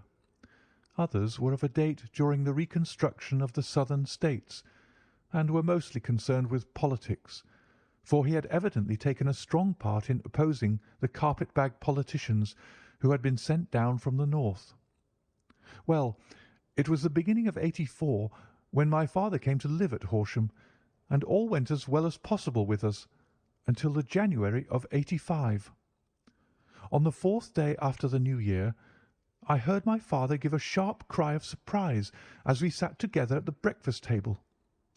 There he was, sitting with a newly opened envelope in one hand and 5 dried orange pips in the outstretched palm of the other one. He had always laughed at what he called my cock and bull story about the colonel, but he looked very scared and puzzled now that the same thing had come upon himself. "Why, what on earth does this mean, John?" he stammered. My heart had turned to lead. "It is K.K.K.," said I. He looked inside the envelope. "So it is," he cried. "Here are the very letters. But what is this written above them?" "Put the papers on the sundial," I read, peeping over his shoulder. "What papers? What sundial?" he asked. "The sundial in the garden. There is no other," said I. "But the papers must be those that are destroyed." "Pooh!" said he, gripping hard at his courage. "We are in a civilized land here, and we can't have tomfoolery of this kind. Where does the thing come from?" "From Dundee," I answered, glancing at the postmark. "Some preposterous practical joke," said he. "What have I to do with sundials and papers? I shall take no notice of such nonsense." "I should certainly speak to the police," I said. "And be laughed at for my pains? Nothing of the sort." "Then let me do so." "No, I forbid you. I won't have a fuss made about such nonsense." It was in vain to argue with him, for he was a very obstinate man. I went about, however, with a heart which was full of forebodings. On the 3rd day after the coming of the letter, my father went from home to visit an old friend of his, Major Freebody, who is in command of one of the forts upon Portsdown Hill. I was glad that he should go, for it seemed to me that he was farther from danger when he was away from home. In that, however, I was in error. Upon the 2nd day of his absence, I received a telegram from the Major imploring me to come at once. My father had fallen over one of the deep chalk pits which abound in the neighbourhood, and was lying senseless with a shattered skull. I hurried to him, but he passed away without having ever recovered his consciousness. He had, as it appears, been returning from Fareham in the twilight, and as the country was unknown to him and the chalk pit unfenced, the jury had no hesitation in bringing in a verdict of death from accidental causes. Carefully, as I examined every fact connected with his death, I was unable to find anything which could suggest the idea of murder. There were no signs of violence, no footmarks, no robbery, no record of strangers having been seen upon the roads, and yet I need not tell you that my mind was far from at ease, and that I was well nigh certain that some foul plot had been woven round him. In this sinister way I came into my inheritance. you will ask me why I did not dispose of it. I answer because I was well convinced that our troubles were in some way dependent upon an incident in my uncle's life, and that the danger would be as pressing in one house as another. It was in January '85 that my poor father met his end, and 2 years and 8 months have elapsed since then. During that time I have lived happily at Horsham, and I had begun to hope that this curse had passed away from the family, and that it had ended with the last generation.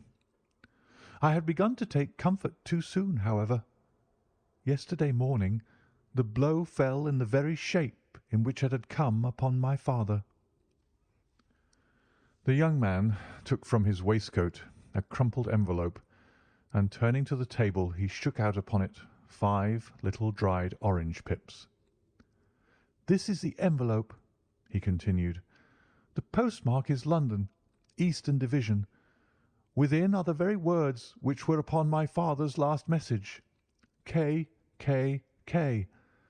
And then put the papers on the sundial." "What have you done?"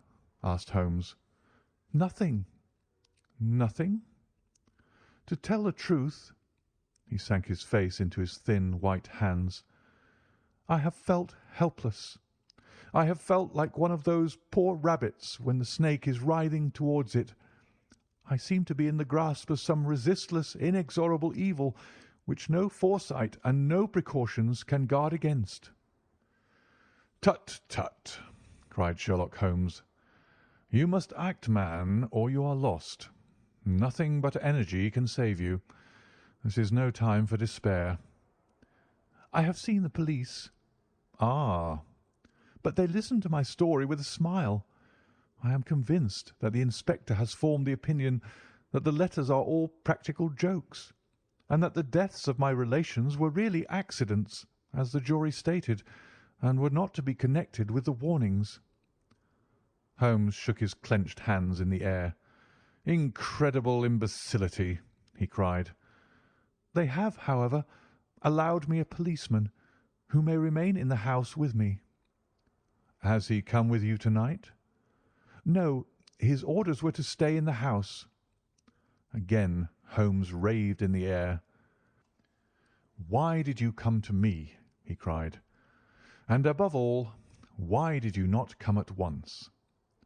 "I did not know. It was only to-day that I spoke to Major Prendergast about my troubles, and was advised by him to come to you."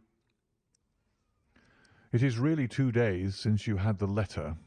We should have acted before this. You have no further evidence, I suppose, than that which you have placed before us? No suggestive detail which might help us?" "There is one thing," said John Openshaw.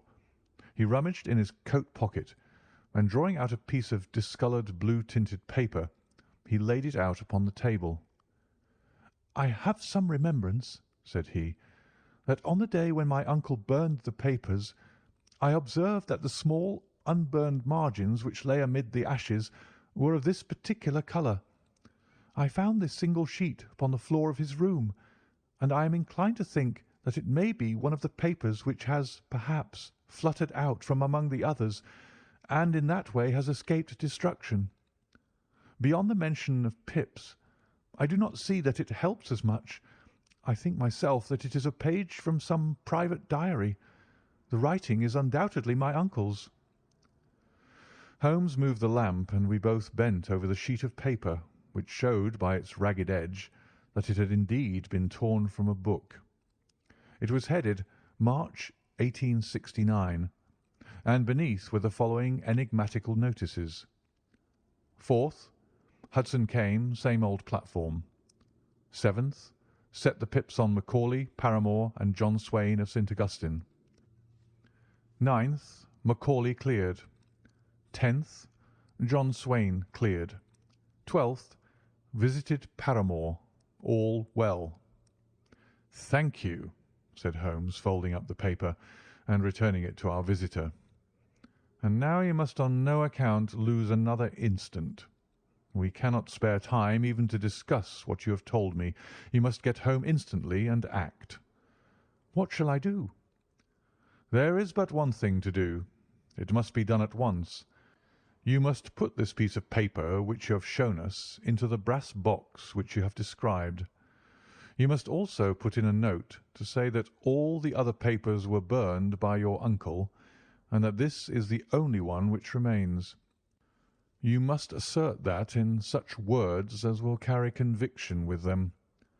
Having done this, you must at once put the box out upon the sundial as directed. Do you understand?" "Entirely." "Do not think of revenge or anything of the sort at present.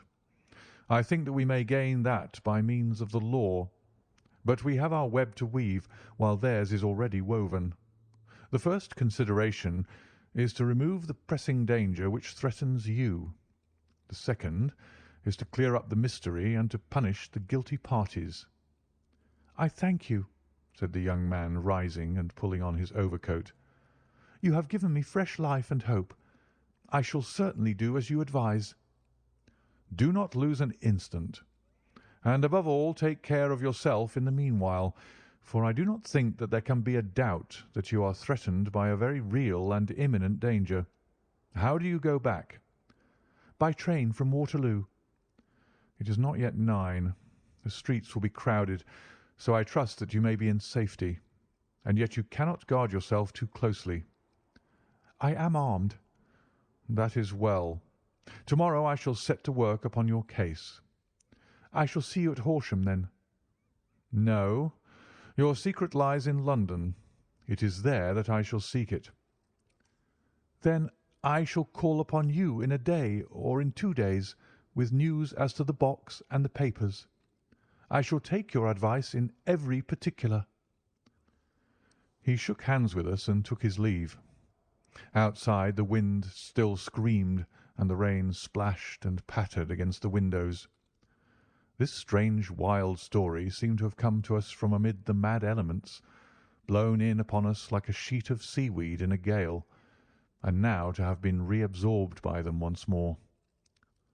Sherlock Holmes sat for some time in silence, with his head sunk forward and his eyes bent upon the red glow of the fire. Then he lit his pipe, and leaning back in his chair, he watched the blue smoke rings as they chased each other up to the ceiling. "I think, Watson," he remarked at last, "that of all our cases we have had none more fantastic than this. Save perhaps the sign of 4. Well, yes, save perhaps that. And yet this John Openshaw seems to me to be walking amid even greater perils than did the Sholtos." "But have you," I asked, "formed any definite conception as to what these perils are?" "There can be no question as to their nature," he answered. "Then what are they? Who is this K., and why does he pursue this unhappy family?" Sherlock Holmes closed his eyes and placed his elbows upon the arms of his chair with his finger-tips together. "The ideal reasoner," he remarked, "would, when he had once been shown a single fact in all its bearings, deduce from it not only the chain of events which led up to it, but also all the results which would follow from it. As Cuvier could correctly describe a whole animal by the contemplation of a single bone, so the observer, who has thoroughly understood one link in a series of incidents, should be able to accurately state all the other ones, both before and after. We have not yet grasped the results which the reason alone can attain to. Problems may be solved in the study which have baffled all those who have sought a solution by the aid of their senses. To carry the art, however, to its highest pitch, it is necessary that the reasoner should be able to utilize all the facts which have come to his knowledge, and this in itself implies, as you will readily see, a possession of all knowledge, which, even in these days of free education and encyclopedias, is a somewhat rare accomplishment. It is not so impossible, however, that a man should possess all knowledge which is likely to be useful to him in his work, and this I have endeavoured in my case to do. If I remember rightly, you on one occasion, in the early days of our friendship, defined my limits in a very precise fashion. Yes, I answered, laughing. It was a singular document. Philosophy, astronomy, and politics were marked at 0, I remember. Botany variable, geology profound as regards the mud stains from any region within 50 miles of town, chemistry eccentric, anatomy unsystematic, sensational literature and crime records unique, violin player, boxer, swordsman, lawyer, and self-poisoner by cocaine and tobacco. Those, I think, were the main points of my analysis. Holmes grinned at the last item. Well, he said, I say now, as I said then, that a man should keep his little brain attic stocked with all the furniture that he is likely to use, and the rest he can put away in the lumber room of his library, where he can get at it if he wants it. Now, for such a case as the one which has been submitted to us tonight, we need certainly to muster all our resources. Kindly hand me down the letter K of the American Encyclopedia, which stands upon the shelf beside you. Thank you. Now, let us consider the situation and see what may be deduced from it. In the first place, we may start with a strong presumption that Colonel Openshaw had some very strong reason for leaving America.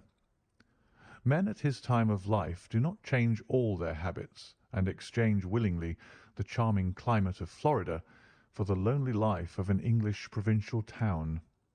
His extreme love of solitude in England suggests the idea that he was in fear of someone or something, so we may assume as a working hypothesis that it was fear of someone or something which drove him from America. As to what it was he feared, we can only deduce that by considering the formidable letters which were received by himself and his successors. Did you remark the postmarks of those letters? The first was from Pondicherry, the second from Dundee, and the third from London. From East London. What do you deduce from that? They're all seaports. That the writer was on board of a ship. Excellent. We have already a clue. There can be no doubt that the strong probability, is that the writer was on board of a ship. And now let us consider another point. In the case of Pondicherry, 7 weeks elapsed between the threat and its fulfilment. In Dundee it was only some 3 or 4 days. Does that suggest anything? A greater distance to travel?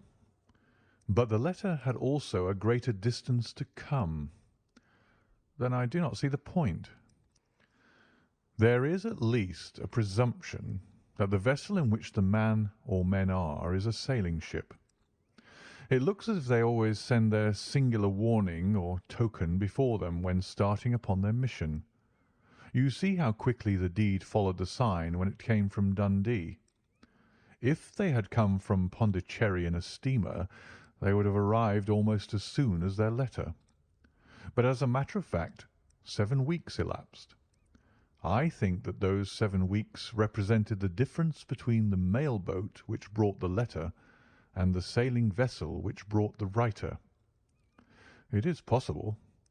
More than that, it is probable.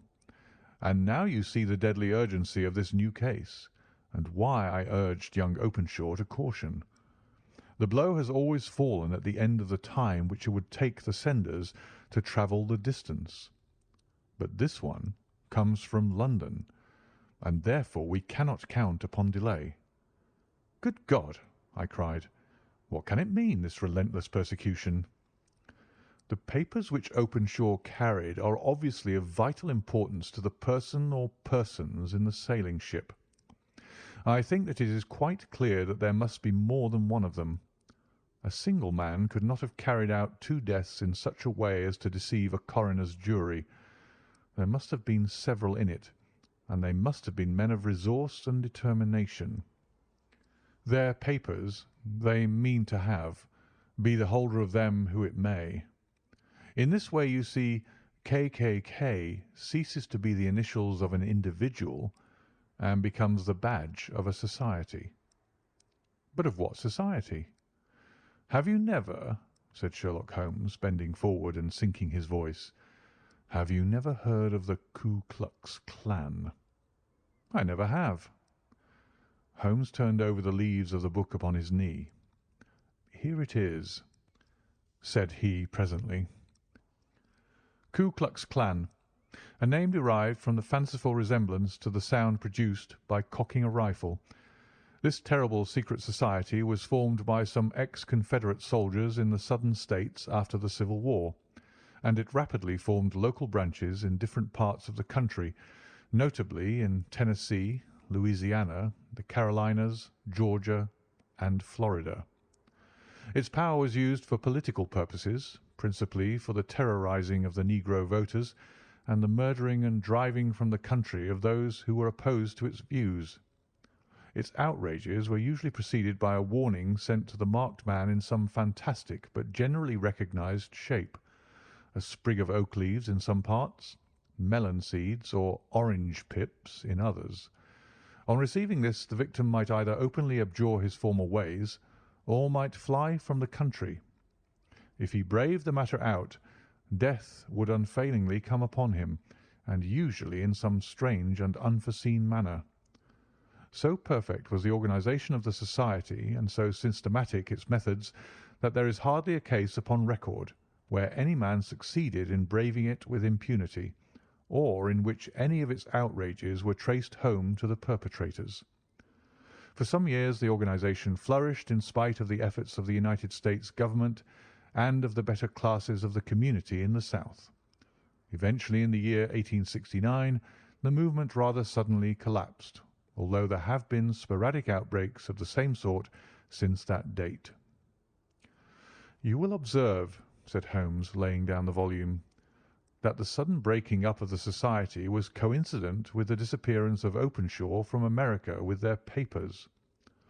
It may well have been cause and effect. It is no wonder that he and his family have some of the more implacable spirits upon their track. You can understand that this register and diary may implicate some of the first men in the South, and that there may be many who will not sleep easy at night until it is recovered. Then the page we've seen is such as we might expect. It ran, if I remember right, sent the pips to A, B, and C, that is, sent the society's warning to them. Then there are successive entries that A and B cleared or left the country, and finally that C was visited with, I fear, a sinister result for C. Well, I think, Doctor, that we may let some light into this dark place, and I believe that the only chance young Openshaw has in the meantime is to do what I have told him. There is nothing more to be said or to be done to-night, so hand me over my violin, and let us try to forget for half an hour the miserable weather and the still more miserable ways of our fellow men. It had cleared in the morning, and the sun was shining with a subdued brightness through the dim veil which hangs over the great city. Sherlock Holmes was already at breakfast when I came down. "You will excuse me for not waiting for you," said he. "I have, I foresee, a very busy day before me in looking into this case of young Openshaw's." "What steps will you take?" I asked. "It will very much depend upon the results of my first inquiries. I may have to go down to Horsham after all." "You will not go there first?" "No, I shall commence with the city. Just ring the bell, and the maid will bring up your coffee." As I waited, I lifted the unopened newspaper from the table and glanced my eye over it. It rested upon a heading which sent a chill to my heart. "Holmes," I cried, "you are too late."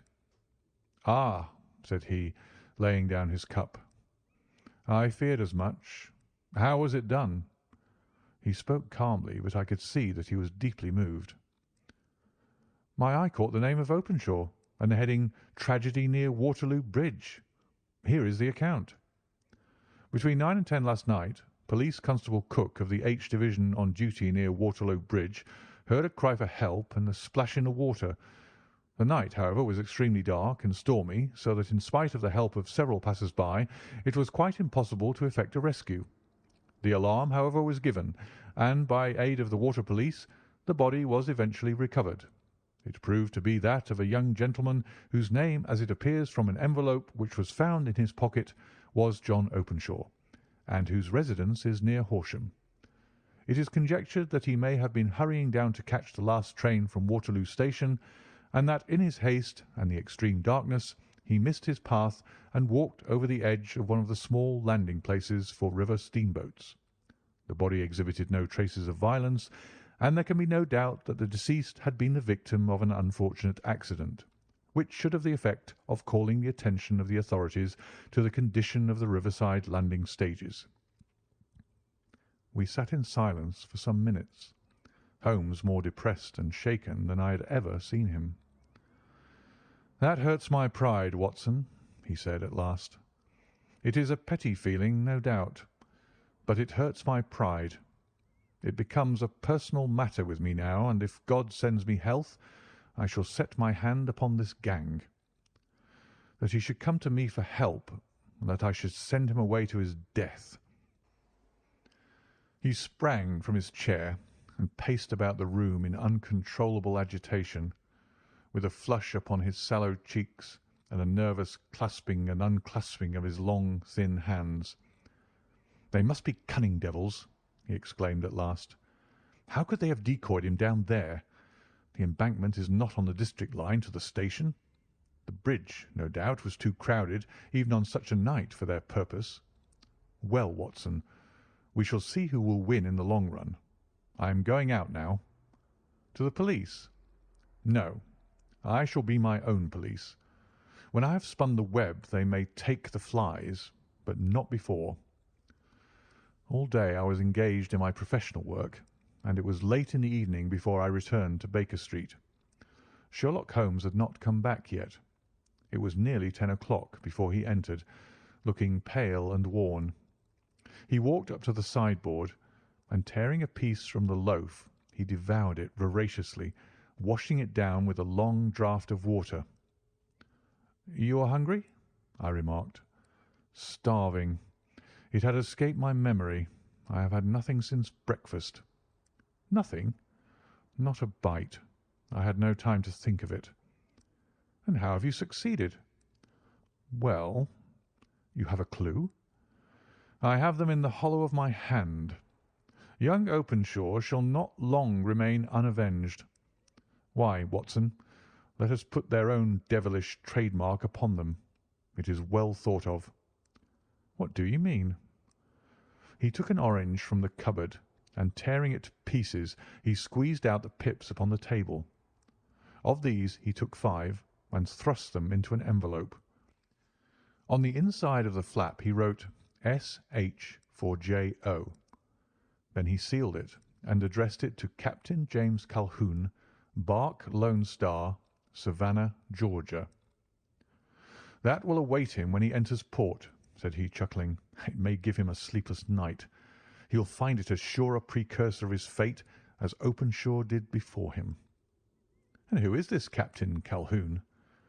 "The leader of the gang. I shall have the others, but he first." "How did you trace it, then?" He took a large sheet of paper from his pocket, all covered with dates and names. "I have spent the whole day," said he, "over Lloyd's registers and files of the old papers, following the future career of every vessel which touched at Pondicherry in January and February in '83. There were 36 ships of fair tonnage which were reported there during those months. Of these, one, the Lone Star, instantly attracted my attention, since, although it was reported as having cleared from London, the name is that which is given to one of the states of the Union. Texas, I think. I was not, and am not sure which, but I knew that the ship must have an American origin." "What then?" "I searched the Dundee records, and when I found that the barque Lone Star was there in January '85, my suspicion became a certainty. I then inquired as to the vessels which lay at present in the port of London. Yes. The Lone Star had arrived here last week. I went down to the Albert Dock and found that she had been taken down the river by the early tide this morning, homeward bound to Savannah. I wired to Gravesend and learned that she had passed some time ago, and as the wind is easterly, I have no doubt that she is now past the Goodwins and not very far from the Isle of Wight. What will he do then? Oh, I have my hand upon him. He and the two mates are, as I learn, the only native-born Americans in the ship. The others are Finns and Germans. I know also that they were all three away from the ship last night. I had it from the stevedore, who's been loading their cargo. By the time that their sailing ship reaches Savannah, the mail-boat will have carried this letter, and the cable will have informed the police of Savannah that these three gentlemen are badly wanted here upon a charge of murder. There is ever a flaw, however, in the best laid of human plans, and the murderers of John Openshaw were never to receive the orange pips which would show them that another, as cunning and as resolute as themselves, was upon their track. Very long and very severe were the equinoctial gales that year. We waited long for news of the Lone Star of Savannah, but none ever reached us. We did at last hear that somewhere, far out in the Atlantic, a shattered stern post of a boat was seen swinging in the trough of a wave, with the letters L.S. carved upon it. And that is all which we shall ever know of the fate of the Lone Star. End of the 5 Orange Pips. The Man with the Twisted Lip. Asa Whitney, brother of the late Elias Whitney, D.D., principal of the Theological College of St. George's, was much addicted to opium. The habit grew upon him, as I understand, from some foolish freak when he was at college, for having read De Quincey's description of his dreams and sensations, he had drenched his tobacco with laudanum in an attempt to produce the same effects. He found, as so many more have done, that the practice is easier to attain than to get rid of, and for many years he continued to be a slave to the drug, an object of mingled horror and pity to his friends and relatives.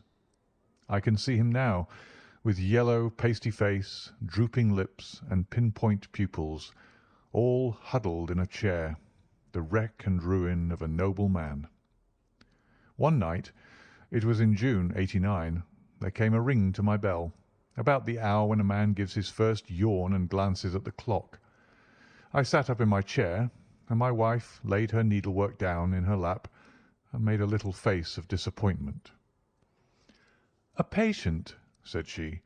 "You'll have to go out." I groaned, for I was newly come back from a weary day. We heard the door open, a few hurried words, and then quick steps upon the linoleum. Our own door flew open, and a lady, clad in some dark-coloured stuff, with a black veil, entered the room.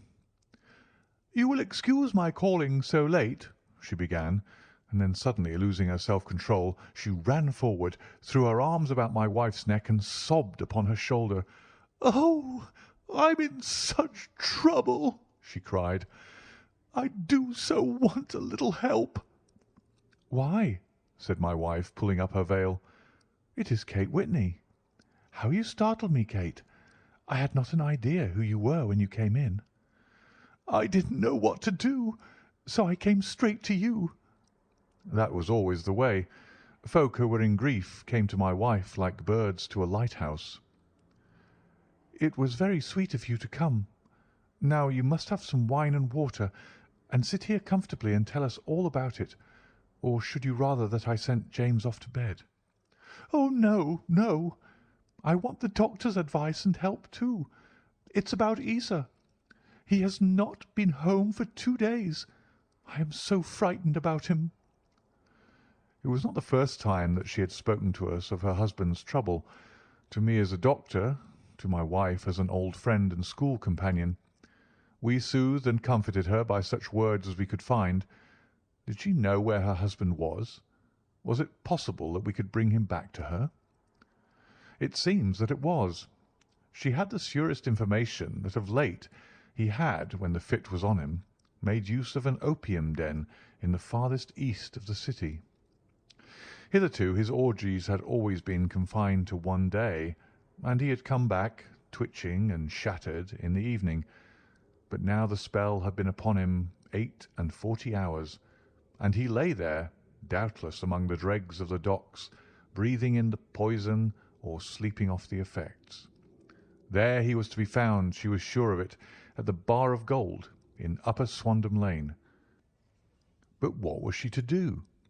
How could she, a young and timid woman, make her way into such a place and pluck her husband out from among the ruffians who surrounded him? There was the case, and of course there was but one way out of it. Might I not escort her to this place? And then, as a second thought, why should she come at all? I was Isa Whitney's medical adviser, and as such I had influence over him. I could manage it better if I were alone.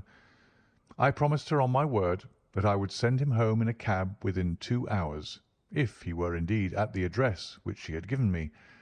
And so in 10 minutes I had left my armchair and cheery sitting-room behind me, and was speeding eastward in a hansom on a strange errand, as it seemed to me at the time, though the future only could show how strange it was to be. But there was no great difficulty in the first stage of my adventure. Upper Swandam Lane is a vile alley lurking behind the high wharves which line the north side of the river to the east of London Bridge. Between a slop shop and a gin shop, approached by a steep flight of steps leading down to a black gap like the mouth of a cave, I found the den of which I was in search.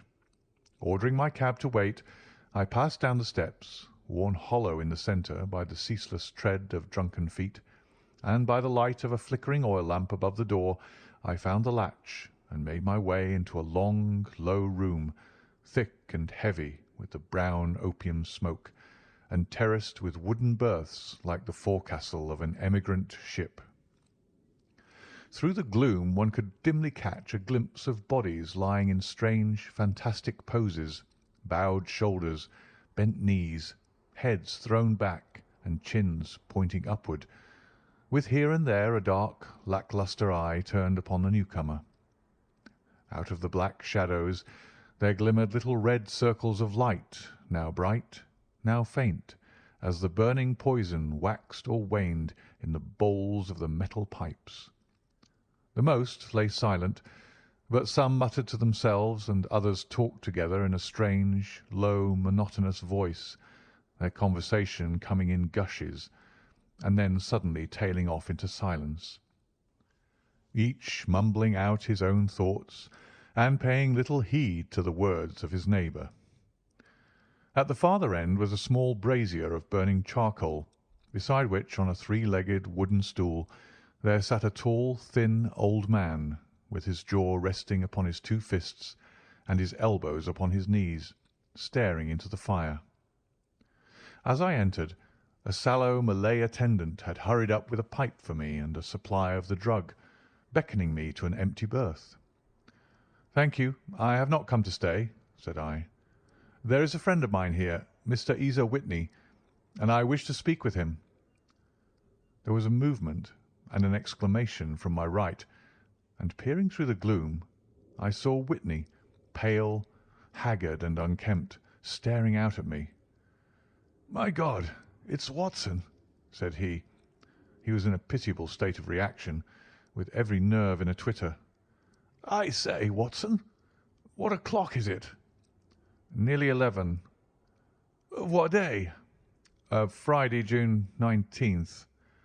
"Good heavens! I thought it was Wednesday." "It is Wednesday. What do you want to frighten a chap for?" He sank his face onto his arms and began to sob in a high treble key. "I tell you that it is Friday, man. Your wife has been waiting this 2 days for you. You should be ashamed of yourself." "So I am. But you've got mixed, Watson, for I've only been here a few hours. 3 pipes, 4 pipes, I forgot how many. But I'll go home with you. I wouldn't frighten Kate. Poor little Kate. Give me your hand. Have you a cab?" "Yes, I have one waiting." "Then I shall go in it. But I must owe something. Find what I owe, Watson. I'm all off colour. I can do nothing for myself." I walked down the narrow passage between the double row of sleepers, holding my breath to keep out the vile, stupefying fumes of the drug, and looking about for the manager. As I passed the tall man who sat by the brazier, I felt a sudden pluck at my skirt, and a low voice whispered, "Walk past me, and then look back at me." The words fell quite distinctly upon my ear. I glanced down. They could only have come from the old man at my side. And yet he sat now as absorbed as ever, very thin, very wrinkled, bent with age, an opium pipe dangling down from beneath his knees as though it had dropped in sheer lassitude from his fingers. I took 2 steps forward and looked back. It took all my self-control to prevent me from breaking out into a cry of astonishment. He had turned his back so that none could see him but I. His form had filled out. His wrinkles were gone. The dull eyes had regained their fire, and there, sitting by the fire and grinning at my surprise, was none other than Sherlock Holmes. He made a slight motion to me to approach him, and instantly, as he turned his face half round to the company once more, subsided into a doddering, loose-lipped senility. "Holmes," I whispered, "what on earth are you doing in this den?" "As low as you can," he answered. "I have excellent ears. If you would have the great kindness to get rid of that sottish friend of yours, I should be exceedingly glad to have a little talk with you." "I have a cab outside." "Then pray send him home in it. You may safely trust him, for he appears to be too limp to get into any mischief. I should recommend you also to send a note by the cabman to your wife to say that you have thrown in your lot with me. If you will wait outside, I shall be with you in 5 minutes."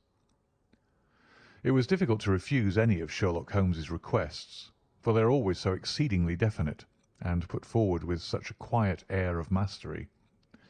I felt, however, that when Whitney was once confined in the cab, my mission was practically accomplished. And for the rest, I could not wish anything better than to be associated with my friend in one of those singular adventures which were the normal condition of his existence. In a few minutes I had written my note, paid Whitney's bill, led him out to the cab, and seen him driven through the darkness. In a very short time a decrepit figure had emerged from the opium den, and I was walking down the street with Sherlock Holmes. For 2 streets he shuffled along with a bent back and an uncertain foot. Then, glancing quickly round, he straightened himself out and burst into a hearty fit of laughter. "I suppose, Watson," said he, "that you imagine that I have added opium smoking to cocaine injections, and all the other little weaknesses on which you have favoured me with your medical views." "I was certainly surprised to find you there." "But not more so than I to find you." "I came to find a friend." "And I to find an enemy." "An enemy?" "Yes, one of my natural enemies, or shall I say, my natural prey. Briefly, Watson, I am in the midst of a very remarkable inquiry, and I have hoped to find a clue in the incoherent ramblings of these sots, as I have done before now. Had I been recognised in that den, my life would not have been worth an hour's purchase, for I have used it before now for my own purposes, and the rascally Lascar who runs it has sworn to have vengeance upon me. There is a trapdoor at the back of that building near the corner of Paul's Wharf, which could tell some strange tales of what has passed through it upon the moonless nights." "What? You don't mean bodies?" "Aye, bodies, Watson. We should be rich men if we had £1,000 for every poor devil who's been done to death in that den. It is the vilest murder trap on the whole riverside, and I fear that Neville St. Clair has entered it never to leave it more. but our trap should be here. He put his two forefingers between his teeth and whistled shrilly, a signal which was answered by a similar whistle from the distance, followed shortly by the rattle of wheels and the clink of horses' hoofs. "Now, Watson," said Holmes, as a tall dog-cart dashed up through the gloom, throwing out two golden tunnels of yellow light from its side lanterns. "You'll come with me, won't you?" "If I can be of use." "Oh, a trusty comrade is always of use, and a chronicler still more so. My room at the Cedars is a double-bedded one." "The Cedars?" "Yes, that is Mr. St. Clair's house. I am staying there while I conduct the inquiry." "Where is it, then?" "Near Lee, in Kent. We have a 7-mile drive before us." "But I'm all in the dark." "Of course you are. You'll know all about it presently. Jump up here. All right, John, we shall not need you. Here's £half-a-crown. Look out for me tomorrow about 11. Give her head. So long, then." He flicked the horse with his whip, and we dashed away through the endless succession of sombre and deserted streets, which widened gradually until we were flying across a broad balustraded bridge, with the murky river flowing sluggishly beneath us. Beyond lay another dull wilderness of bricks and mortar, its silence broken only by the heavy, regular footfall of the policeman, or the songs and shouts of some belated party of revellers. A dull wrack was drifting slowly across the sky, and a star or two twinkled dimly here and there through the rifts of the clouds. Holmes drove in silence, with his head sunk upon his breast, and the air of a man who is lost in thought, while I sat beside him, curious to learn what this new quest might be which seemed to tax his powers so sorely, and yet afraid to break in upon the current of his thoughts. We had driven several miles, and were beginning to get to the fringe of the belt of suburban villas, when he shook himself, shrugged his shoulders, and lit up his pipe with the air of a man who has satisfied himself that he is acting for the best. "You have a grand gift of silence, Watson," said he. "It makes you quite invaluable as a companion. Upon my word, it is a great thing for me to have someone to talk to, for my own thoughts are not over pleasant. I was wondering what I should say to this dear little woman to-night when she meets me at the door." "You forget that I know nothing about it." "I shall just have time to tell you the facts of the case before we get to Lee. It seems absurdly simple, and yet somehow I can get nothing to go upon. There's plenty of thread, no doubt, but I can't get the end of it into my hand. Now, I'll state the case clearly and concisely to you, Watson, and maybe you can see a spark where all is dark to me." "Proceed, then." Some years ago, to be definite, in May, 1884, there came to Lee a gentleman, Neville St. Clair by name, who appeared to have plenty of money. He took a large villa, laid out the grounds very nicely, and lived generally in good style.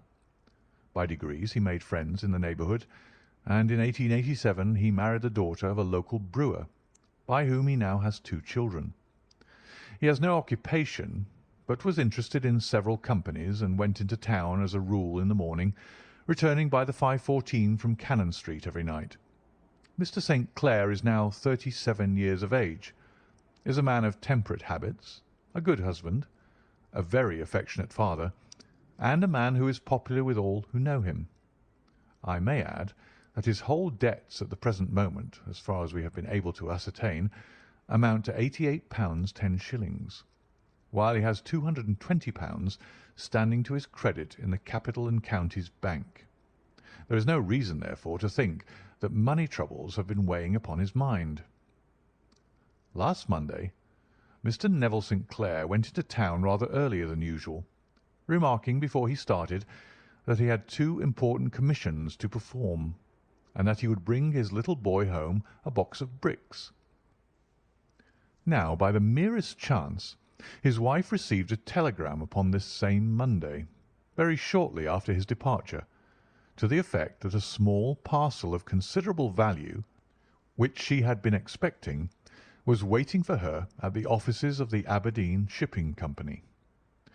Now, if you are well up in your London, you will know that the office of the company is in Fresno Street, which branches out of Upper Swandam Lane, where you found me tonight. Mrs. St. Clair had her lunch, started for the city, did some shopping, proceeded to the company's office, got her packet, and found herself at exactly 4:35 walking through Swandam Lane on her way back to the station. Have you followed me so far? It is very clear. If you remember, Monday was an exceedingly hot day, and Mrs. St. Clair walked slowly, glancing about in the hope of seeing a cab, as she did not like the neighbourhood in which she found herself. While she was walking in this way down Swandam Lane, she suddenly heard an ejaculation or cry, and was struck cold to see her husband looking down at her and, as it seemed to her, beckoning to her from a second-floor window. The window was open, and she distinctly saw his face, which she described as being terribly agitated. He waved his hands frantically to her, and then vanished from the window so suddenly that it seemed to her that he had been plucked back by some irresistible force from behind. One singular point which struck her quick feminine eye was that although he wore some dark coat, such as he had started to town in, he had on neither collar nor necktie. Convinced that something was amiss with him, she rushed down the steps, for the house was none other than the opium den in which you found me tonight, and running through the front room, she attempted to ascend the stairs which led to the first floor. At the foot of the stairs, however, she met this Lascar scoundrel of whom I have spoken, who thrust her back and, aided by a Dane, who acts as assistant there, pushed her out into the street. Filled with the most maddening doubts and fears, she rushed down the lane, and by rare good fortune met in Fresno Street a number of constables with an inspector, all on their way to their beat. The inspector and two men accompanied her back, and in spite of the continued resistance of the proprietor, they made their way to the room in which Mr. St. Clair had last been seen. There was no sign of him there. In fact, in the whole of that floor there was no one to be found save a crippled wretch of hideous aspect, who it seems made his home there. Both he and the Lascar stoutly swore that no one else had been in the front room during the afternoon. So determined was their denial that the inspector was staggered, and had almost come to believe that Mrs. St. Clair had been deluded, when with a cry she sprang at a small deal box which lay upon the table and tore the lid from it. Out there fell a cascade of children's bricks. It was the toy which he had promised to bring home. This discovery, and the evident confusion which the cripple showed, made the inspector realize that the matter was serious. The rooms were carefully examined, and results all pointed to an abominable crime. The front room was plainly furnished as a sitting-room, and led into a small bedroom which looked out upon the back of one of the wharves. Between the wharf and the bedroom window is a narrow strip which is dry at low tide, but is covered at high tide with at least 4½ feet of water. The bedroom window was a broad one, and opened from below. On examination, traces of blood were to be seen upon the window-sill, and several scattered drops were visible upon the wooden floor of the bedroom. Thrust away behind a curtain in the front room were all the clothes of Mr. Neville St. Clair, with the exception of his coat. His boots, his socks, his hat, and his watch, all were there. There were no signs of violence upon any of these garments, and there were no other traces of Mr. Neville St. Clair. Out of the window he must apparently have gone, for no other exit could be discovered, and the ominous bloodstains upon the sill gave little promise that he could save himself by swimming, for the tide was at its very highest at the moment of the tragedy. And now, as to the villains who seemed to be immediately implicated in the matter. The Lascar was known to be a man of the vilest antecedents, but as, by Mrs. St. Clair's story, he was known to have been at the foot of the stair within a very few seconds of her husband's appearance at the window, He could hardly have been more than an accessory to the crime.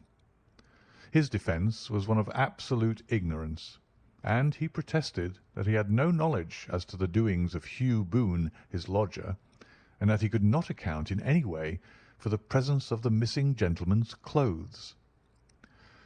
So much for the Lascar manager. Now for the sinister cripple who lives upon the second floor of the opium den, and who was certainly the last human being whose eyes rested upon Neville St. Clair. His name is Hugh Boone, and his hideous face is one which is familiar to every man who goes much to the city. He is a professional beggar, though in order to avoid the police regulations he pretends to a small trade in wax vestas. Some little distance down Threadneedle Street, upon the left-hand side, there is, as you may have remarked, a small angle in the wall. Here it is that this creature takes his daily seat, cross-legged, with his tiny stock of matches on his lap, and as he is a piteous spectacle, a small rain of charity descends into the greasy leather cap which lies upon the pavement beside him. I have watched the fellow more than once before ever I thought of making his professional acquaintance, and I have been surprised at the harvest which he has reaped in a short time. His appearance, you see, is so remarkable that no one can pass him without observing him.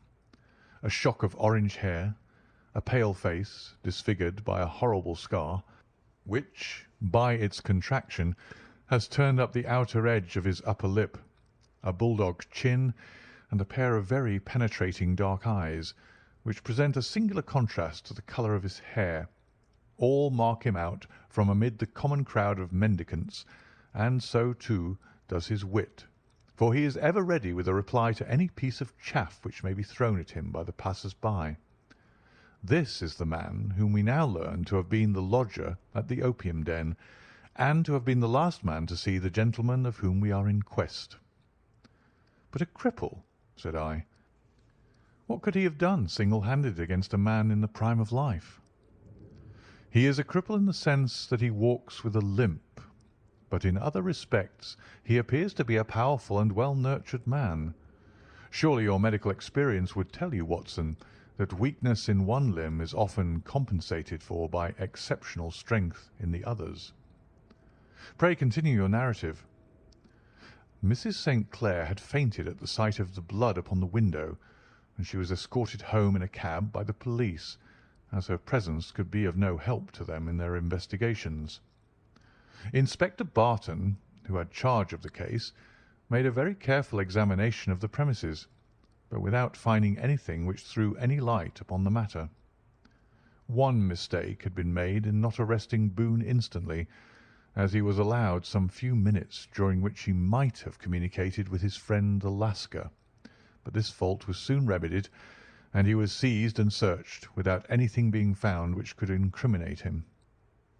There were, it is true, some blood stains upon his right shirt sleeve, but he pointed to his ring finger, which had been cut near the nail, and explained that the bleeding came from there, adding that he had been to the window not long before, and that the stains which had been observed there came doubtless from the same source.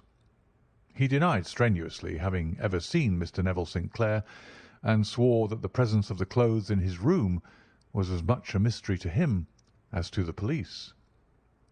As to Mrs. St. Clair's assertion that she had actually seen her husband at the window, he declared that she must have been either mad or dreaming.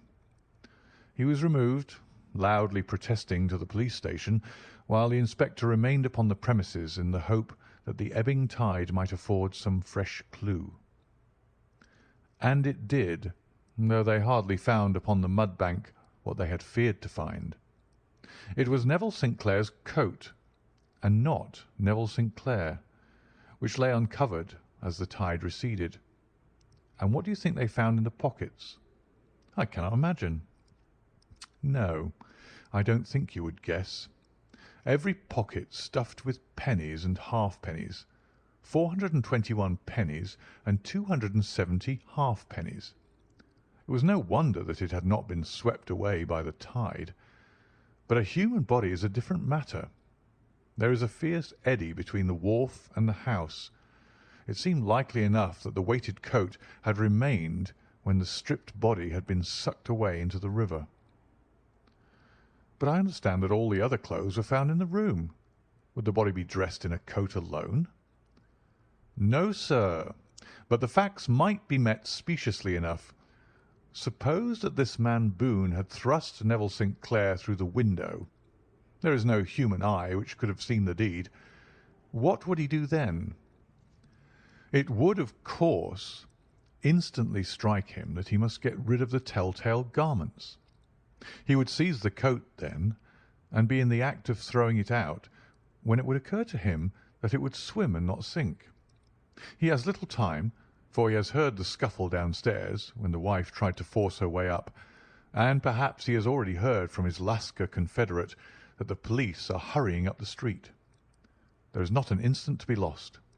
He rushes to some secret hoard where he has accumulated the fruits of his beggary, and he stuffs all the coins upon which he can lay his hands into the pockets to make sure of the coat's sinking.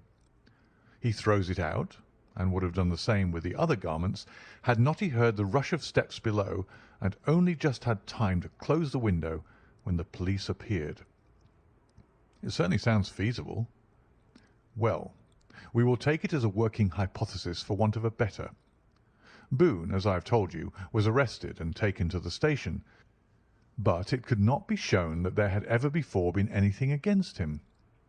He had for years been known as a professional beggar, but his life appeared to have been a very quiet and innocent one. There the matter stands at present, and the questions which have to be solved, what Neville St. Clair was doing in the opium den, what happened to him when there, where is he now, and what Hugh Boone had to do with his disappearance, are all as far from a solution as ever. I confess that I cannot recall any case within my experience which looked at the first glance so simple, and yet which presented such difficulties. While Sherlock Holmes had been detailing this singular series of events, we had been whirling through the outskirts of the great town until the last straggling houses had been left behind, and we rattled along with a country hedge upon either side of us. Just as he finished, however, we drove through two scattered villages, where a few lights still glimmered in the windows. "We are on the outskirts of Lee," said my companion. "We have touched on 3 English counties in our short drive, starting in Middlesex, passing over an angle of Surrey, and ending in Kent. See that light among the trees? That is the Cedars, and beside that lamp sits a woman whose anxious ears have already, I have little doubt, caught the clink of our horses' feet." "But why are you not conducting the case from Baker Street?" I asked. "Because there are many inquiries which must be made out here. Mrs. St. Clair has most kindly put 2 rooms at my disposal, and you may rest assured that she will have nothing but a welcome for my friend and colleague. I hate to meet her, Watson, when I have no news of her husband. Here we are. Whoa there! Whoa!" We had pulled up in front of a large villa which stood within its own grounds. A stable boy had run out to the horse's head, and springing down, I followed Holmes up the small, winding gravel drive which led to the house. As we approached, the door flew open, and a little blonde woman stood in the opening, clad in some sort of light mousseline de soie, with a touch of fluffy pink chiffon at her neck and wrists. She stood with her figure outlined against the flood of light, one hand upon the door, one half raised in her eagerness, her body slightly bent, her head and face protruded, with eager eyes and parted lips, a standing question.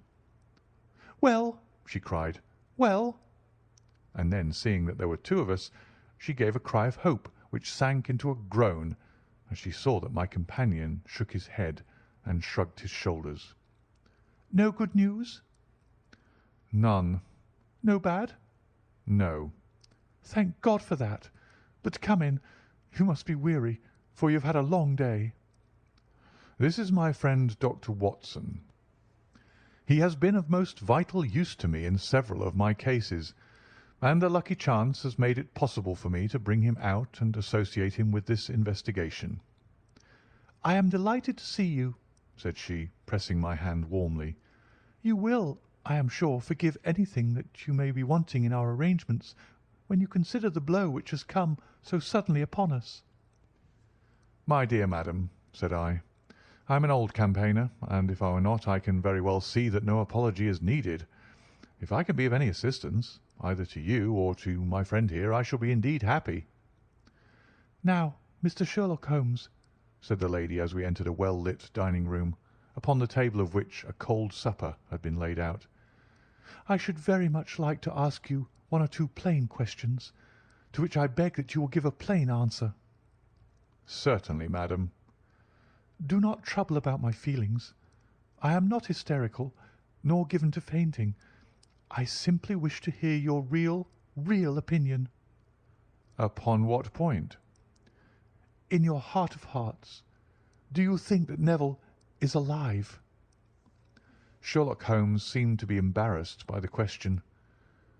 "Frankly now," she repeated, standing upon the rug and looking keenly down at him as he leaned back in a basket chair. "Frankly, then, madam, I do not." "You think that he is dead?" "I do." "Murdered?" "I don't say that. Perhaps." "And on what day did he meet his death?" "On Monday." "Then perhaps, Mr. Holmes, you will be good enough to explain how it is that I have received a letter from him to-day." Sherlock Holmes sprang out of his chair as if he had been galvanized. "What?" he roared. "Yes, to-day." She stood smiling, holding up a little slip of paper in the air. "May I see it?" "Certainly." He snatched it from her in his eagerness, and smoothing it out upon the table, he drew over the lamp and examined it intently. I had left my chair and was gazing at it over his shoulder. The envelope was a very coarse one, and was stamped with the Gravesend postmark, and with the date of that very day, or rather of the day before, for it was considerably after midnight. "Coarse writing," murmured Holmes. "Surely this is not your husband's writing, madam?" "No, but the enclosure is." "I perceive also that whoever addressed the envelope had to go and inquire as to the address." "How can you tell that?" "The name, you see, is in perfectly black ink, which has dried itself. The rest is of the greyish colour, which shows that blotting paper had been used. If it had been written straight off and then blotted, none would be of a deep black shade. This man has written the name, and there has then been a pause before he wrote the address, which can only mean that he was not familiar with it. It is, of course, a trifle, but there is nothing so important as trifles. Let us now see the letter. Ha! There has been an enclosure here." "Yes, there was a ring, his signet ring." "And you are sure that this is your husband's hand?" "One of his hands." "One?" "His hand when he wrote hurriedly. It is very unlike his usual writing, and yet I know it well." "Dearest, do not be frightened. All will come well. There is a huge error which it may take some little time to rectify. Wait in patience. Neville." Written in pencil upon the fly-leaf of a book, octavo size, no watermark. Posted to-day in Gravesend by a man with a dirty thumb. Ha! And the flap has been gummed, if I am not very much in error, by a person who had been chewing tobacco. "And you have no doubt that it is your husband's hand, madam?" "None. Neville wrote those words." "And they were posted to-day at Gravesend. Well, Mrs. St. Clair, the clouds lighten, though I should not venture to say that the danger is over." "But he must be alive, Mr. Holmes." "Unless this is a clever forgery to put us on the wrong scent. The ring, after all, proves nothing. It may have been taken from him." No, it is his very own writing." "Very well. It may, however, have been written on Monday and only posted to-day." "That is possible."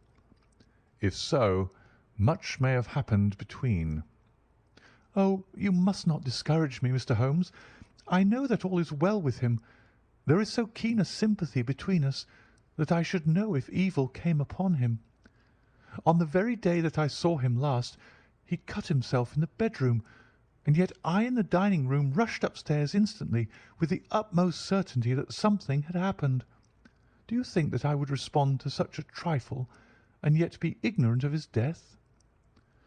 "I have seen too much to know that the impression of a woman may be more valuable than the conclusion of an analytical reasoner. And in this letter you certainly have a very strong piece of evidence to corroborate your view. But if your husband is alive and able to write letters, why should he remain away from you?" "I cannot imagine. It is unthinkable." "And on Monday he made no remarks before leaving you?" "No." "And you were surprised to see him in Swandam Lane?" "Very much so." "Was the window open?" "Yes." "Then he might have called to you?" "He might." "He only, as I understand, gave an inarticulate cry?" "Yes." "A call for help, you thought?" "Yes, he waved his hands." "But it might have been a cry of surprise. Astonishment at the unexpected sight of you might cause him to throw up his hands." "It is possible." "And you thought he was pulled back?" "He disappeared so suddenly." "He might have leapt back. You did not see anyone else in the room?" "No, but this horrible man confessed to having been there, and the Lascar was at the foot of the stairs." "Quite so. Your husband, as far as you could see, had his ordinary clothes on?" "But without his collar or tie. I distinctly saw his bare throat." "Had he ever spoken of Swandam Lane?" "Never." "Had he ever showed any signs of having taken opium?" "Never." "Thank you, Mrs. St. Clair. Those are the principal points about which I wish to be absolutely clear. We shall now have a little supper and then retire, for we may have a very busy day to-morrow." A large and comfortable double-bedded room had been placed at our disposal, and I was quickly between the sheets, for I was weary after my night of adventure. Sherlock Holmes was a man, however, who, when he had an unsolved problem upon his mind, would go for days and even a week without rest, turning it over, rearranging his facts, looking at it from every point of view until he had either fathomed it or convinced himself that his data were insufficient. It was soon evident to me that he was now preparing for an all-night sitting. He took off his coat and waistcoat, put on a large blue dressing-gown, and then wandered about the room, collecting pillows from his bed and cushions from the sofa and armchairs. With these he constructed a sort of Eastern divan, upon which he perched himself cross-legged, with an ounce of shag tobacco and a box of matches laid out in front of him. In the dim light of the lamp I saw him sitting there, an old briar pipe between his lips, his eyes fixed vacantly upon the corner of the ceiling, the blue smoke curling up from him, silent, motionless, with the light shining upon his strong-set aquiline features. So he sat as I dropped off to sleep, and so he sat when a sudden ejaculation caused me to wake up, and I found the summer sun shining into the apartment. The pipe was still between his lips, the smoke still curled upward, and the room was full of a dense tobacco haze, but nothing remained of the heap of shag which I had seen upon the previous night. "Awake, Watson?" he asked. "Yes." "Game for a morning drive?" "Certainly." "Then dress. No one is stirring yet, but I know where the stable boy sleeps, and we shall soon have the trap out."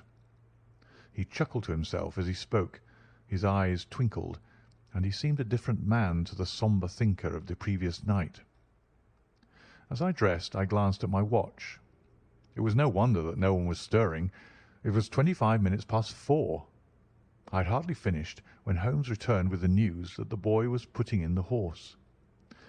"I want to test a little theory of mine," said he, pulling on his boots. "I think, Watson, that you are now standing in the presence of one of the most absolute fools in Europe. I deserve to be kicked from here to Charing Cross, but I think I have the key of the affair now." "And where is it?" I asked, smiling. "In the bathroom," he answered. "Oh, yes, I am not joking," he continued, seeing my look of incredulity. "I have just been there, and I have taken it out, and I have got it in this Gladstone bag. Come on, my boy, and we shall see whether it will not fit the lock." We made our way downstairs as quietly as possible and out into the bright morning sunshine. In the road stood our horse and trap, with the half-clad stable-boy waiting at the head. We both sprang in, and away we dashed down the London road.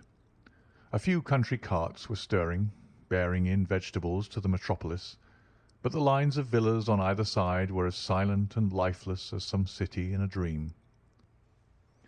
"It has been in some points a singular case," said Holmes, flicking the horse on into a gallop. "I confess that I have been as blind as a mole, but it is better to learn wisdom late than never to learn it at all." In town the earliest risers were just beginning to look sleepily from their windows as we drove through the streets of the Surrey side. Passing down the Waterloo Bridge Road, we crossed over the river, and dashing up Wellington Street, wheeled sharply to the right and found ourselves in Bow Street. Sherlock Holmes was well known to the force, and the two constables at the door saluted him. One of them held the horse's head, while the other led us in.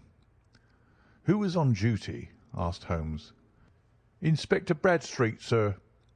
"Ah, Bradstreet. How are you?" A tall, stout official had come down the stone-flagged passage in a peaked cap and frogged jacket. "I wish to have a quiet word with you, Bradstreet." "Certainly, Mr. Holmes. Step into my room here." It was a small office-like room with a huge ledger upon the table and a telephone projecting from the wall. The inspector sat down at his desk. "What can I do for you, Mr. Holmes?" "I called about that beggarman Boone, the one who was charged with being concerned in the disappearance of Mr. Neville St. Clair of Lee." "Yes, he was brought up and remanded for further inquiries." "So I heard. You have him here?" "In the cells." "Is he quiet?" Oh, he gives no trouble, but he is a dirty scoundrel." "Dirty?" "Yes, it's all we can do to make him wash his hands, and his face is as black as a tinker's. Well, once his case has been settled, he'll have a regular prison bath, and I think, if you saw him, you'd agree with me that he needed it." "I should like to see him very much." "Would you? That's easily done. Come this way. You can leave your bag." "No, I think that I'll take it." "Very good. Come this way, if you please." He led us down a passage, opened a barred door, passed down a winding stair, and brought us to a whitewashed corridor with a line of doors on each side. "The third on the right is his," said the inspector. "Here it is." He quietly shot back a panel in the upper part of the door and glanced through. "He is asleep," said he. "You can see him very well." We both put our eyes to the grating. The prisoner lay with his face towards us, in a very deep sleep, breathing slowly and heavily. He was a middle-sized man, coarsely clad as becoming his calling, with a coloured shirt protruding through the rent in his tattered coat. He was, as the inspector had said, extremely dirty, but the grime which covered his face could not conceal its repulsive ugliness. A broad wheal from an old scar ran right across it from eye to chin, and by its contraction had turned up one side of the upper lip, so that 3 teeth were exposed in a perpetual snarl. A shock of very bright red hair grew low over his eyes and forehead. "He's a beauty, isn't he?" said the inspector. "He certainly needs a wash," remarked Holmes. "I had an idea that he might, and I took the liberty of bringing the tools with me." He opened the Gladstone bag as he spoke, and took out, to my astonishment, a very large bath sponge. He, you are a funny one," chuckled the inspector. "Now, if you'll have the great goodness to open that door very quietly, we'll soon make him cut a much more respectable figure." "Well, I don't know why not," said the inspector. "He doesn't look a credit to the Bow Street cells, does he?" He slipped his key into the lock, and we all very quietly entered the cell. The sleeper half turned and then settled down once more into a deep slumber. Holmes stooped to the water jug, moistened his sponge, and then rubbed it twice vigorously across and down the prisoner's face. "Let me introduce you," he shouted, "to Mr. Neville St. Clair of Lee, in the county of Kent." Never in my life have I seen such a sight. The man's face peeled off under the sponge like the bark from a tree. Gone was the coarse brown tint. Gone, too, was the horrid scar which had seamed it across and the twisted lip which had given the repulsive sneer to the face. A twitch brought away the tangled red hair, and there, sitting up in his bed, was a pale, sad-faced, refined-looking man, black-haired and smooth-skinned, rubbing his eyes and staring about him with sleepy bewilderment. Then suddenly, realizing the exposure, he broke into a scream and threw himself down with his face to the pillows. "Great heavens!" cried the inspector. "It is indeed the missing man. I know him from the photograph." The prisoner turned with the reckless air of a man who abandons himself to his destiny. "Be it so," said he. "And pray, what am I charged with?" "With making away with Mr. Neville St.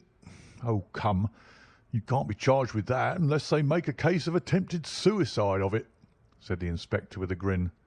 "Well, I've been 27 years in the force, but this really takes the cake." "If I am Mr. Neville St. Clair, then it is obvious that no crime has been committed, and that therefore I am illegally detained."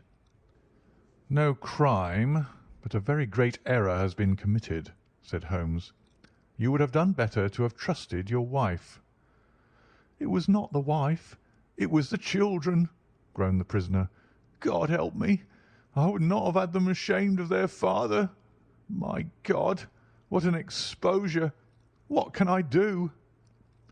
Sherlock Holmes sat down beside him on the couch and patted him kindly on the shoulder. "If you leave it to a court of law to clear the matter up," said he, "of course you can hardly avoid publicity.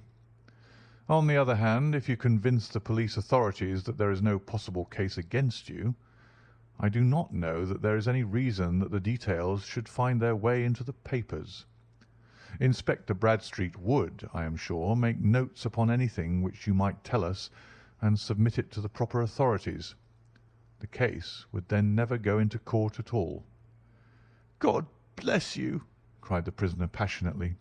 "I would have endured imprisonment, aye, even execution, rather than have left my miserable secret as a family blot to my children. You are the first who have ever heard my story. My father was a schoolmaster in Chesterfield, where I received an excellent education. I travelled in my youth, took to the stage, and finally became a reporter on an evening paper in London. One day my editor wished to have a series of articles upon begging in the metropolis, and I volunteered to supply them. There was the point from which all my adventures started. It was only by trying begging as an amateur that I could get the facts upon which to base my articles. When an actor, I had of course learned all the secrets of making up and had been famous in the green room for my skill. I took advantage now of my attainments. I painted my face, and to make myself as pitiable as possible, I made a good scar and fixed one side of my lip in a twist by the aid of a small slip of flesh-coloured plaster.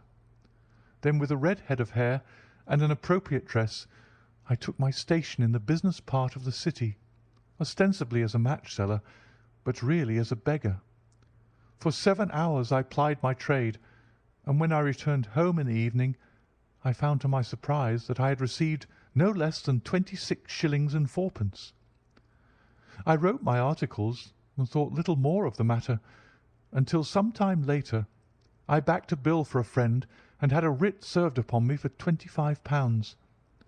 I was at my wits' end where to get the money, but a sudden idea came to me. I begged a fortnight's grace from the creditor, asked for a holiday from my employers, and spent the time in begging in the city under my disguise. In 10 days I had the money and had paid the debt.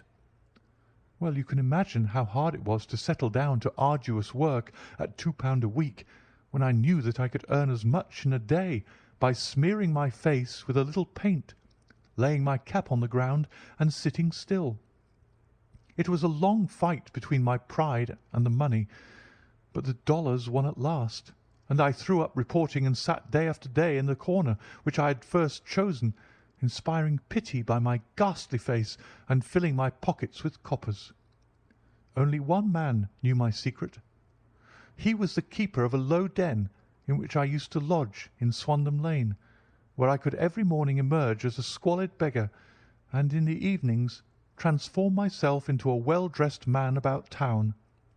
This fellow, a Lascar, was well paid by me for his rooms, so that I knew that my secret was safe in his possession. Well, very soon I found that I was saving considerable sums of money. I do not mean that any beggar in the streets of London could earn £700 a year, which is less than my average takings, but I had exceptional advantages in my power of making up, and also in a facility of repartee, which improved my practice and made me quite a recognised character in the city. All day a stream of pennies, varied by silver, poured in upon me, and it was a very bad day in which I failed to take £2. As I grew richer, I grew more ambitious, took a house in the country, and eventually married without anyone having a suspicion as to my real occupation. My dear wife knew that I had business in the city. She little knew what. Last Monday I had finished for the day and was dressing in my room above the opium den, when I looked out of my window and saw to my horror and astonishment that my wife was standing in the street with her eyes fixed full upon me. I gave a cry of surprise, threw up my arms to cover my face, and rushing to my confidant, the Lascar, entreated him to prevent anyone from coming up to me. I heard her voice downstairs, but I knew that she could not ascend.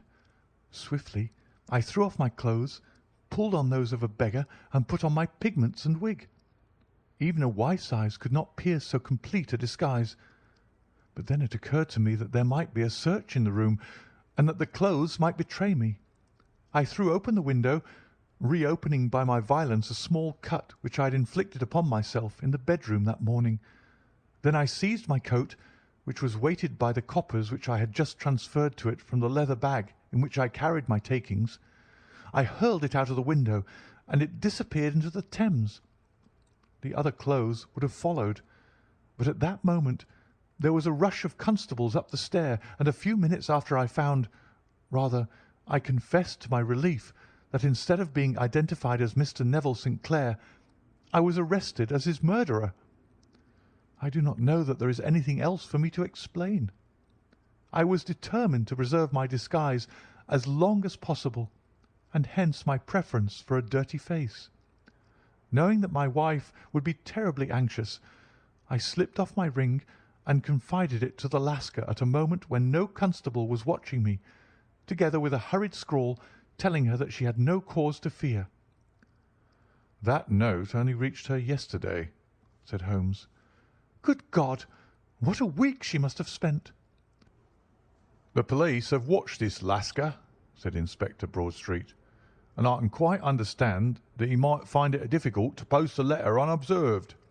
Probably he handed it to some sailor customer of his who forgot all about it for some days." "That was it," said Holmes, nodding approvingly. "I have no doubt of it. But have you never been prosecuted for begging?" Many times, but what was a fine to me? "It must stop here, however," said Broadstreet. "If the police are to hush this thing up, there must be no more of Hugh Boone." I have sworn it by the most solemn oaths which a man can take. "In that case, I think that it is probable that no further steps may be taken. But if you are found again, then all must come out. I am sure, Mr. Holmes, that we are very much indebted to you for having cleared the matter up. I wish I knew how you reached your results." "I reached this one," said my friend, "by sitting upon 5 pillows and consuming an ounce of shag. I think, Watson, that if we drive to Baker Street, we shall just be in time for breakfast. End of The Man with the Twisted Lip.